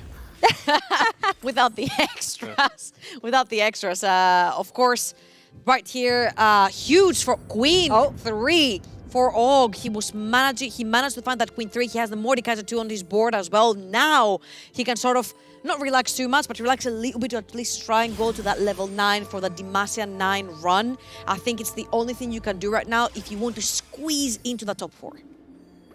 Volta going up against DarkHydra. Now the thing with DarkHydra is he's not in the most stable spot just yet. He can still tank some losses on his Piltover board, and it might just be that this one goes the way of both of these players. Give DarkHydra some stacks and let Volta be alive, but the answer is no. Volta going to get eliminated here by the Shimmering Inventors coming through. Question is, how does Og do? Og with the Quinn 3 not going to be strong enough, also reduced to 4 HP. Oh my god, it's just not good enough. Quinn 3 usually it's pretty strong. Flashes the thumbs up. You have the 2-star Aatrox as well, 2-star Mordekaiser with pretty sleek items on him. Not being able to get that W right here. I'm gonna assume it was Wet Jungler that put him down to his misery, but it's a pretty good line that's losing right now. To be fair, the people we've seen winning with Demacia has always been Demacia 9 and risking it for the level 9 there, so that seems to be quite important because he's just not winning any fights and he's actually looking for a 6th here. That's very sad. Yeah, it's not kind of what you expect when you look at the board, but the question is it maybe strong enough to deal with some multi-casters? In come the crescendos right at the get-go. Not enough to deal damage to the Quinn and the Sona on the other side of the board, though. Cataclysm hits, does not find the Twisted Fate, but finds everything else. Travis will lose this one, and Og is hanging on by a thread. Jarvan so clutch right there, stunning the backline back to back. The Queen straight line going through every single carry in the backline as well. And I think we've discussed it a little bit on the broadcast that Queen is so strong into these multicasters because of the nature of having to reach the backline much easier than other carries. For sure, a very strong unit in this scenario. We've got a Noxus emblem, but it's probably not being used by any of these players because there's no Noxus player. And Lallana managed to stabilize off those bruisers. He's got double RFC. I think he put it on Nila in the end. Double RFC with the bruiser. So that was a really scary comp for sure. Gonna be seeing it. Lallana is on fire for now. Zyko finds the J4 off of the carousel here. It's gonna be a really good upgrade for the board. Do you sell your Swains right here? I don't think you can. I mean, who are you beating if you don't get the 3 stars? Oh, what's that? Okay, you're going for perfect items. Go. Okay, that's good. quick little remake here, but Og is still fighting for survival. And if I'm not mistaken, there are some scary players in the match pool. We'll be seeing Zyko and Og fight it out here on the other side. He does come through, and both of them are so low. Once again, the multicasters, Og did it before. The Demacia were strong enough before. The Quinn 3 dealing so much damage to that backline. The Cataclysm is going to come through one more time, and Og will be able to deal massive damage to Zyko here, knocking him out in 6th. I think that was a little bit expected. We saw Og beat a much stronger multicaster board before, and I feel like Zyko's board was just not as capped. But saying that, hello, multicasters have gone back into the pool. As we can see right there, Travis is now actually falling down. And if he hits all the 3-stars right here, 2 more Vel'Koz is to go, he could be absolutely unbeatable in this lobby. It's actually one of the advantages to be ahead in the early game, right? Because he could just greed it out and wait for the other person to die. And now he could even win the lobby if he hits that Vel'Koz 3-star, for sure. Is on 18 HP though, and there are some scary players here. Notably, Wet Jungler has been on one of them. 62 HP for forever, it seems like, is on the other side of the board. The Nico 3, the Soraka 3, can they be strong enough to take down a pretty strong multicaster board? Notably, the repetition augment not coming through for Travis is going to miss out on some really crucial damage that you always want to have with the multicasters, and he will be knocked down to 6 HP. But here is elimination of Og in 5th place. Very low point earner for this tournament so far, and a bad placement for him, looking very grim. And Lallana hasn't been able to stabilize off the 6 Bruiser plus the Nyla. I guess he's just lacking a bit of damage because of the nerfs to the comp, because it looks like a really good board to me. Absolutely. I feel like the Nila right there doesn't necessarily have the best items that she can. I feel like it's a little bit of a tickler right now. Lots of attack speed, but not necessarily anything to deal proper damage. Like a GS maybe? Like a GS, for sure. I really like that he just found the Sichuani. That's going to help in kind of allowing the Nila to deal damage as she kind of moves through the board. Travis, though, is still looking for that Vel'Koz 3. Pops the Anvil here, trying to see what's in here, trying to clear some bench space as he does want to pick up the J4. Finds it, finds J4 2. Big upgrade. Oh! And here he is. Vel'Koz 3 also coming alive. And this board is nearly all golden by now. Everyone coming to watch. Are you swapping those items onto Jarvan or something? Yeah, exactly. Half on Jarvan, half on Swain or something like that, just to get max bulk value. I wonder right there if there were more that were given for the Nila, more removers, but it's not going to be the case. Lallana is stuck with these items onto the Nila, and I don't know if it's going to be enough to just break through that front line. Lallana and Travis, somebody has to get knocked out here. They're both so low, and it looks like the multicasters just might win this one. The Nila, she backs out, gets a shield, but it's not enough. In comes a fluff of Poros, taken down Lallana's Dowsy, and that is it. Travis solidifying his space in the top 3 after tragic runs in the first couple of games.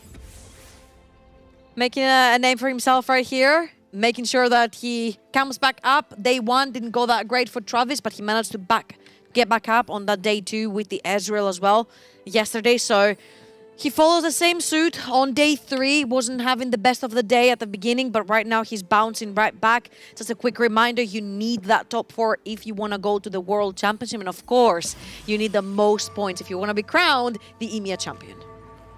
DarkHydra went first last game, right? Or second? First. First, actually. And he's actually looking at almost going for level 9 with his gunner board.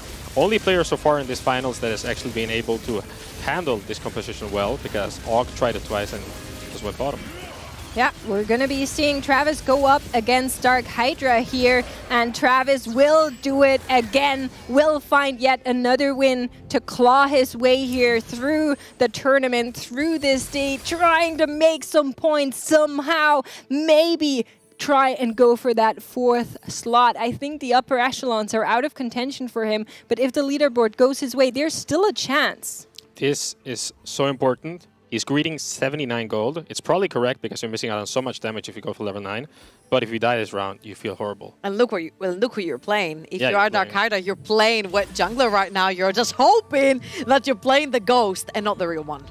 Maybe he can beat his real board. I don't know. Maybe some scenarios. Okay, he's facing Ghost. That's good for him. That's Wet Jungler. Wet Jungler going up against Travis. Travis fighting for survival, and DarkHydra also fighting for survival. We're going to be seeing who comes out on top of this. The multicaster front line has crumbled under the Nico, under the Karma, under the Soraka, and the Invokers will knock out Travis. Question is, does Hydra make it? The answer is yes. He holds on, solidifies his top in the top 2. And I just want to say, Germany coming out 1 and 2. When I'm casting these games, this is built diff. Absolutely, and I also want to quote a League of Legends champion that says greed is good, because DarkHydra, you mentioned, he's greeding his gold. He wants to be able to go level 9, but also roll down to get these upgrades. And right here, he will most likely have the gold to do this. 90 gold in his inventory right now. He's going to absolutely speed run it to level 9 and 23 to roll down.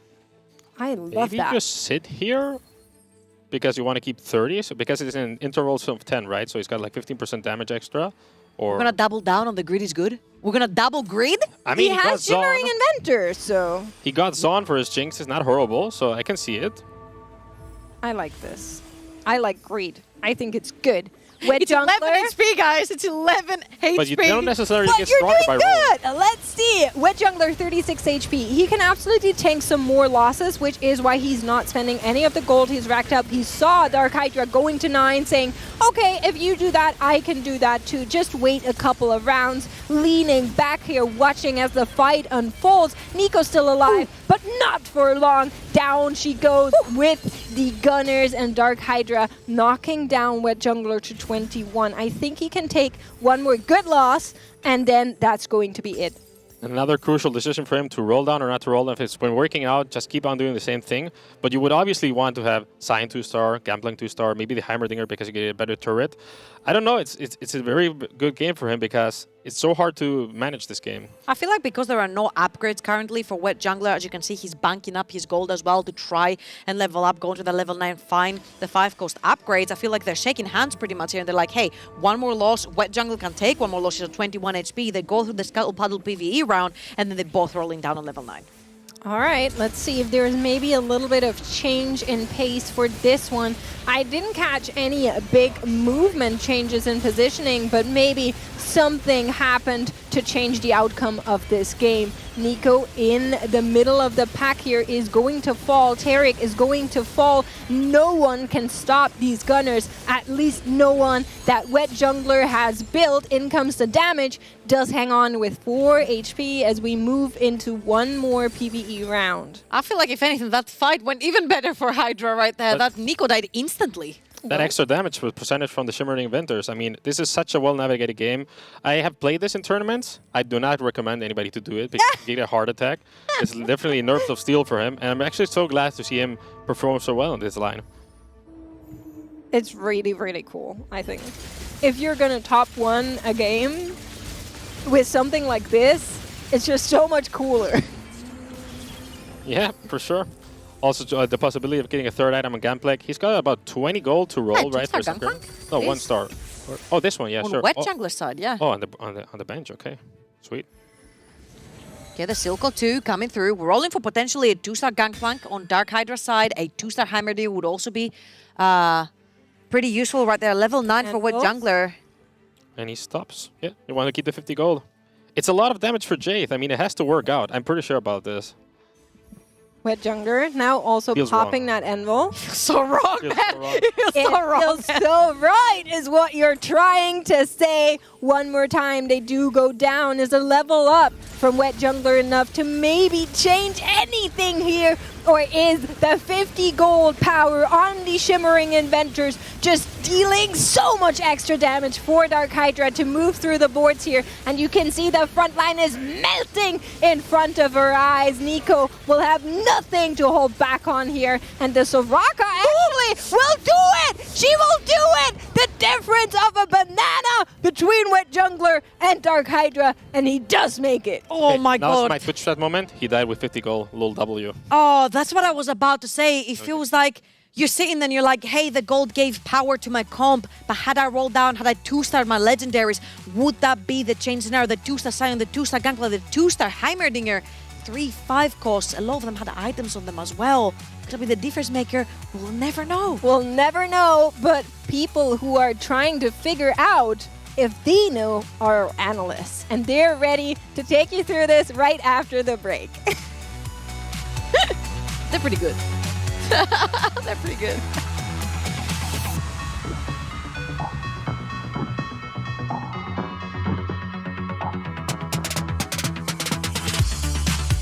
Also take us upgrades all across the board. We're seeing a Twisted Fate 3 come through. We're seeing through for Travis is going to miss out on some really crucial damage that you always want to have with the multicasters, and he will be knocked down to 6 HP. But here is elimination with Jungler and DarkHydra, and he does make it. Oh my That was god. my Twitch chat moment.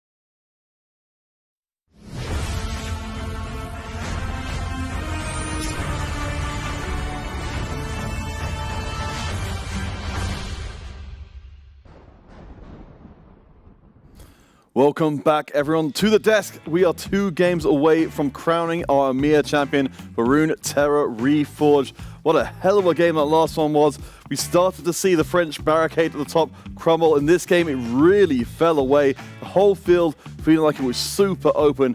I mean, I don't think we can go too much further, though, without addressing the elephant in the room here, which is a very tall lady indeed. Nico, taking center stage. Peter, did you just call Nico an elephant? She has feelings as well, you know, despite being a bit of a behemoth on this game at least. I don't think you made it better, David. But I mean, you have to really talk about the stars aligning for Lallana, first of all, with the Ice Nico in the 3rd game. Finished 2nd. the 9 Demacia. Understandable in that case. But in this game, we saw with the Wood at 2-1 for Wet Jungler, just a massive Nico. The beefiness on her HP was able to withstand so much of that DPS from the multicaster boards in the mid game and the late game. And in the end, Wet Jungler, another big win, and Doc coming back on top in this game 4. Yeah, right. And I think that when you're looking at DarkHydra's position, playing the win streak, which we pulled over line, not something that we see a lot. Like you can hear like the words like "Will didn't want to go out of my mouth," right? Like you gotta hear that because it just feels that incorrect, right? But we have seen this before, where it's like you use that drip fed gold to reach the economic breakpoints. And Jinx 2 is a pretty good unit. Early Jace 2 also a pretty good unit. And then with that Shimmering Aventus coming in here, we're just giving her a lot of damage amplification. And it was ever so close to take home the victory as well, David. Yep. So certainly German fans very happy with the way that one played out. A huge turnaround for both of the players. Of course, remember from last time round that Germany barely missed out on sending any players at all to Championship. Now they've got the potential to even send 2 of them there. But let's get into a little bit more detail about the game itself. Of course, we knew multicasters would be a big factor in here. But David, we did see some pretty interesting ways to counteract them. It was an attempt, at the very least. Og playing that Quinn reroll, despite having Blood Money and Scuttle Puddle, was not able to get that 9 Demacia online that we've seen perform at such a high level today. In the end, Og decided to reroll for Quinn instead. Quinn has a very good matchup into multis. If that Jarvan comes in on his side, stuns a few times, the Quinn has that backline access and can chip down those multis in 2 or maybe 3 ults in the end with a Valor Strike. In the end, 5th place, Zyko, first time in the bottom 4, 6th place for him. And Travis Cat, I think, earned himself a new nickname for this game 4. Travis Vulture, scavenging all of those Zyko units. The moment Zyko was taken down, Travis started rolling, found most of his 3 stars, but in the end, unfortunately, it was only a 3rd for a comp that has been performing at a very high level today. So, of course, we'll be looking forward to the next 2 games. So from you guys, with 2 more games left to go, with the field being a lot closer than it could have been otherwise, what are you really looking for going forward as we will check in with our standings here? We can see, as it's mentioned, we've got a very tight top of the table. DarkHydra and Zyko very closely here and there, with our 3rd and 4th place very close as well. Lallana, the one who's most able to sneak in the last couple of games and maybe steal away one of those crucial top 4 spots. Yeah, right. I think that you're kind of laying it out here, right? The fact that Lallana kind of was unable to even get a 3rd this game here, with Jungler ended up getting that 1st place, right? It was such a big swing in terms of the fight for that final spot, because Roy kind of, by going if you really opened up the field in full, right? I think that's something we've got to keep in mind here, as the fight between DarkHydra, Volta, and Zyko is going to be insane for that 1st place, though. Set 8, there was, I think, the similar situation. Not so much parity in the 2nd and 3rd place positions, but 4th place was really up for grabs. In this case, a big gap, a 4-point gap between 4th and 5th. So in just 2 games left, it's going to be hard for them to climb back up. Maybe some extra risks have to be taken. Lallana, with a Poro in this game 4, could continue trying to go for those high variance options to try and climb back in. All right, friends, we are going to get ready for the next game to come. 2 more games before our final 4 are locked down, and we will have ourselves an EMEA Regional Champion. Stay tuned. We'll be back as soon as possible with Game 5 as we move into the end zone.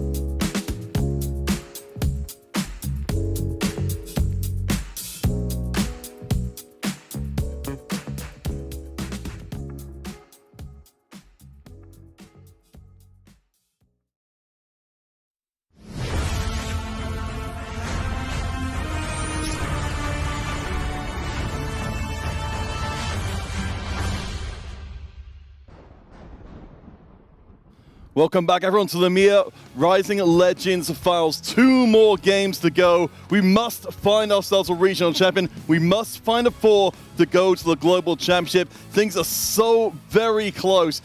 With these last 2 games to go, of course, you've heard from us on the last analyst desk. But before we get into this next game, again, on the penultimate game, what do you want to see from the various players involved now that we know their circumstances are very different from one another?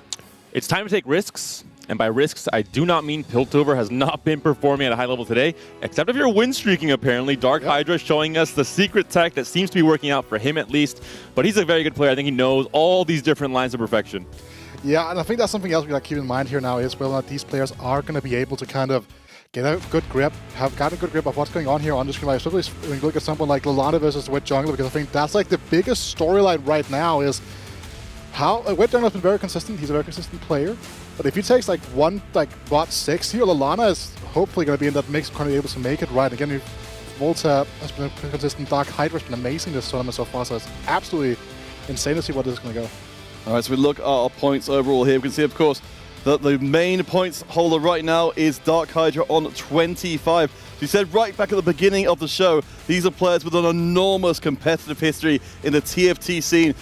Possibility still remains open to see something upset in the last bit. As you can see, Volta and the rest of the players, they're feeling the effects. 3 days of intense competition. It does take its toll. And for a player like Yoroi, started off so strong, 2/3 in a row and then 2/8. Maybe in a position to get 2 firsts now. He is a player that seems to be getting these scores in pairs. He will need some crazy performances in the last 2 games to come back into contention. France started off so strong, but parity has been found, at least with nationalities coming to this game 5. And the portal options, Immortal Bastion for some extra HP. Yuumi Zoom Zone, which we saw, I think, maybe create one of the craziest lobbies in the tournament yesterday in that game 5. And Marisa Magnum, which has some very interesting strategic implications if it is selected. And that's the case. One got by Orc here, right? And I think that like a lot of people going to Yuumi Zoom Zone kind of tells you enough about like the thoughts on the remaining portal choices here. Wet Jungler gonna get in that early twisted face while the choke out here. But again, you're talking about these implications here. Stage 2, 5, 4, 5. The Tactician's Crown's coming through. 9 damage and kind of going up again, I assume? It's the case where you have a lot of extra slots on your board thanks to Marisa Magnum and the Tactician's Crown coming through, which means that vertical chase traits are so much easier to find. We saw Og last game. If he was on this portal, I'm sure he could have slid in that 9 Demacia. Wasn't the case, unfortunately. We'll see how that changes in this game. And Lallana sticking to the Poro. So I'd have to assume, guys, that our players playing Earth are going to be relatively pleased with this development, being that, of course, they have the easiest access to those verticals going forwards. Unless it's a silver augment, and things like what happened to Volta can occur with branching out, for example. The Ixtal emblem, of course, not leading into any high verticals. Yeah, and that's the thing as well that we gotta keep an eye out for here. Lallana also, so we can see on our own little screen we have over here, kind of already leaning towards one. It's looking like a Noxus opener actually for him, right? So that's what we gotta keep in mind, that the only pair here off the Cho'Gath, also reroll compositions, get a lot of extra life here. Can stay on level 6, level 5, wherever they need to stay, because they are gonna get that extra unit on the board. But it also means that the hits that they are gonna take without presenting a stronger board will be that much bigger. And Wet Jungler currently in that 4th place position. He's been so comfortable flexing around Nyla and Mordecai as a carry, Bruiser frontline for the most part for that Nyla board. In this case, the Cho'Gath pair could lead into that direction as well. Yeah, certainly has the possibility for a decent start, getting those feast stacks in from very early on. I do want to open up the conversation more about the Marisa Magnum as well. Presumably, if we've got more units in play, we'll check what our first open will be. It will be regular gold. With these extra units in play, presumably taking losses, particularly harsh losses. Oh, he just ripped the redemption. Wait, what? Oh no.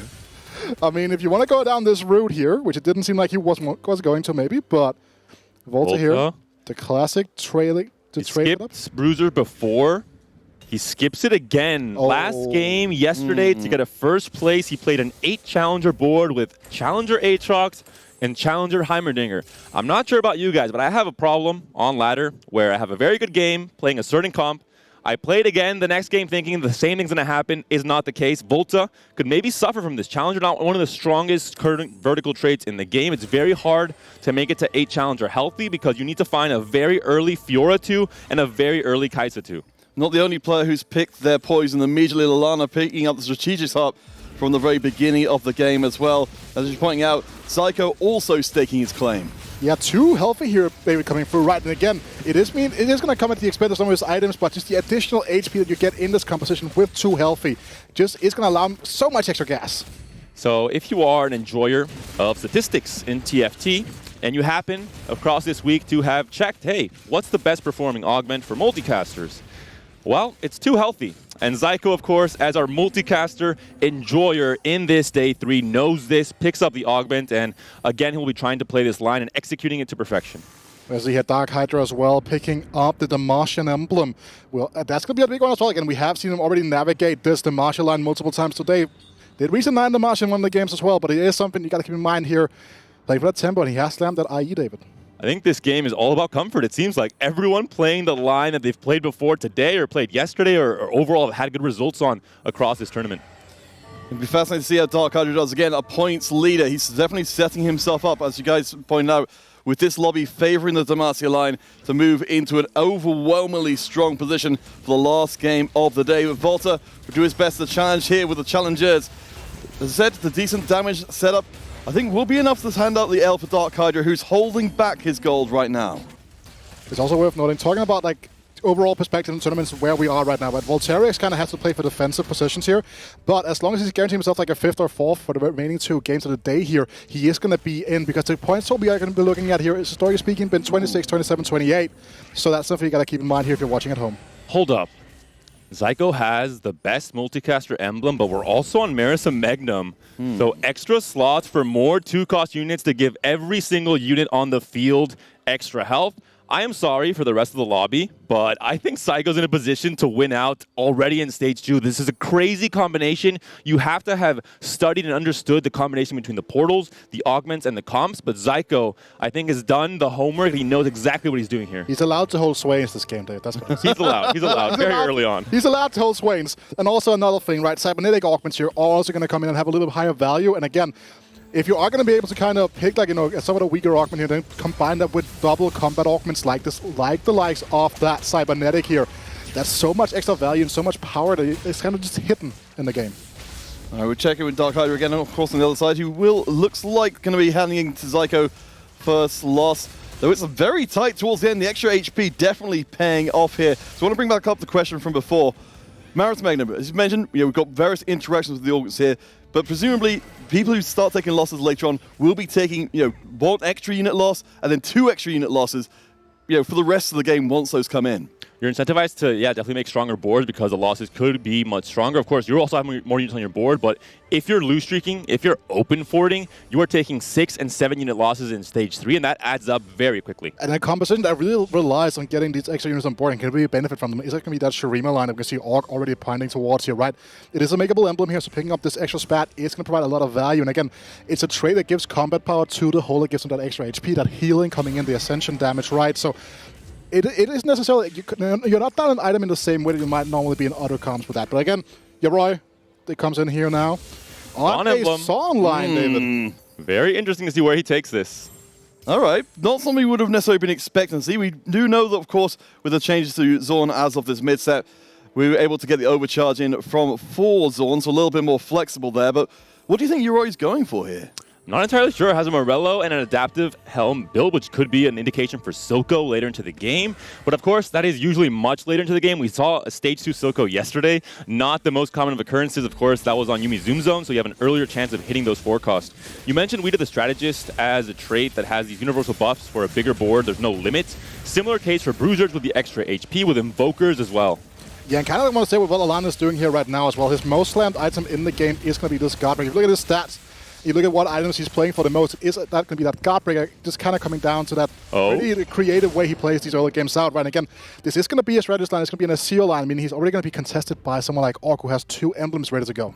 No, I really do like what we're seeing here from our players, taking advantage of the unique situation. Of course, this is all Orc's fault for going into this portal, but hopefully he'll be the one to benefit from it the most strongly, ultimately.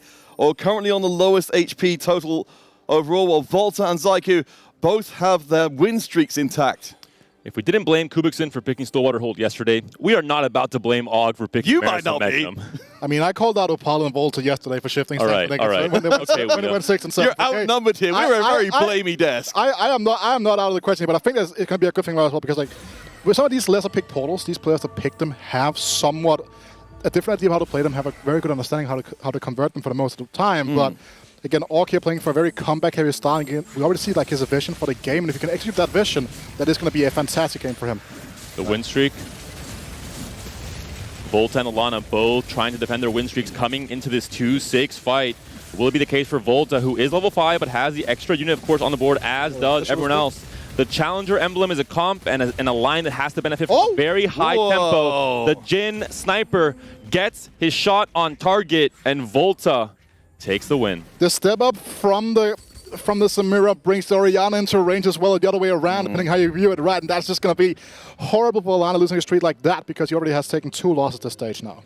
All right, so we've gotten through stage 2. We've seen our players have engaged with the material pretty effectively. We've got our first Tactician's Crown online. We'll be waiting until stage 4 before it comes through. Is there anybody you've seen so far who you feel like hasn't yet been able to move into a position where they can make the best of this portal? Potentially odd, considering he's at 62 HP. That's definitely the lower spectrum. I think a lot of that, as we talked about, the extra units on the board. If you are in a losing position, you'll be taking that extra 2 to 4 damage every single loss you take in stage 2. And it only gets worse in stage 3, of course. Yeah, kind of looking at the situation here from Voltairex's position as well. Starting to collect some of these Kaiser items if he wants to go down that route here. We saw him yesterday heavily prioritize the Spear of Shuriken and getting those continuous casts out there. And again, has the Spear of Shuriken, has a potential option as well for the death caps. A lot of raw AP in the making. We're checking with Zyko, who has managed to find the early Vel'Koz. You see, it's not, he looks just completely calm on his camera just on there. This is exactly what he thought it was going to go. Everything falling perfectly into place. Well, speaking of Kaisers, David, there's one here on the screen right now. Spear Shuriken and IE are going to be slammed here, but this IE, wait, where does he even go here? Do you want to go for a remake KO? He goes to the Cho'Gath. Yeah, just waiting to get the Fiora items online, I assume. Going to be the IE for now. Just, again, maybe the extra crit on Cho'Gath could get some extra feast stacks. I don't think Cho'Gath will be sticking around with this vertical Demacia line for DarkHydra, but he's a player that's proven it across all of today, across the entire weekend, how good he is at preserving HP in the early stages, at making sure he has enough gold, enough time, enough of an HP buffer to make it to those verticals that end up winning games. The second round of augments here is going to be incredibly critical in figuring out the tempo of this game here, and it's going to be a silver augment. And that's going to be interesting as well, because something like Indomitable Will here, if you're playing for, with so many units, there are going to be so many suboptimal units on the board, right? So you could kind of just do that. But red buff, David, such a powerful augment, especially when you have multi-cast players in the lobby to deny that Galio healing. Well, I do want to take us to zoom out a little bit here, because checking in on the streaks in lobby as our augments come in, we've currently really barely got any streaks at all across most of our players. Volta and Zyko are still undefeated. Everybody else has lost their streaks with the exception of Travis. There's a lot less gold going low in the lobby than there should be. Going in position to play. Shurima has 5 Shurima now, has an open spat though on his bench. So this stage 2 carousel going to be very important to see what kind of cap Og can hit. With 2 Shurima spats, we can go into 9 Shurima, a vertical we have not seen yet today.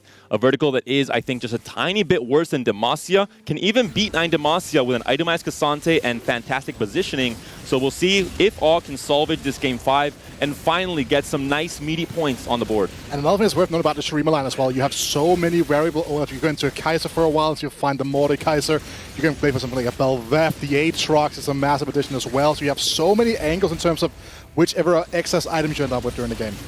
Oh, this could be the end of the streak for Volta, though. No, the last shot goes through. Echo says, I'm not itemized yet. What do you expect from me?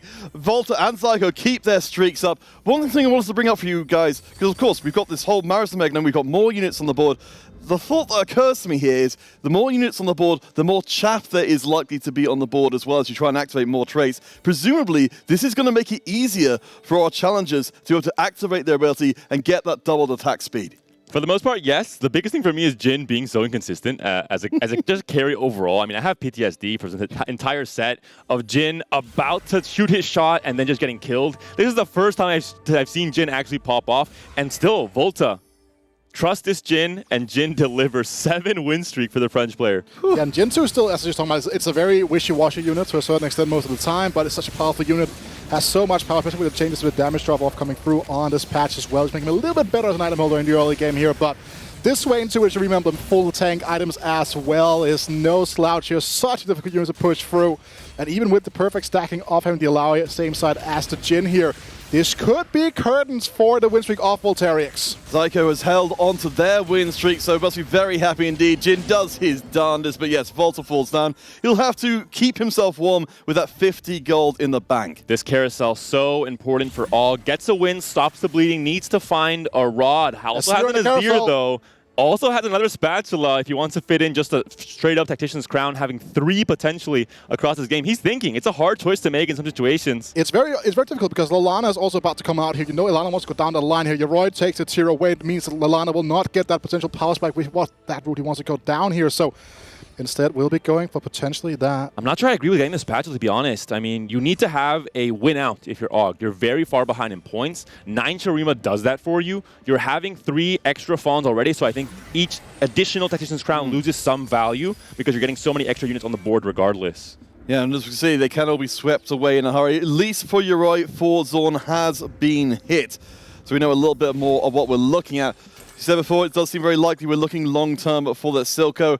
Does combine well with our friends the Sorcerers, but doesn't seem to be on the cards. As Org, you mentioned, has got the win streak online now. Now has to make the commitment here to want another attack crown. I think the idea is just the spatula is a more valuable component. I can get a rod at Wolves anyway. I'm healthy enough to survive 2 rounds regardless of slamming this Tactician's Crown or not. And just playing for an even higher cap of having 9 Shurima with 3 Shurima spats, which is overall going to be a much higher cap. So maybe this is the riskiest play actually of all. He's also working on it. He's on Earth, right? So he's going to have that final grab back depending on which tier it is going to be on the augment side of things, right? So potentially you're going to get another swing at getting another rod here. So a little bit of luck going the way of Orc here, and he's going to be in a very stable position. No, I take your points absolutely. The Orc definitely needs to be playing in a much riskier way than perhaps he would be fully comfortable with. But of course, there's very little comfort to be found 2 games away from the end. You need to pull out every single stop. Zyko has done exactly that, still has the win streak intact. Volta, lucky at 93. Nasus pair, missing an Azir still. Ooh. And the craziest thing is he can get 9 Shurima without having to find Cassante as well if he has 3 Shurima spats, which is really big. It adds the consistency. As you mentioned, Weeda with his augment choice, I think is going to have a very high chance of finding 2 rods. At the latest, maybe stage 4 carousel because of his low HP and his priority order on the pick order. So very interesting play from Og. I think he's really thinking very, very far ahead. A different line coming out here from the likes of Travis. We haven't seen this line as much this weekend. Did kind of hit rank 1 in Challenger on an A. I believe it was Daft Noob, who was the one who's kind of pioneered this line of play. It's a very strong comp to play for like top 4 most of the time, not necessarily a play out for a first kind of composition here. So very excited to see where this goes. Yeah, that's not really what Travis wants at this point. On 11 points, definitely needs something a lot bigger, but maybe this is the best you can hope for. 6 Bastion is certainly a hell of a strong front line. We can see Outlast, even with Aphelios only having the single damage item, Outlast and punches through to hit down Lallana. Lallana on Strategist, going to be hoping for an Azir. Of course, we know Og is also playing Shurima. If Azir gets a little bit too much of the spotlight, it could be a problem for some of these units or some of these players trying to hit their units to start in stage 4. Yeah, but so important here, right? Like Travis on this Asheville picked up that early bird treasure to get some economy going for, so get some item economy going for himself, rather, sorry, should I say here. The pair of Aphelios means that his level 7 roll down here will be a lot more effective. Should be easier for him to achieve as well, because he's playing an inconsistent unit. But Orc has found that copy of Azir now, and all we're waiting for here is to see how many rods are going to drop from these wolves. Does he feel the magic in his vein? Does he get some rods? It's 1 rod. Is it 2 rods? It is. 2 Shurima spats can be made right away. All he needs is space on his board. And Peter, what portal are we playing on? What does this do exactly? Well, I think we have a little bit of extra room. I suppose we can squeeze one in there and say, you know what? This is the perfect moment for Org to rip forward and find themselves still a little way away from getting that second Tactician's Crown that makes that oh so easy. But you're right. This is an opportunity knocking here for Org. He has to take full advantage. No, when he's contested, he's saying, hey, I'm going to try and get a 0-2 before everything goes wrong. I have to get some stability on my board for the current moment.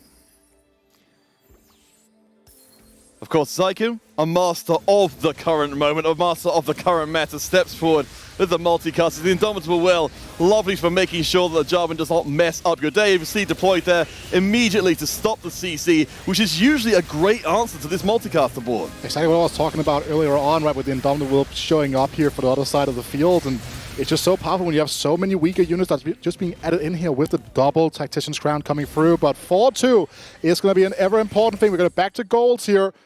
Og needs combat strength. He just needs to survive 2 more rounds. He's on 40 HP. It is a lot, yes. But he wants to have that buffer of, hey, if I face Zyko and he's going to pummel me later in stage 5 because of the 2 healthy and that being a crazy combo, he needs to be healthy. But also, you say he needs combat strength, but he also needs the ability to kind of just like 2-star ESC because it's all fine and dandy. He has 9 Shuriman coming in Nasus a second, is big. but like when he doesn't have Nasus, doesn't have the ESC 2-star, he is still going to be very squishy even with all that extra power coming through from Shurima. Of course, we've got several players who are looking relatively squishy right now. DarkHydra, Yoroi, they're down around 20 HP or so, while the rest of the lobby is on 40 or 60 HP. Psycho and Volta have done a huge amount to shorten the length of this lobby for at least a few of our players. And Yeroy's roll down here has not been fruitful. He's in such a weak spot right now. Everyone in the lobby would be willing to fight him again. But look at the side of Volta. He says, you know what, I also want to play some Birdman here. Challenge him coming in on the side of this Azir 2. Itemized right now doing a ton of work with this challenger composition. 9 Shurima, potentially 8 challenger again for Volta. He did it yesterday in Game 6. He might be doing it again today in Game 5. Some crazy boards will be assembled thanks to this portal, thanks to the players having the foresight to know exactly how to play around the portal, how to take and squeeze the most advantage out of these resources. We're getting closer and closer to 4-5 when the real strength of this lobby will be unveiled. The Bastion coming online to get Travis. We've got, of course, a very nice item setup for the Aphelios in the backline, but I'm still worried. There's so much damage out there waiting for Travis. Lallana and DarkHydra, who were 4th and 5th in the standings, who are fighting each other, are currently sitting on the lower thresholds of HP. 27 for Lallana, 21 for DarkHydra. They have to find some amount of stability, as does Yoroi, and this is not looking good. You have open slots on your board, you don't have gold to buy units, and you're facing the scariest player in the lobby. Too healthy, indomitable will, and perfected repetition. These multicasters are out of control. Psycho, just a statement game from him saying, don't count me out remotely. Uncontested on the multicasters this game. The previous 2 games, that's not been the case. This is the true power of multicasters. As you can see here, the fight between 2 of the players on this Azir line, and the Orc side of things again coming in such strong, powerful fashion, but such a close win as well here, because even then, like, that would have put Orc down to the same HP bracket as Lallana here, but on the carousel, another spat. Jarvan as well as the Aatrox here. And the question now beckons Lallana want to go for that Jarvan, but also opens up that Aatrox from the other players in the lobby. Aatrox is big, one of the most contested 5-cost units in the game. Fits into really every single board except for multicasters, but everything else has an open slot for Aatrox at any point, any stage. He's welcome to join the party. Marisa Magno fully comes online as of just a few moments' time. So, of course, the boards will step forward. Our players have been laying their plans for this moment. Let's see who takes the biggest advantage. What is that? Oh, is that an open slot for my Cassante? Coach, put me in. You're in now, Cassante. Do your thing. 9 Shurima is online for Og. In my opinion, the 2nd strongest vertical trait in the game, especially once you 2-star the Cassante and you itemize this man. So Yoroi going out with 14 points in last place. It definitely feels like Orc has got a much brighter future. On 12 points right now, he will, like Lallana, will be trying to fight his way up the table. His fate is somewhat taken out of his hands, but in this game, in this moment, this board is tremendous. Voltaire here in a spot of transition, right? Was playing that early Ashe, but has still not found that Fiora upgrade, right? So the IE is still stuck on this Samira in the backline. Azir versus Azir. The Kaisa still 1-star, Samira in the back as well, as you're mentioning, Wida, but this is 9 Shurima we're talking about. It's not Azir by himself. He has all the company he can possibly need, and Og, I think, will start win streaking, will start joining the Zyko party, who's still at 100 HP. Oh my gosh, Lallana taking a harsh loss, as we talked about before. The extra units leading to some pretty harsh hits. Lallana, of course, one of our players is looking to climb. It's with the amount of power coming online across the board here, it does not look good for our player from the UK.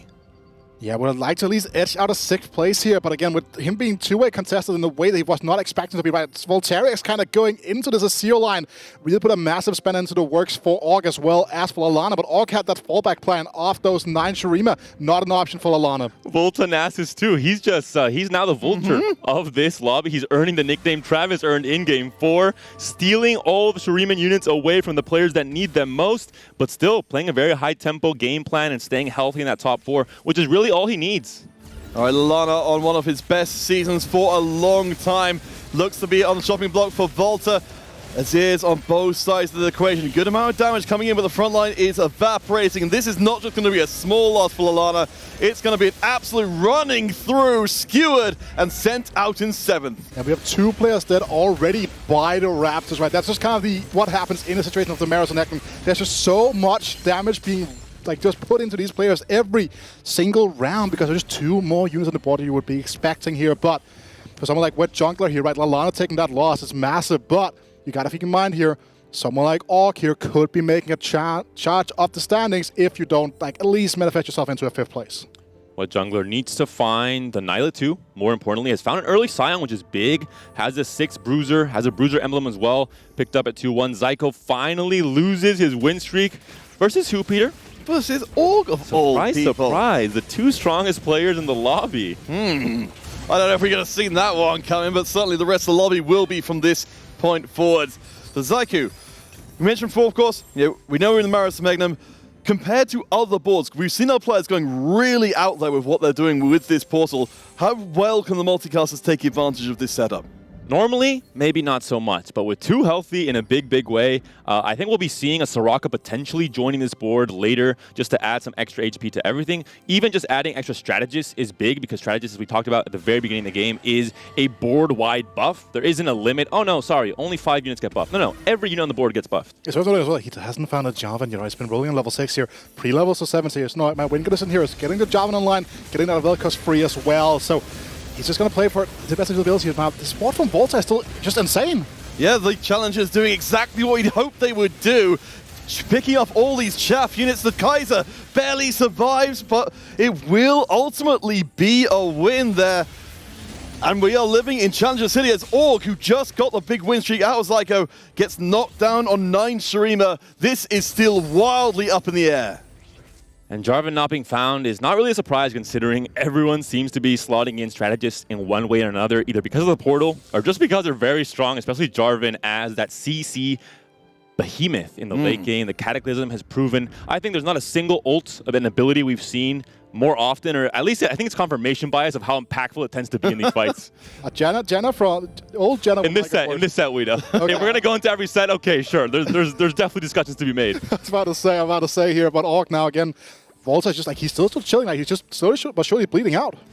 All right, Volta going to be showing us again if the challengers are up to the task. A lot of shared units between the 2, but there is lovely CC right onto the back line, and maybe we'll try to do it for a couple of times over. Kaiser gets herself out of trouble, but the front line evaporates. This time, Volta's not so lucky. A little smile from him as he knows that was an almost unbeatable board. As you can see here as well, Travis kind of just try to take down the likes of DarkHydra, but these this Mordecai is just slamming away here, and for DarkHydra, every single top 4 is so important. He's been so consistent all throughout the day.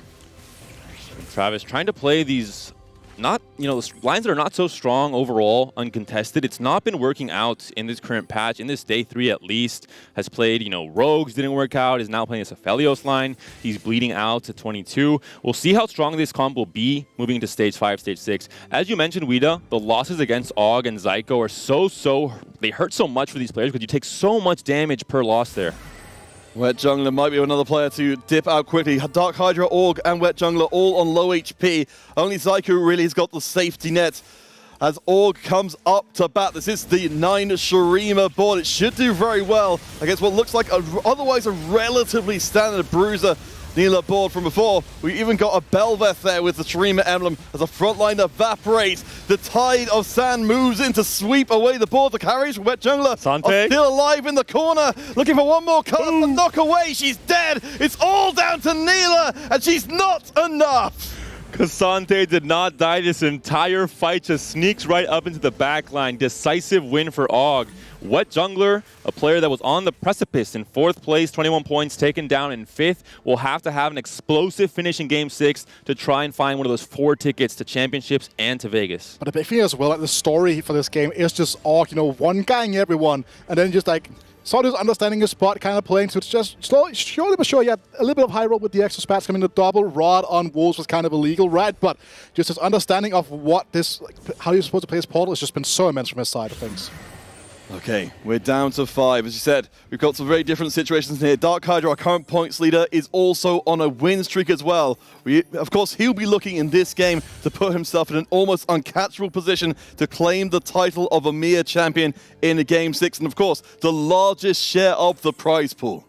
And Travis and Og trying to play spoiler. They're very low in the standings, but with a first place here and potentially a first place and second in the 6th game, with different results coming through for other players, they could actually find themselves in 4th place after these 2 fights resolve. Let's go around again. We've got Volta against Travis, so 2 low HP players against each other. Looking to see whether the Kaiser survives all the way through the round. Of course, Aphelios will be building up his damage, but gets knocked back into his Cassante. The tide has turned against the Sharimans here. The damage is ramping up. The corner carries again will be driven into the corner and deleted. The big loss. DarkHydra takes a loss. He's out, and it will be another big loss as well. -4 here. It wouldn't be the hardest thing in the world to beat, but exact lethal here on the side of Voltaire, which means DarkHydra goes 5th. Volta another 4th here on his side of things. So massive coming through here. Travis also, again, coming to the top 3 here again. With the way Lallana plays this game here, if Travis somehow manages to find a way to win out this lobby here, he's going to be right behind Lallana and kind of trying to fight his way into the top 4 in the final game of the day. That being said, this Comp 6 Bastion has proven to be strong in Travis's hands. I think he's built it appropriately, but you're facing 2 absolute boogeymen comps. Zyko, too healthy, perfect augment for this comp for, again, these multicasters that are out of control, and Og with 9 Shuriman and itemized Cassante.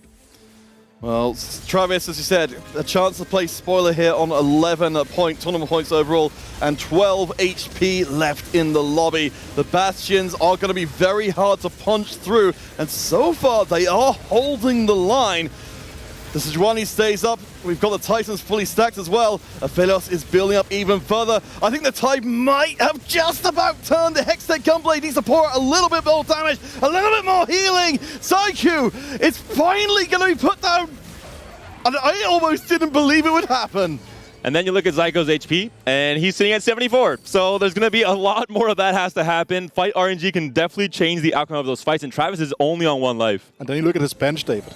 And it looks scary, yes. Yes, thank you, Ida. I was trying to maybe reserve some hope for our Polish viewers, but unfortunately, yes. The stars have aligned for Zyko in this game. I've never seen a better setup, at least not this weekend, for a multicaster board. But Og has a chance with some ideal positioning with the Cassante, especially if that Cassante is 2-starred. It could definitely do some crazy things, sneaking to the back line, knocking out the multicasters, knocking out Galio potentially as well. I mean, just gets a Velikos as well for free here now, so only has to find 2 more on the roll down. TG is big, Nashor's Tooth is also huge on the Sona. Oh, there's so much money. Another 3-star creep as well. You just got a full Senate here, right? Like, you're so close to hitting everything. Do you want to play for the level 10 board, like, to a certain extent? Like, there are so many decisions to be made right now. As we're talking about, he's been holding everything for this entire game. The main carry has kind of arrived now. Yeah. Travis, I think, thanking his lucky stars he played against this board in the previous round.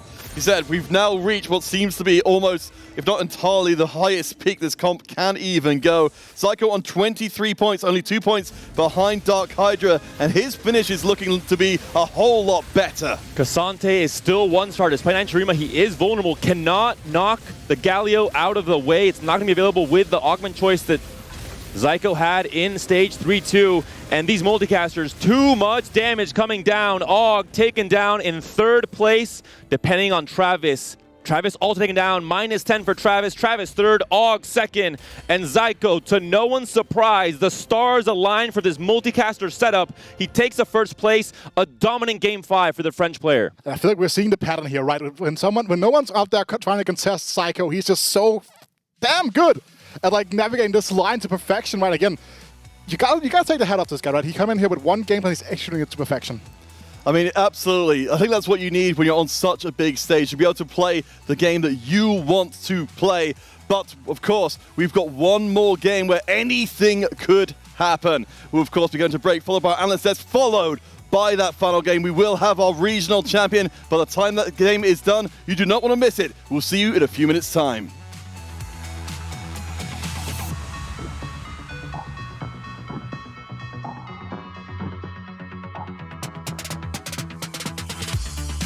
Feel the magic in his vein. Does he get some rods? It's one rod. Is it two rods? It is. Two Shurima spats can be. Sweep away the board. The carries from Wet Jungler. Sante. Still alive in the corner. Looking for one more. The knock away. She's dead. It's all down to Neela, and she's not enough. The caster setup.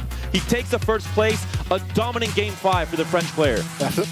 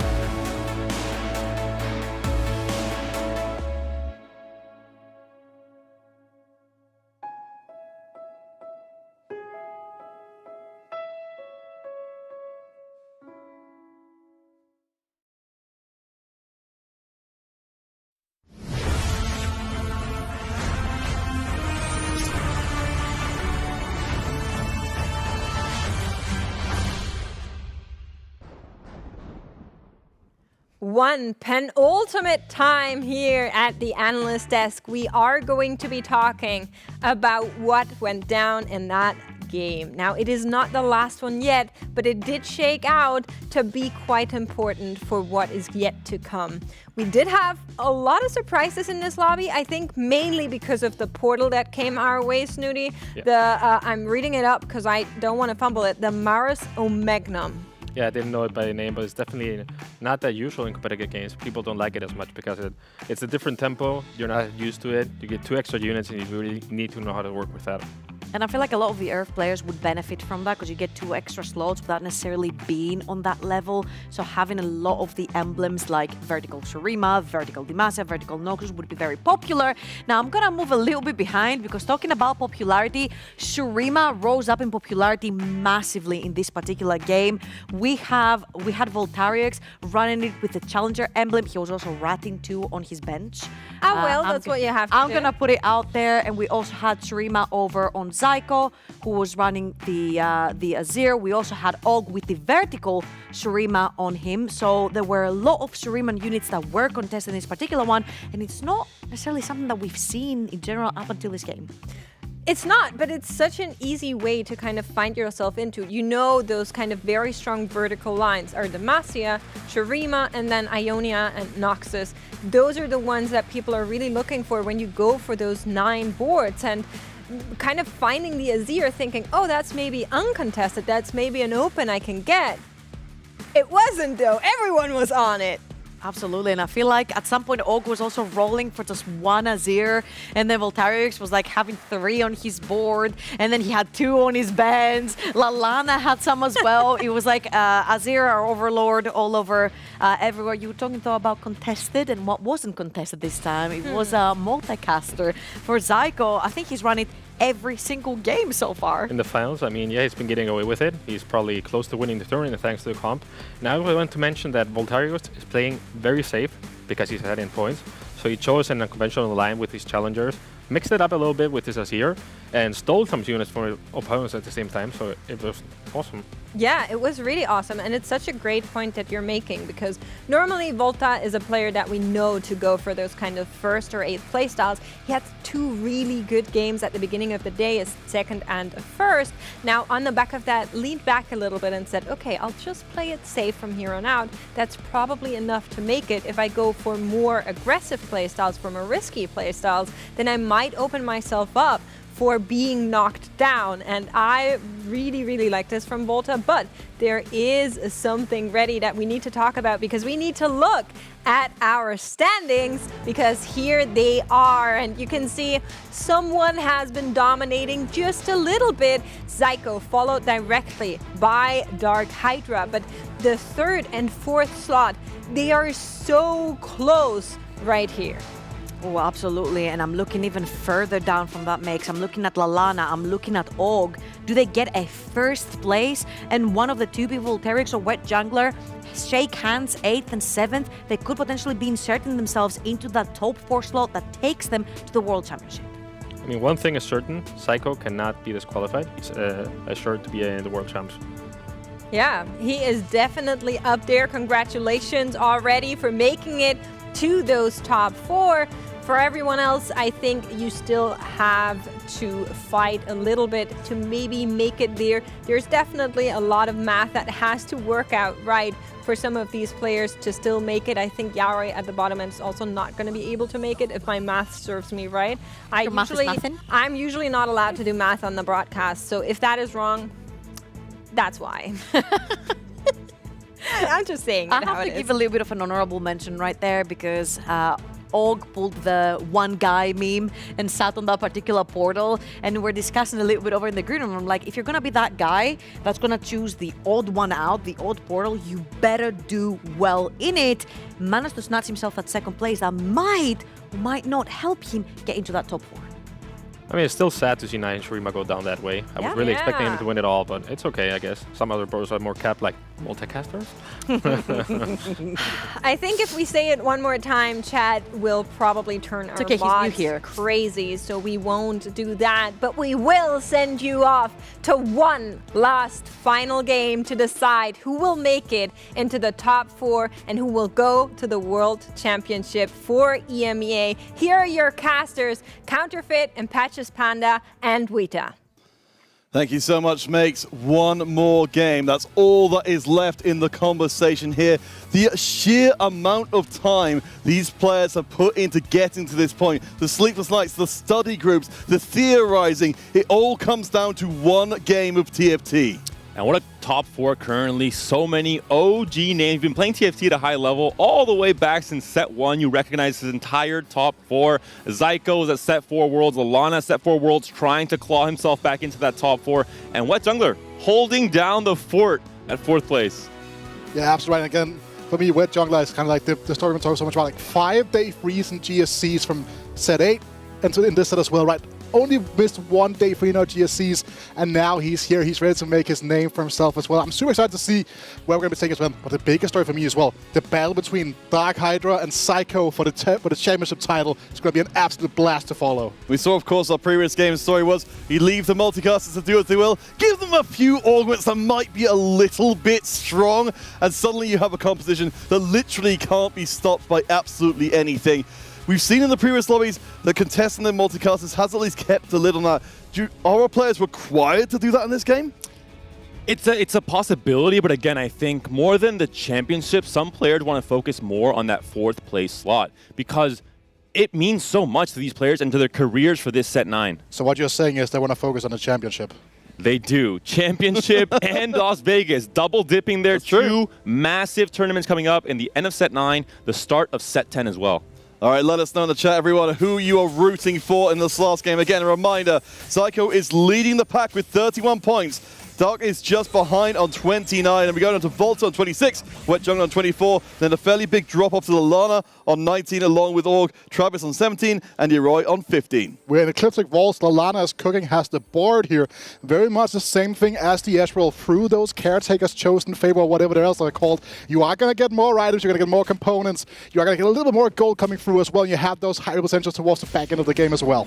This is where we were talking all the way back in day 1. We're saying, when do players change their game plan, their legend choices? Well, game 6 of day 3, when everything is on the line, that's when Lallana chose to change into Poro and then into the Bard as well. Cho'Gath pair, Cassiopeia pair, maybe some Reptile Romance to start things off in stage 2.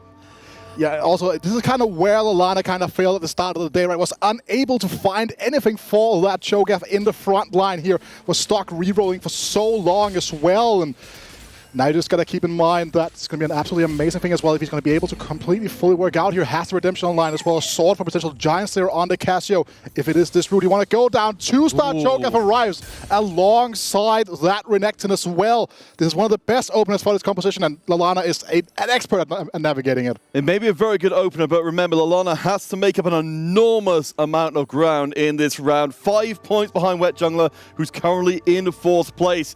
But it's all to play for Lallana. She said, it's such a different looking tomorrow to wake up and know that you're going to be a player going to the Global Championship or one who just fell oh so slightly short. Oh, good start here as well, right? Gets another Chain Master into the mix. So a lot of different things that we got to keep in mind that we got to be working for. But the first round of augments will be coming through. We are going to be on gold here, and even has the option for an Ancient Archives. He wants that. The boss also an opening here. Frequent Flyer as well. A lot of options here. He is going to be going with the Caretakers. That's why he made this decision. Why he swapped to the Bard Legend. But Jungler going level 4. We'll see. For players that have to take big risks in this game, like Og, for example, who is now on Earth. And we'll see what he can do, what he can cook up in this final game. Shurima worked out last game. Multicaster's currently on the board for now. I think a few players might be contesting Zyko in this final game. Taking a quick look at the augments we got in the lobby at the moment from Yoroi. Got the Death Blade coming in as well. As you noted, we've got the silver ticket in play. In fact, a couple of Pandora's items and a couple of Tomes of Traits. It's worth noting here as well, Volta already with the Seer item slam. Shurima Emblem fan from the Ancient Archives. He is back in his comfort zone. We certainly saw what he was capable of in the previous game. Again, 26 points for Volta. Yeah, for our players in the top 4, we're talking about the different circumstances here. They just need to have a good game, and they're pretty much guaranteed to be part of our 4 heading to championship. All they need to do is avoid a disaster. We haven't seen Volta play the vertical Shurima line today. He's played Demacia. We saw him playing Challenger the last game. Didn't quite work out like it did in Game 6 and Day 2, but still had a good result. And in this case now, as you mentioned, Counterfeit, different goals for different players. Yeah, and Cassiopeia 2 coming through from Volterix. This unit is so powerful at this stage of the game. Such a great holder of every single AP item in the game. Yeah, and there's a lot of money in the bank as well to help this board grow stronger and better as time goes on. Do you believe we might also have Travis moving in a similar direction as well? I've spotted he's got a few Shurima units. I think it's perhaps drawing a little bit more attention than it had been previously. And Og hoping to reroll a tiny bit, might be loose streaking part of this stage 2. We've seen him going into this line of, playing from a loose streak in stages 2 and 3. It has not worked out in most games today, the game 5 being the exception with the 9 Shurima board. But I think that's a whole different host of factors that were involved in that. Yeah, and only two Pandoras, if I would say only 2 Fioras or something like that. I mean, maybe 2 Fioras at this point in the game would be a pretty good thing. I mean, we've seen wilder things, right? We saw Choke F3 at this point in the game yesterday, okay? So we've seen some pretty crazy stuff already, but... You're right, Wheater. Nothing is off the cards in this, our last game of the day. Again, if you're just joining us somehow, some way, we are at the end of a 3-day competition to find our top 4 to go forward to the Global Championship and our 1 EMEA Regional Champion who'll be walking away with 25,000 euros from this event. Right now, we've got a pretty good idea of who our top 4 is, but it's not guaranteed. And Volta cannot quite make 30 here. Going to shift around his board. Wet Jungler, a player we talked about holding the fort in that current 4th place position. He's the player that needs to outplace players like Lallana, for example. And we'll see if he can do it. For now, an early upgraded Swain. We saw him playing Vertical Noxus before in Game 3. It worked out for him. He's been playing kind of between that Nyla and the DarkHydra the entire day. So in this case, in his comfort zone. Yeah, but I mean, Wet Jungler needs to really be going out in the bottom 4, that minimum for Lallana to stand a chance here. But we can see the current setup is pretty good for the German player, able to at least make sure that, well, I was going to say his losses were softened. In fact, he's going to end up breaking that streak and going on a different one of his own. Yeah, looking at the stage 2 carousel, not going to be as decisive as it was, as we have seen it in previous games here, but the players will be looking for a few options here. No spatulas. Actually, there is one on a TF though, so high priority unit, but not high priority item on that unit. Bit of a poison chalice for any multicaster players. Like, I want the unit, but the spatula, Pandora's item, can you do some magic here? Can you reroll this as well? I don't want the spatula. We can see what Jungler's thinking about it. He wants to go for that Vertical Noxus. I think it suits him perfectly, and he gets to deny the TF from any multicaster players, so double dipping.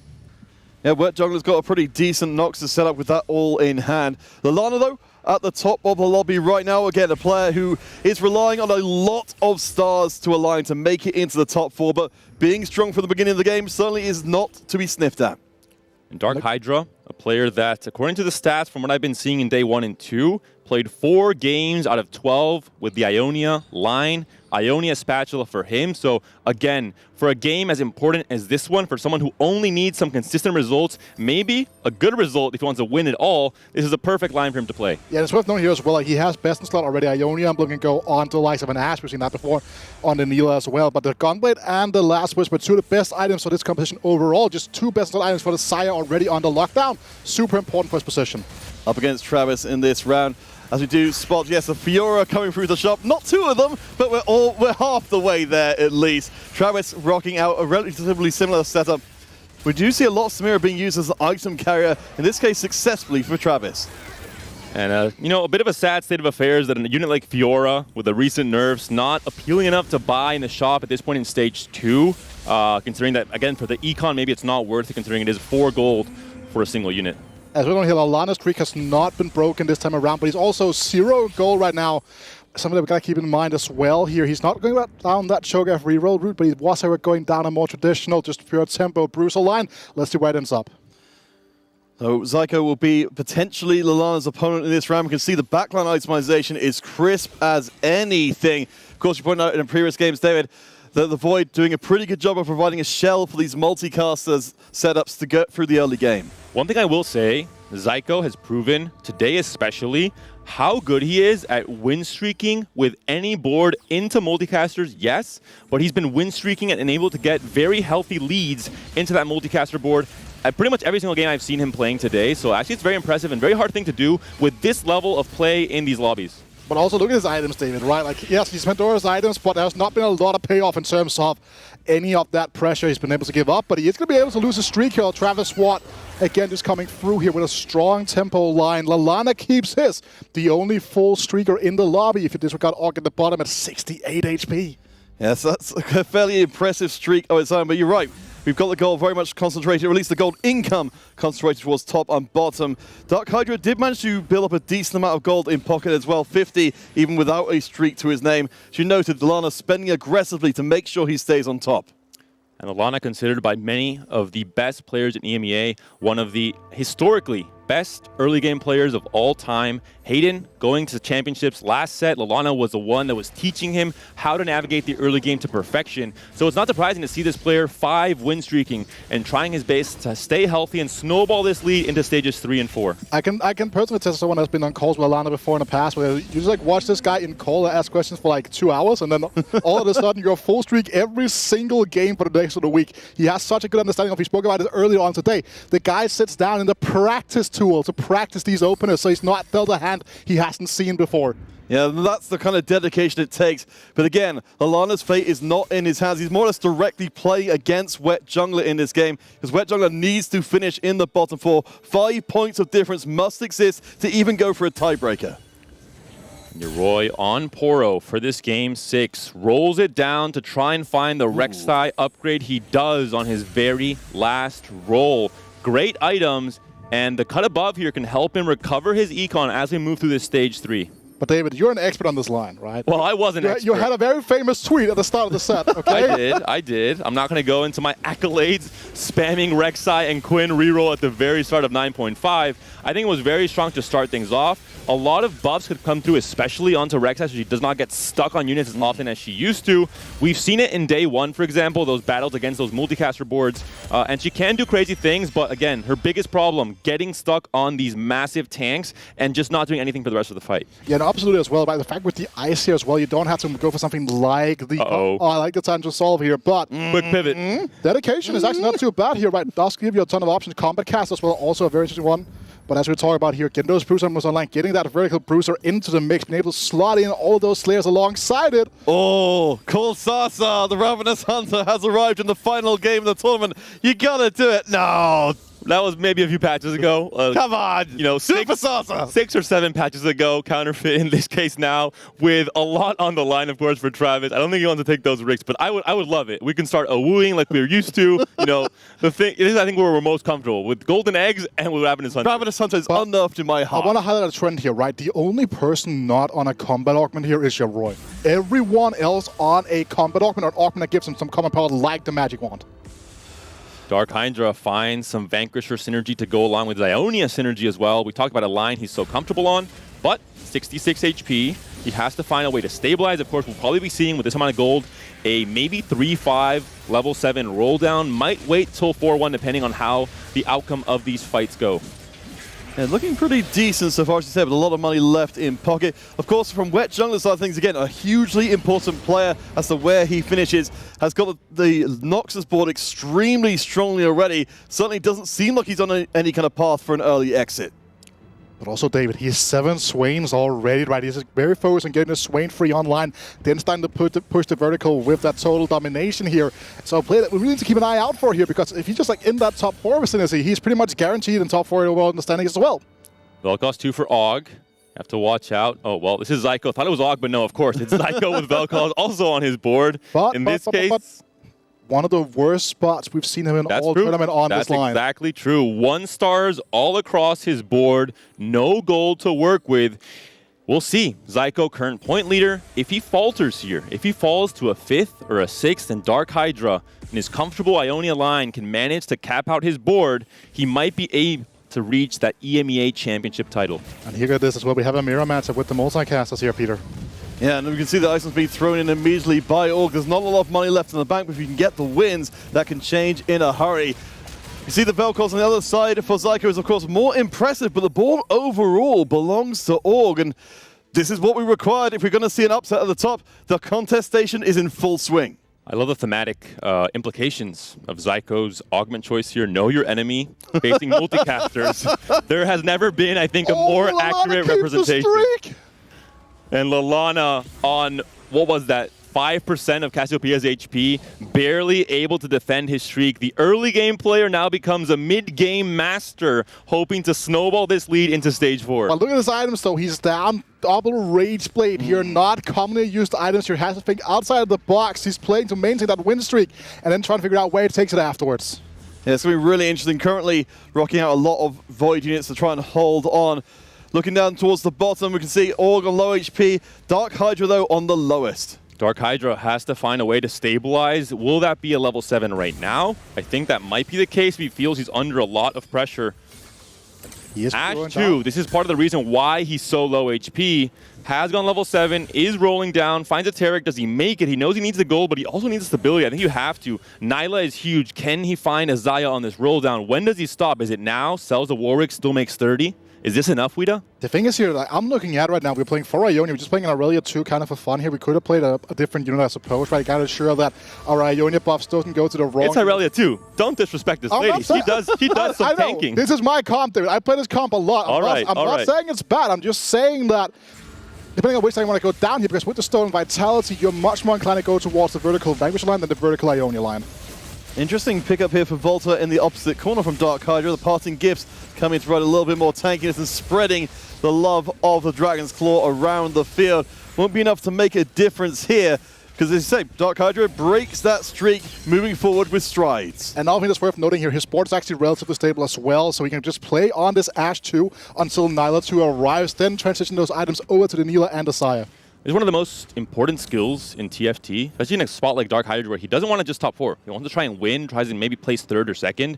Knowing when to stop rolling, knowing when to say, hey, I'm last in HP, everything is on the line in this game 6, but I know because I can scout every board and I've played so many games with TFT this set to stop right the moment he hits that Taric 2 with a Protector's Vow. He has Stolen Vitality, he has the Ashe upgraded. And I think it's also one of the reasons why the comp did not look very good on stats yesterday, right? Because players that were not familiar with the line on this patch post the nerfs coming through were not really sure when they were stable and thus tanking a little bit too much. We've certainly got a lot of tanking going on. We've got our bottom 4 players on 50 to 43 HP. Lallana's been putting down a lot of pressure on everybody else. We've got the sniper's focus set up from Travis we saw a little while back. The itemization is looking very good, but I don't think it's quite good enough to deny Wet Jungler. This is a very good spot for Wet Jungler. The only thing he's missing really is the items for Mordekaiser in a big way. So I think a lot of the success and the cap for this comp might come through this Wolves PvE round and what components he finds. But the stability with the Swain 3, if he finds it, his current gold total, his spot in terms of economy, I think is fantastic. And we see he is rolling on 6 here, trying not to go 7 for Mordekaiser. So maybe centering more on the Noxus reroll line to some extent with the Swain and then going for the vertical 7. It's worth noting as well, just a singular belt here. It provides him with a Noxus, but that belt will also be used for the Mordekaiser, for that Nashus too. Yeah. Most likely. He does have the Pandora's Bench to kind of help him out. And this is the line that Wet Jungler has been playing all weekend long. Yeah, to great success. Take a moment to just check out our economy and streaks here. We can see there's a lot of gold still floating around with the exception of Psycho, who has got nearly nothing there. There's a 3-star Swain. Of course, easy peasy. Do want to point out, though, we have got a player pushing up the table at speed. That's Org on 56 HP at the moment, contesting multicasters. Hold up. What Jungler got the Swain 3? He got the belt for Noxus Emblem. He got a QSS dropped as well for the Mordekaiser. So that PvE round definitely went his way. Og picks up the Sona upgrade, picks up the Galio upgrade, finds some stability. And DarkHydra lost the last round of Stage 3, rolled down heavily, found a Xayah pair, but is not looking too stable just yet. No, hasn't even made the counter 2 on the bench here. He's going to be going into the 6 He had 3 for Og. Let's see how Zyko does here. Again, the contested multicast is a lot less strong than they should be otherwise. And now they have to face down Ari on the other side. They take the loss here. Zyko moving down close to dropping into the bottom 4. DarkHydra might be in trouble. He's looking for some kind of upgrade. He's 32 HP. Volta has dropped now to 31. And a barely wins there for Travis. Travis, a player we've seen also in the bottom of the standings for so long today. Martyr finds some combat strength upgrades here as well. I think might drop. Oh, Ionia Crest, but it's for Travis, not for DarkHydra, unfortunately. Yeah, it will be gold across the board here, so our players will keep more or less on with their plans so far. Again, taking stock, We have got Volta, who is one of our players in the top 4, very close to being the first one out, along with DarkHydra, both in the 30s. Yeah, Roy is cooking still on the Rex side. He has 2 Ixtal, 6 Bruiser. This is not a combination we've seen all weekend long. He has a Kiana with a Bruiser on the right side of the Rex side. Very interesting setup here from your Roy. Definitely, we've seen some of these lines also kind of come up in China, right? The Rek'Sai Reroll won a lobby there in their regionals recently as well. So something you gotta pay attention to here, as we are going to be looking into what will be going on here. You have Roy having the ability to play spoiler for a lot of the people that still have their dreams of that championship right in their sight. Yeah, I love seeing the rejuvenating flame in there. The combination with the Bruiser is extremely strong. It's a massive amount of regeneration. The board completely built around the Rek'Sai. Of course, there's a few other friends to buy time for her to get her job done against Lallana, who is still in first place, but not on a win streak right now with bruisers of his own. Yeah, we're playing Gunner Brawlers, you know, like this is a throwback comp and a half here coming through, and again, it makes perfect sense with where he was going at the start of this game with these items. Not the most common line, but if you know this line, you can play for it in the best way possible. This fella's gonna end up dishing out a lot of damage, and as we have seen, these flex bruiser front lines have been one of the key ideas coming out this weekend. And what I know is this unit is not contested. So hey, if I need a chance to get into the top 4, I want to play a consistent line. I don't want to low roll and have someone to blame, maybe myself as well, for the choice in the line I've taken. But we're looking at the bottom half of the standings. Volta, who's in the top 4, currently bottom 4 in this game. DarkHydra, similar story. Zyko, similar story. It's only Wet Jungler, who's 4th in the standings, who's still in that top 4 now. And we've had some scenarios being run from us from Makes from backstage. A lot of this is based entirely on where Wet Jungler finishes. If he gets into 6th place, Lallana has an opportunity. If he goes 7th, it opens up the board even more. If he goes 8th, of course, that gets the most possibility of an upset into the top 4. There's so many eyes on Wet Jungler and how he's playing this game. But look where Travis is right now, man. Uh-oh. He has found his way to this needle line through the likes of that Sniper's Focus, and you're pointing out here, Volta only on 26 points here. Will be put to 27 if he goes out in 8th. And there's no guarantees in the world. Well, of course, this impacts where Wet Jungler could even conceivably finish. If we see a player's going on 8th and 7th place early on, it forces Wet Jungler up to a higher finish. But keep in mind here, with Volta at 27 points, obviously he has a lot of points. He was the overall top point, so he's going to win that tiebreaker most of the time here. But if there's a world where 28 points come into the mix here, Volta might miss out on the championship. Aatrox on the carousel. Travis does end up picking it up. We'll have to go to DarkHydra's board as well to see what his board looks like now after a full or half of stage 4 has passed. He's had some chance to roll down a little bit more of his gold. Did he find his Zaya 2? Did he find the upgrades he needed to find stability? He is still on 32 HP, so he's won the last few fights. But this is a player that needs to find stability in this point in stage 4. A player who's okay, who's what jungler? We're talking about him going 7th or 8th. I don't know about that. He's on a Swain 3. He's on an itemized Noxus Rise as well. But the issue here as well, this is going to be a holdover point for the most part, right? Because the issue with the Noxus Rise is that you have to hold on to all that gold to get all the damage. And even sometimes it is not going to be the biggest thing here as well. Because you just have 20 gold right now. And when you've not hit, you're still pushing levels, you're still pushing to level 8. The second you find a better hold of this, it's gone. Certainly with the Archangels in pocket, that is a tremendous source of damage if Wet Jungler can play the long game. Certainly in 2nd place right now, as we said. It does not look hopeful for anybody else to bust into the top 4 while Wet Jungler is doing so well. We see a little taste of exactly what this Rise is capable of, and this is not even with a massive quantity of money in the bank. There's a pretty interesting interaction, right, David, with the total domination, with just the amount of different targets the Rise spreads to. The extra executes coming through. Very similar, I think, argument regarding Shimmering Inventors in DarkHydra's game. Very similar thing applies here for this Rise in the concept of holding your gold, because that gold creates board strength, and that balance between spending the gold or holding it and deciding how that ends up affecting your board. We're looking out for Volta, 6 HP. He was in the top 4 coming into this final game, but with an 8th place here, it would be very hard to see him going to the championship to find himself in that top 4 once this game concludes. Well, Volta may be on the brink of annihilation here. I want to kind of raise for you guys the parting gifts, the one something I'm less familiar with in this kind of line. What's Volta trying for? Again, trying to find some combos. I think he probably low-rolled his 3-2 augments, but the biggest problem is the fact that he's on Nasus 1 and he's on Azir 1. And who are the item carriers in this comp? Nasus and Azir at this current moment. So he just could not find his upgrades on his roll down on level 7.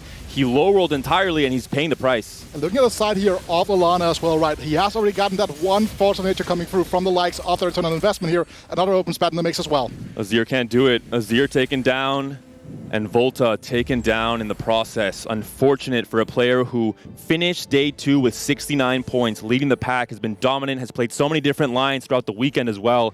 But in game 6, when it matters most, he finishes 8th. So that puts him on 27 points overall. Of course, we'll keep you guys updated as the data comes in. Oh boy. So that means, again, I think we can pretty much take the wet jungler going off in the bottom of the lobby off the table entirely. For Lallana, he's maybe roosting the top of this particular lobby, but the rest of his day seems like it just wasn't good enough. Yoroi has been cooking.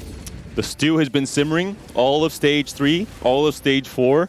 Maybe a little bit overcooked right now, is nowhere close to the Rek'Sai upgrade he might be looking for. Has a lot of gold to work with though. Sitting at 25 HP, this might be the green light to start spending this gold and finding some amount of upgrades for this board. Yeah, I mean... Well, there we go. There we go. Sidwani 2. It's also going to be an issue for the likes of Lallana, right, who is on that... right now on that Brutal line, would like to see that Sejuani 2, but we're also seeing objects come through Aphelios 2, Sona 3 on the side of Orc here. So many massive hits on this 5-1. 2 more Rek'Sais, finds a Scion as well, has to slot that in over the Vi, finds the Vi upgrade, can be the Cho'Gath, instead has a Scion on the board already, yeah. Only 1 away from the Scion upgrade, only 1 away from the Rek'Sai upgrade, which I think is more important with this Ice Hex on the Rek'Sai as well. There's so much extra guaranteed here. The Rek'Sai will get the job done. Rejuvenating Flame, we talked about before, and the Ice for the extra security, healing up on max HP. But Lallana has got potentially unlimited DPS. The Rek'Sai keeps on healing, but everyone's dying around her, and she's got no more support left. It's a big loss. Yoroi down to 7. But Psycho down to 22. DarkHydra stabilized at 32 HP with that 6 Ionia being found. He's still win streaking. No one has been able to pin him down, as we've been talking about now. Orc is the stronger of the 2 multi-caster players. He can't find the Rek'Sai. Zyko, he's top forward every single game except for 1, playing this multicaster line. He won the last game in spectacular fashion with the craziest combination of portals and augments. But in this case, he's suffering, down to 22 HP. We talked about it. Stage 3, he was in a very bad spot. Yoroi has found a 3-star upgrade on the Rek'Sai. This board unusual in the extreme, going up against the board that is the most commonly seen. Rek'Sai can maybe sneak into the backline. She takes a walk around Sejuani. Can she go straight into the multicasters? The Swain is down. The Rek'Sai is onto the backline. The Furious Bite comes through. The Scion's helping as well. Not one punch man, many punch man. And Rek'Sai takes Zyko down to 8. Yoroi on 7. So close for both of these French players. But DarkHydra also takes a loss, and he needs at least to outplay Psycho by 2 spots. We've been tying him on points, and then the tiebreakers are going to come in instead, right? So many things still up in the air. And so many of our highest scoring players struggling in this lobby. Of course, this is our 6th game of the day. These players have been playing only against each other. They could not have an opportunity to get a better read on each other's strategies. And despite Lallana and Og pulling off an heroic comeback in this final game, what jungler's right next to them, which is not where they want him to be. He's currently 3rd in the standings. We'll see how this fight ends up panning out. Zyko fighting for his multicaster life. He's up against Wet Jungler. There's a Swain 3. There's a Ryze who's pumping out so much damage on this Zaun portal. Look at the multicasters go. They've disappeared. It's just Vel'Koz, but this time Vel'Koz can't do it. Zyko taken down in 7th. All eyes on Yoroi here. He's playing against Orc's multi-caster board, and that is going to be Yoroi going out here as well. Massive round for DarkHydra. 1 or 2 more placement. He is going to be our EMEA champion. We started the day with the French dominance. 1-2-3 for game 1, 1-2-3 for game 2. But in game 6, when it matters most, France ends up 6th, 7th, and 8th. That is absolutely astonishing. It's been a wild ride. We are getting confirmation with all of that and playing with all of the other contenders moved out of the way. DarkHydra steps forward into the spotlight. He is now confirmed as our EMEA champion. The rest of this lobby is for everybody else. And he does it on the line he's played most often throughout the weekend. A player, Wida, who I think you know very well, so dominant in sets 1, set 2, set 3, took a break, came back in set 8. People were asking, is this guy really going to come back to his peak form? I think he surpassed it. This is a player that's been at the top level in multiple of the biggest games on the planet before, right? He's such a big, like, strategy gamer overall across, like, RTSs, other auto battlers. This guy has done it all, and now he's here. EMEA champion, came back in set 8 after a long break, has come in part of the Dark team that won the EMEA Super Bowl this set, and now also EMEA champion. We've been talking about the Hydra. We've been hailing him for a long time. Finally, he's showcasing his ability to the entirety of the masses. Yeah, he was absolutely transcendent in the Super Bowl. Little do we know then, it was merely a sign of things to come. DarkHydra, of course, at this point, you know, you can see just how calm he is, knowing that he has achieved what so few people in history of the competitive TFT in EMEA have ever managed to do, bringing the EMEA Championship back to Germany. I was going to say 2 HP in a dream, but the dream has already been accomplished, at least for now. One more step to go, of course. Championship in EMEA, maybe championship in the world. Can we finally start dreaming ourselves as well? I mean, right now he has 25,000 dreams at least achieved to a certain extent, right? Counting up that. But right now, well, I want to highlight something here. The battle for the final spot in the top 4. Lallana and Wet Jungler currently in that mix as well here. That's something we got to keep an eye out for here. As DarkHydra queues into Orcs, absolutely kept out forward here on the multicaster side. Again, another player that also is trying to make their way into the top 4. I think the first time that someone contests Zyko on multicasters and the contester comes out ahead, Og manages what Yoroi could not do in that game too. A huge win, DarkHydra finally taken down, but I think he knows he's already done enough in this tournament, in this day 3. Travis is also streaking, finally, some good fortune coming down the Polish player's side. Oh boy, Wet Jungler holding on, of course, as well. Last German player actually live in this lobby, as much as DarkHydra is going to retire off to celebrate his EMEA Championship win. We'll see if another German player can push himself any higher. And what an understanding of the different lines in this set of TFT 2. When everything is on the line, itemize, Zon Rise, and rely on this magical man as your carry to try and, again, finalize that top 4, to finalize your ticket to championship and to Vegas. And it's no longer death by 1,000 cuts, but each of these blades here are going to be doing a lot of damage as Mordekaiser 2 finally makes an appearance. Like we're talking about the fact was he going to go level 7 to roll down for that for a while ago, found his win free instead, found the Rise, and has just been chilling ever since then. Yeah, Wet Jungler showed a tremendous amount of patience to get to this point with his bank balance intact. He's on a lost streak right now, but that's surely got to change as of this round. And more so the understanding of the itemization. Not having Mordekaiser items, I would have thrown my hands up in the air and say, Mortdog, why do you make me low roll? But this man knows what his outs are and plays into the Rise instead. Can this board beat the multicasters? He beat Zyko's multicasters. That was a much weaker board. No 3-stars then. In this case for Og, the upgrades have come through. That's TF3. That's going to be a Sona 3 as well. The Rise is still alive. He's still kicking. The damage is coming through, but it can't do enough. Wet Jungler taken down to 14 HP. Travis still on 30. Og at 34. Down to 1 HP. Even Lallana also taking a loss, however, right? So it's going to be most likely to be Travis, Og as well. We got to see a direct battle between Lallana and Wet Jungler here in the mix as well. So transition coming through now. Rise no longer going to cut it. We've gone level 9, but we're kind of struggling to find a unit to put onto a board. We'll be able to slap in a Sun just to try and finish off that particular dish.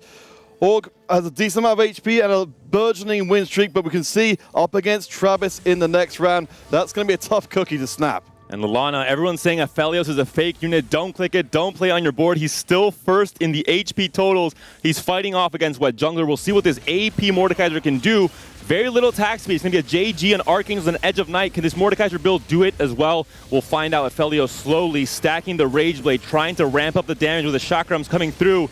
It looks like the Swain is still very alive, very healthy, and we're seeing the Mordekaiser, the God of Death, one by one, killing off every unit on the board. Lallana finally takes a hit. That 9 knocks a spike as well is going to be ever so important. Right? Finding that side on the final row right before we saw it swap way to another board is one of the biggest things to keep in mind here as well. But if Lallana is able to find this 2-star GP, everything could still change. Yeah, I mean, we've certainly not got a lot of attack damage behind, but we'll check in with Travis and see what else is cooking here. So we've got the Nila, we've got the Xayah up and function, we've got the Shen as our main tank, and we've got a lot of money in the bank. Maybe waiting for DarkHydra to die to potentially find his own win condition. Could roll for a Nyla 3, could roll for a Xayah 3. Has a lot of gold to work with. Can buy this Nyla in the shop as well. He's waiting to do it until this fight ends so no one can scout him and see that might be his idea. Wet Jungler has only one life to play with, but he's still got 24 tournament points overall. It's only in a very good spot as the Xayah will continue to peck away. The Swain goes down pretty low, but the damage isn't quite there. The stacking power of the Mordekaiser as again the God of Death comes through. And it looks like Wet Jungler isn't going to settle for fourth. And that total domination here, putting in so much work as Lallana takes another loss here. But that is a fawn. It's coming his way. He gets to add another unit to his board. There it is, the perfect pickup for the British player. And Travis, we saw at the very last moment, bought that Nyla, so he's still very far away from Nyla 3, but he has a chance to roll down his gold. Instead of going 9, you might think it's a more efficient way to try and find power on his board by rolling on 8 and upgrading one of his 4 costs to 3-star. Oh, he's going 9 instead. And I think that makes a lot of sense, right? Just try to match some of these other pickups here. Wet Jungler finding a Jarvan 2, right? He's been doing all this work with a Jarvan 1. We can see Travis now gonna match Lallana, and I think that's kind of one of the reasons why, right? Because Lallana able to add into another, he's essentially playing a level 10 board right now, so it might be all fine and dandy, but 17 damage is still very doable. Last second changes coming in for Travis. We've got 4 players who are all in maximum danger mode. It's possible one of them could survive, but if we see these rounds get out of control, it'll all be over. Wet Jungler brings it to the forefront again. The 9 Noxian board upgraded, fully online, up against the multicasters of Org. He took this comp away from Zyko to show exactly what could be done with it. Mordekaiser is chewing through the front line like it's nothing at all. Gets blown up though, the damage is still too much. Wet Jungler fought tooth and nail, but he still can't get higher than 4th. Oh, but look at this as well here on the side of Travis. He's gonna fight ever so hard, but it looks like Lallana is able to do it here. Takes out Travis. 1v1 between Lallana and Orc. Both players on 19 points. Travis decided to go 9, hoping to maybe find an RE2 star to swap the items off of that Ashe. Could not find it in the end, goes 3rd, at least finishes the tournament strong on this final Game 6. Lallana versus Og, both players fighting for that 4th place position in this top 4, but Wet Jungler as well. I think that might decide the placement from Wet Jungler for the German player. Yeah, it's certainly been a hell of a day for German players, waiting so long to see themselves represented at the Global Championship. Let's go around again and see if Lallana's got what it takes to at least end out this lobby in 1st place. Gonna be a hard thing to ask for considering he's facing off against this multicaster board. So many upgrades have come through. The GP Dreadways also coming through. Galio still left alive, tanking, stalling, trying to buy time for the burst to come through. One last TF ult would be fantastic. It does come in. Vel'Koz kills a few units as well, and the loss is big. Is it big enough? It isn't. 1 HP and a dream. Lallana fighting for his life. But now what's the final upgrade here? Because on the side of Orc, he gets to upgrade his Heimerdinger turret even more, but there's none of that on the side of Lallana here, right? On a pair of GPs right now, a duplicator, another GP could be the decision maker, getting the extra CC in there, getting the CC immunity down to removing the impact of this Jarvan as well. Could be massive. Lallana and Org on the same points as each other. Even if they can't necessarily break into top 4, this is a meaningful end to this game. And for Doch, coming back from set 8, Monsters Attack. Day 3 of EMEA Finals, Kevin Parker and Lusher not able to make it to championship, not able to fight for those spots. Revenge has been found. DarkHydra becomes EMEA champion. Wet Jungler finishes this game in the top 4. Such a great story with how we started the day, and GP2 is found. Is that going to be enough? Is this a big enough upgrade to change the outcome of what could be the last fight? You can see Lallana, it's wearing upon him. He's almost sunk entirely out of camera frame because he's given everything he can. A fighter from all the way back from the Fates Championship, taking 4th there. He wants to at least put something extra on the resume. Org has got a lot of HP, a lot of good frontline. The Dreadway comes in at 2-star. It's going to be brought out even more frequently than before. Aphelios building up to a even bigger, greater heights. The Dreadway goes through again. The front line is gone. The deletion is coming, and immediately the Aphelios is gone.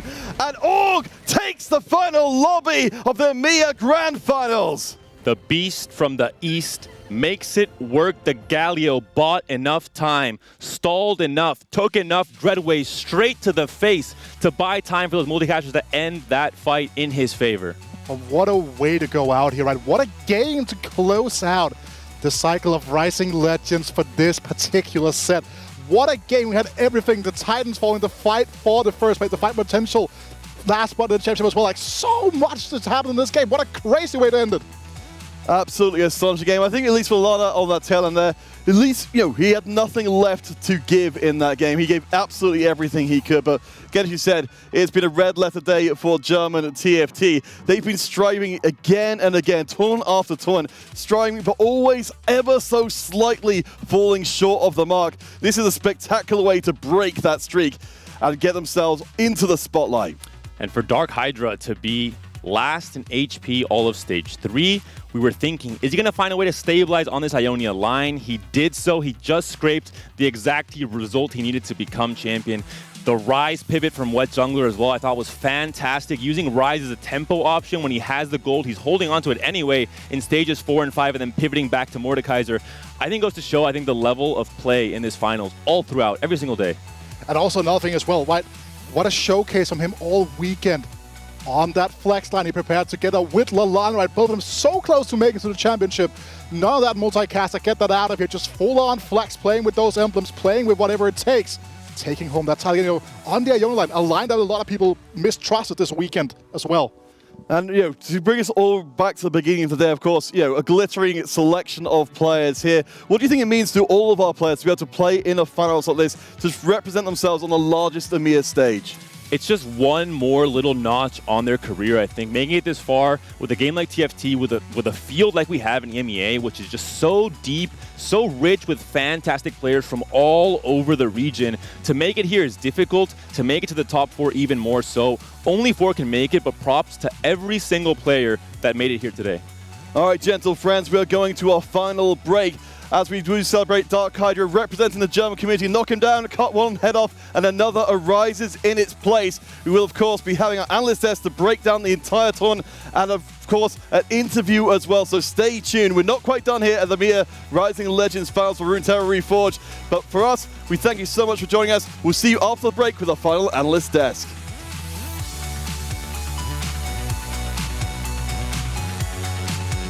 Augment choice here, know your enemy, facing the casters. There has never been, I think, a more accurate representation. Much damage on this Zon portal. Look at the multicasters go. They've disappeared. It's just Vel'Koz, but this time Vel'Koz can do it. Zyko taken down in 7th. And Org takes the final lobby of the EMEA Grand Finals.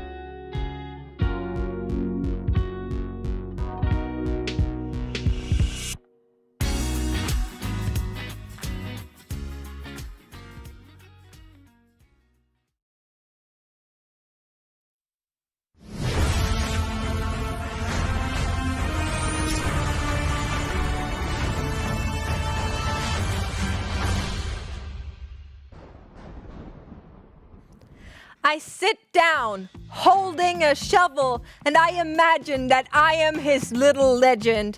DarkHydra is controlling me, telling me what to do, moving me around the board as he commands. DarkHydra is our champion! Woo! I'm so happy! The DACH region coming up on top, of course. Congratulations to DarkHydra. Honestly, it was a joy to watch the way that he played the game, the variety that he brought from day one all the way to day 3. Usually a lot of people resort to playing comfort and very easy comps. It was just the top 4 that you needed, but it was just not enough for him to get the top 4. He needed that win. He did, but before we go into all the other stuff, let's talk about that one last game that did manage to shake up everything else one more time. There was a lot in here. Well, actually, Snooty was very surprised that we saw a Rek'Sai reroll. Yeah. Strong. We were looking at that spot. We knew it was doomed. I don't know what he was doing exactly. Rek'Sai carry in the last game. I mean, he wasn't playing for anything, just to have a little bit of fun, I guess. I mean, Rek'Sai 3 is fun, I guess. Sure. Yeah. There's still a prize pool, and it's not small. I'm just saying. But you could have fun. Yes, you can have and fun. still 8th, you're the 8th best player in the EMEA region. So even if you go Giga 8th, you're still one of the best of the best of the best. But I feel like this particular game had a lot of variety because I felt like a lot of the players were trying to go for mainly uncontested compositions from one another to try and cap their boards as much as possible. There were so many things at stake. Lallana and Og were still fighting to get into the top 4. Had Wet Jungler not finished 4th, yes, this last fight that we saw literally between Lallana and Og would have decided which one of these two would go to that World Championship. But luckily for Wet Jungler, he doesn't want to snatch that 4th last second. The same is true for the title, right? Psycho was in a pole position to take it all, and then with that 7th place on the back of the contest, it didn't work out. I do blame Og for this. I do blame Og for this. Units, and he claimed a 1st place in that last game. So good to see. So shout out to all of our players. We absolutely enjoyed all of the games that we had from day 1 to day 3. All of the 32 players were amazing. It's been an absolute pleasure. So big shout outs to them. You guys, though, were both excited about the Lallana board here. Oh yeah, for sure. It's a very cool approach because he started like a full win streak. He was playing Bard, by the way. Yeah. Slamming all the items. He went double Guinsoo's and Gunblade, like full old school Aphelios. And then he ended up with a Bastion, Aphelios, 4 Gunner, kind of weird tempo board. But it was really working out well. Actually, huge props to Lallana because we mentioned that he absolutely needed to win and Wet Jungler needed to have a really bad result for Lallana to even make it to that top 4. And we're chatting a little bit about the adaptations that you would do. Would you change your legend? Would you change your game style? And changing that legend right there almost brought Lallana that victory that he wanted. It did, but in the end, there can only be one winner on our Twitter contest, at least, because we do have the Twitter contest ready. Here is the wrong answers only. I just want to show everyone this beautiful image one more time of you, Trouble. But here is the person that got the best wrong answer. Apparently, is going to take home a couple of eggs. Let's see it.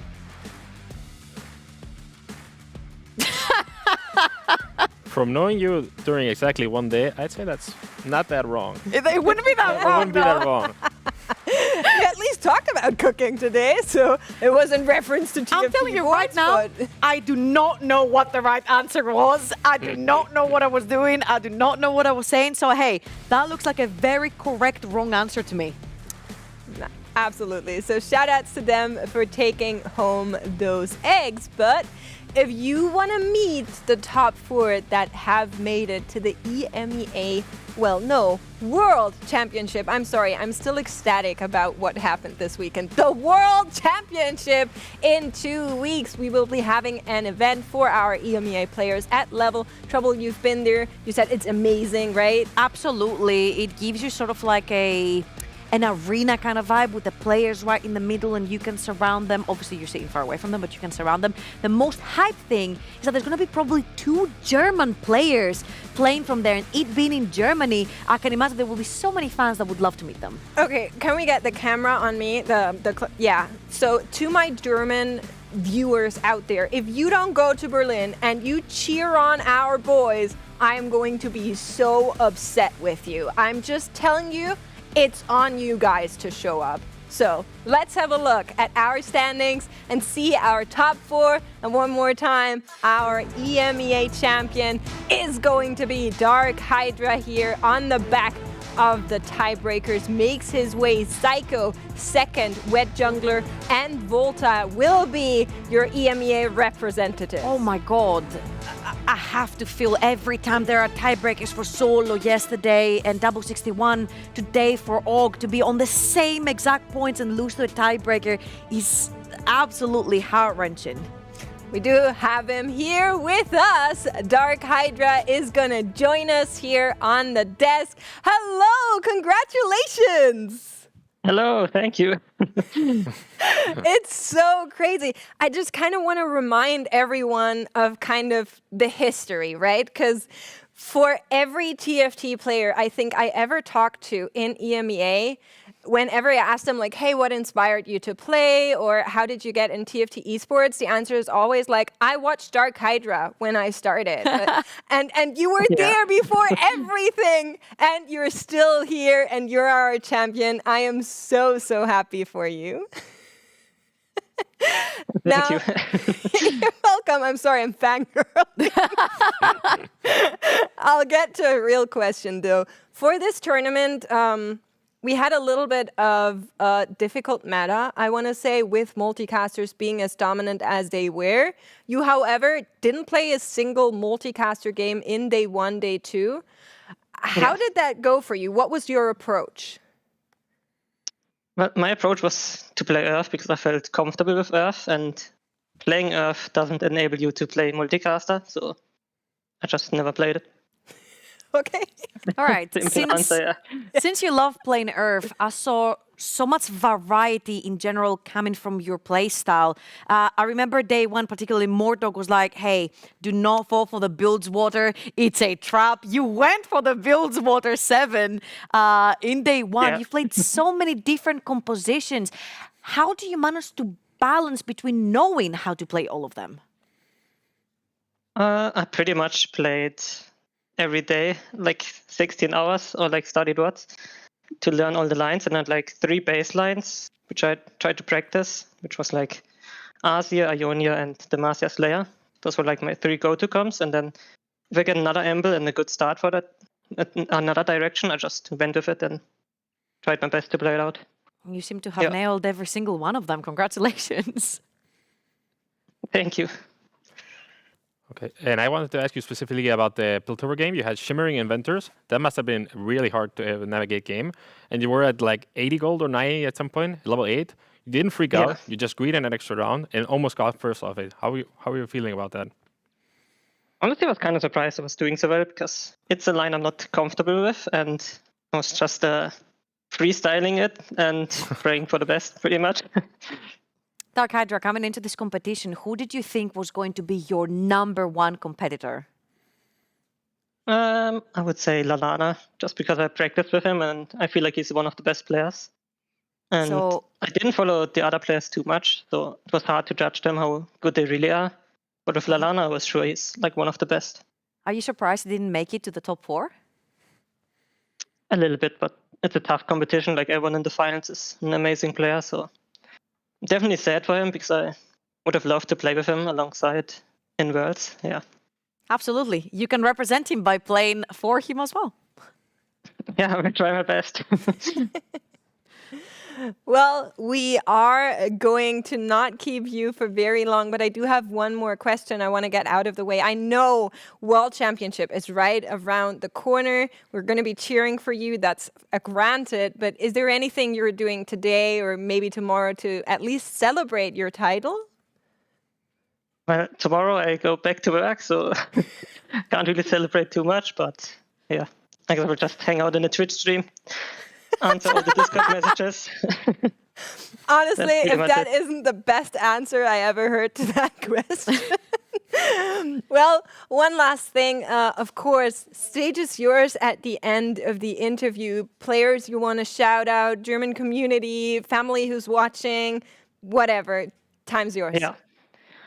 Okay, I hope I don't forget anyone. But first of all, I want to shout out my family who's always supporting me and probably also watching the games. Like I missed my sister's birthday today to play the finals. I'm a bit sad about Happy that, birthday! but at least I won the tournament.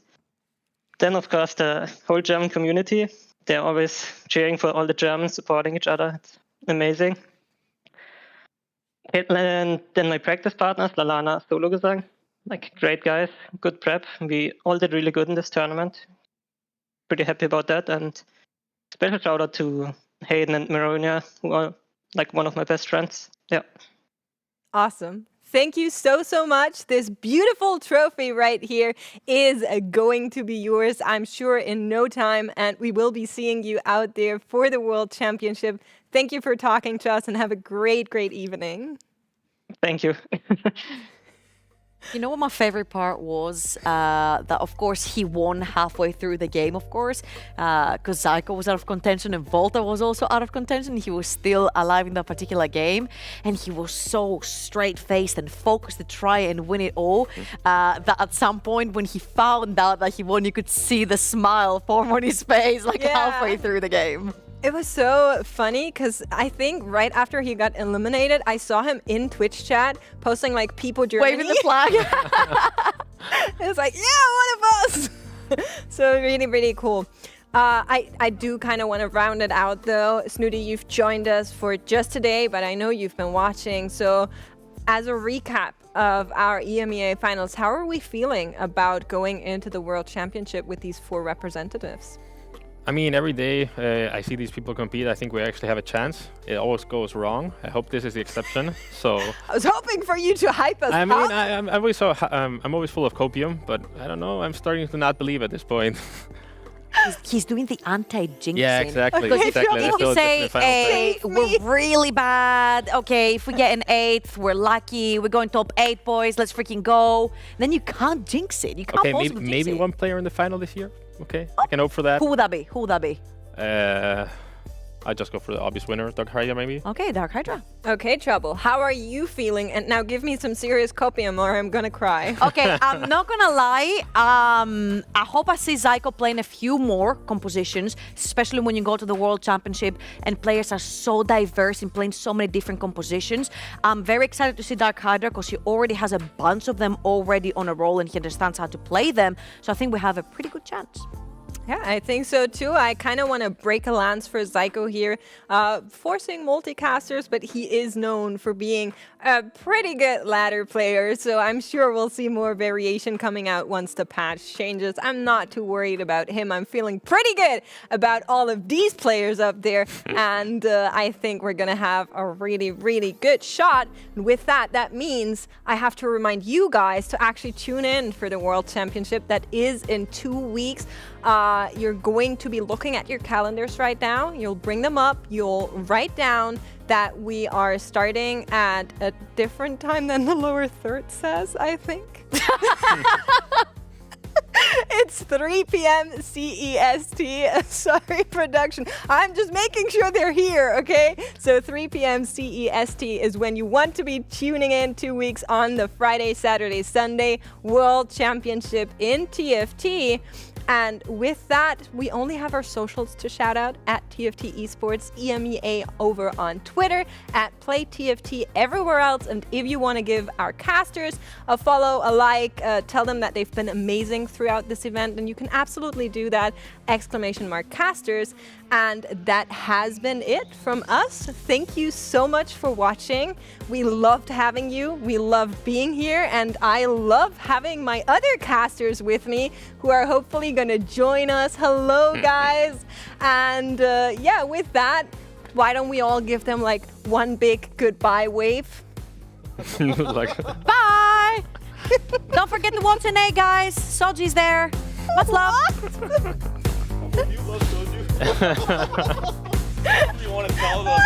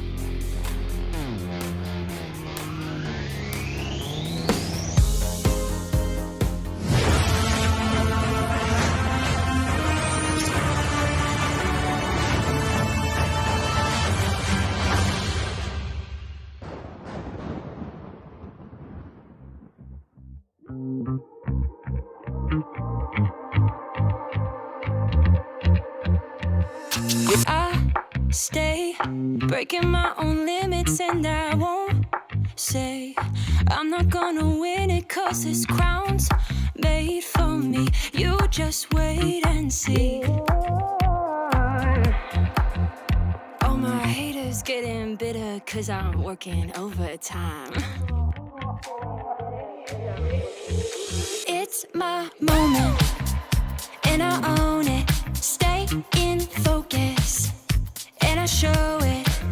You know I'm taking the night, feeling it right, stealing the light.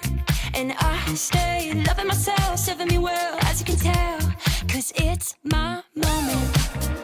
My moment. My moment. Oh.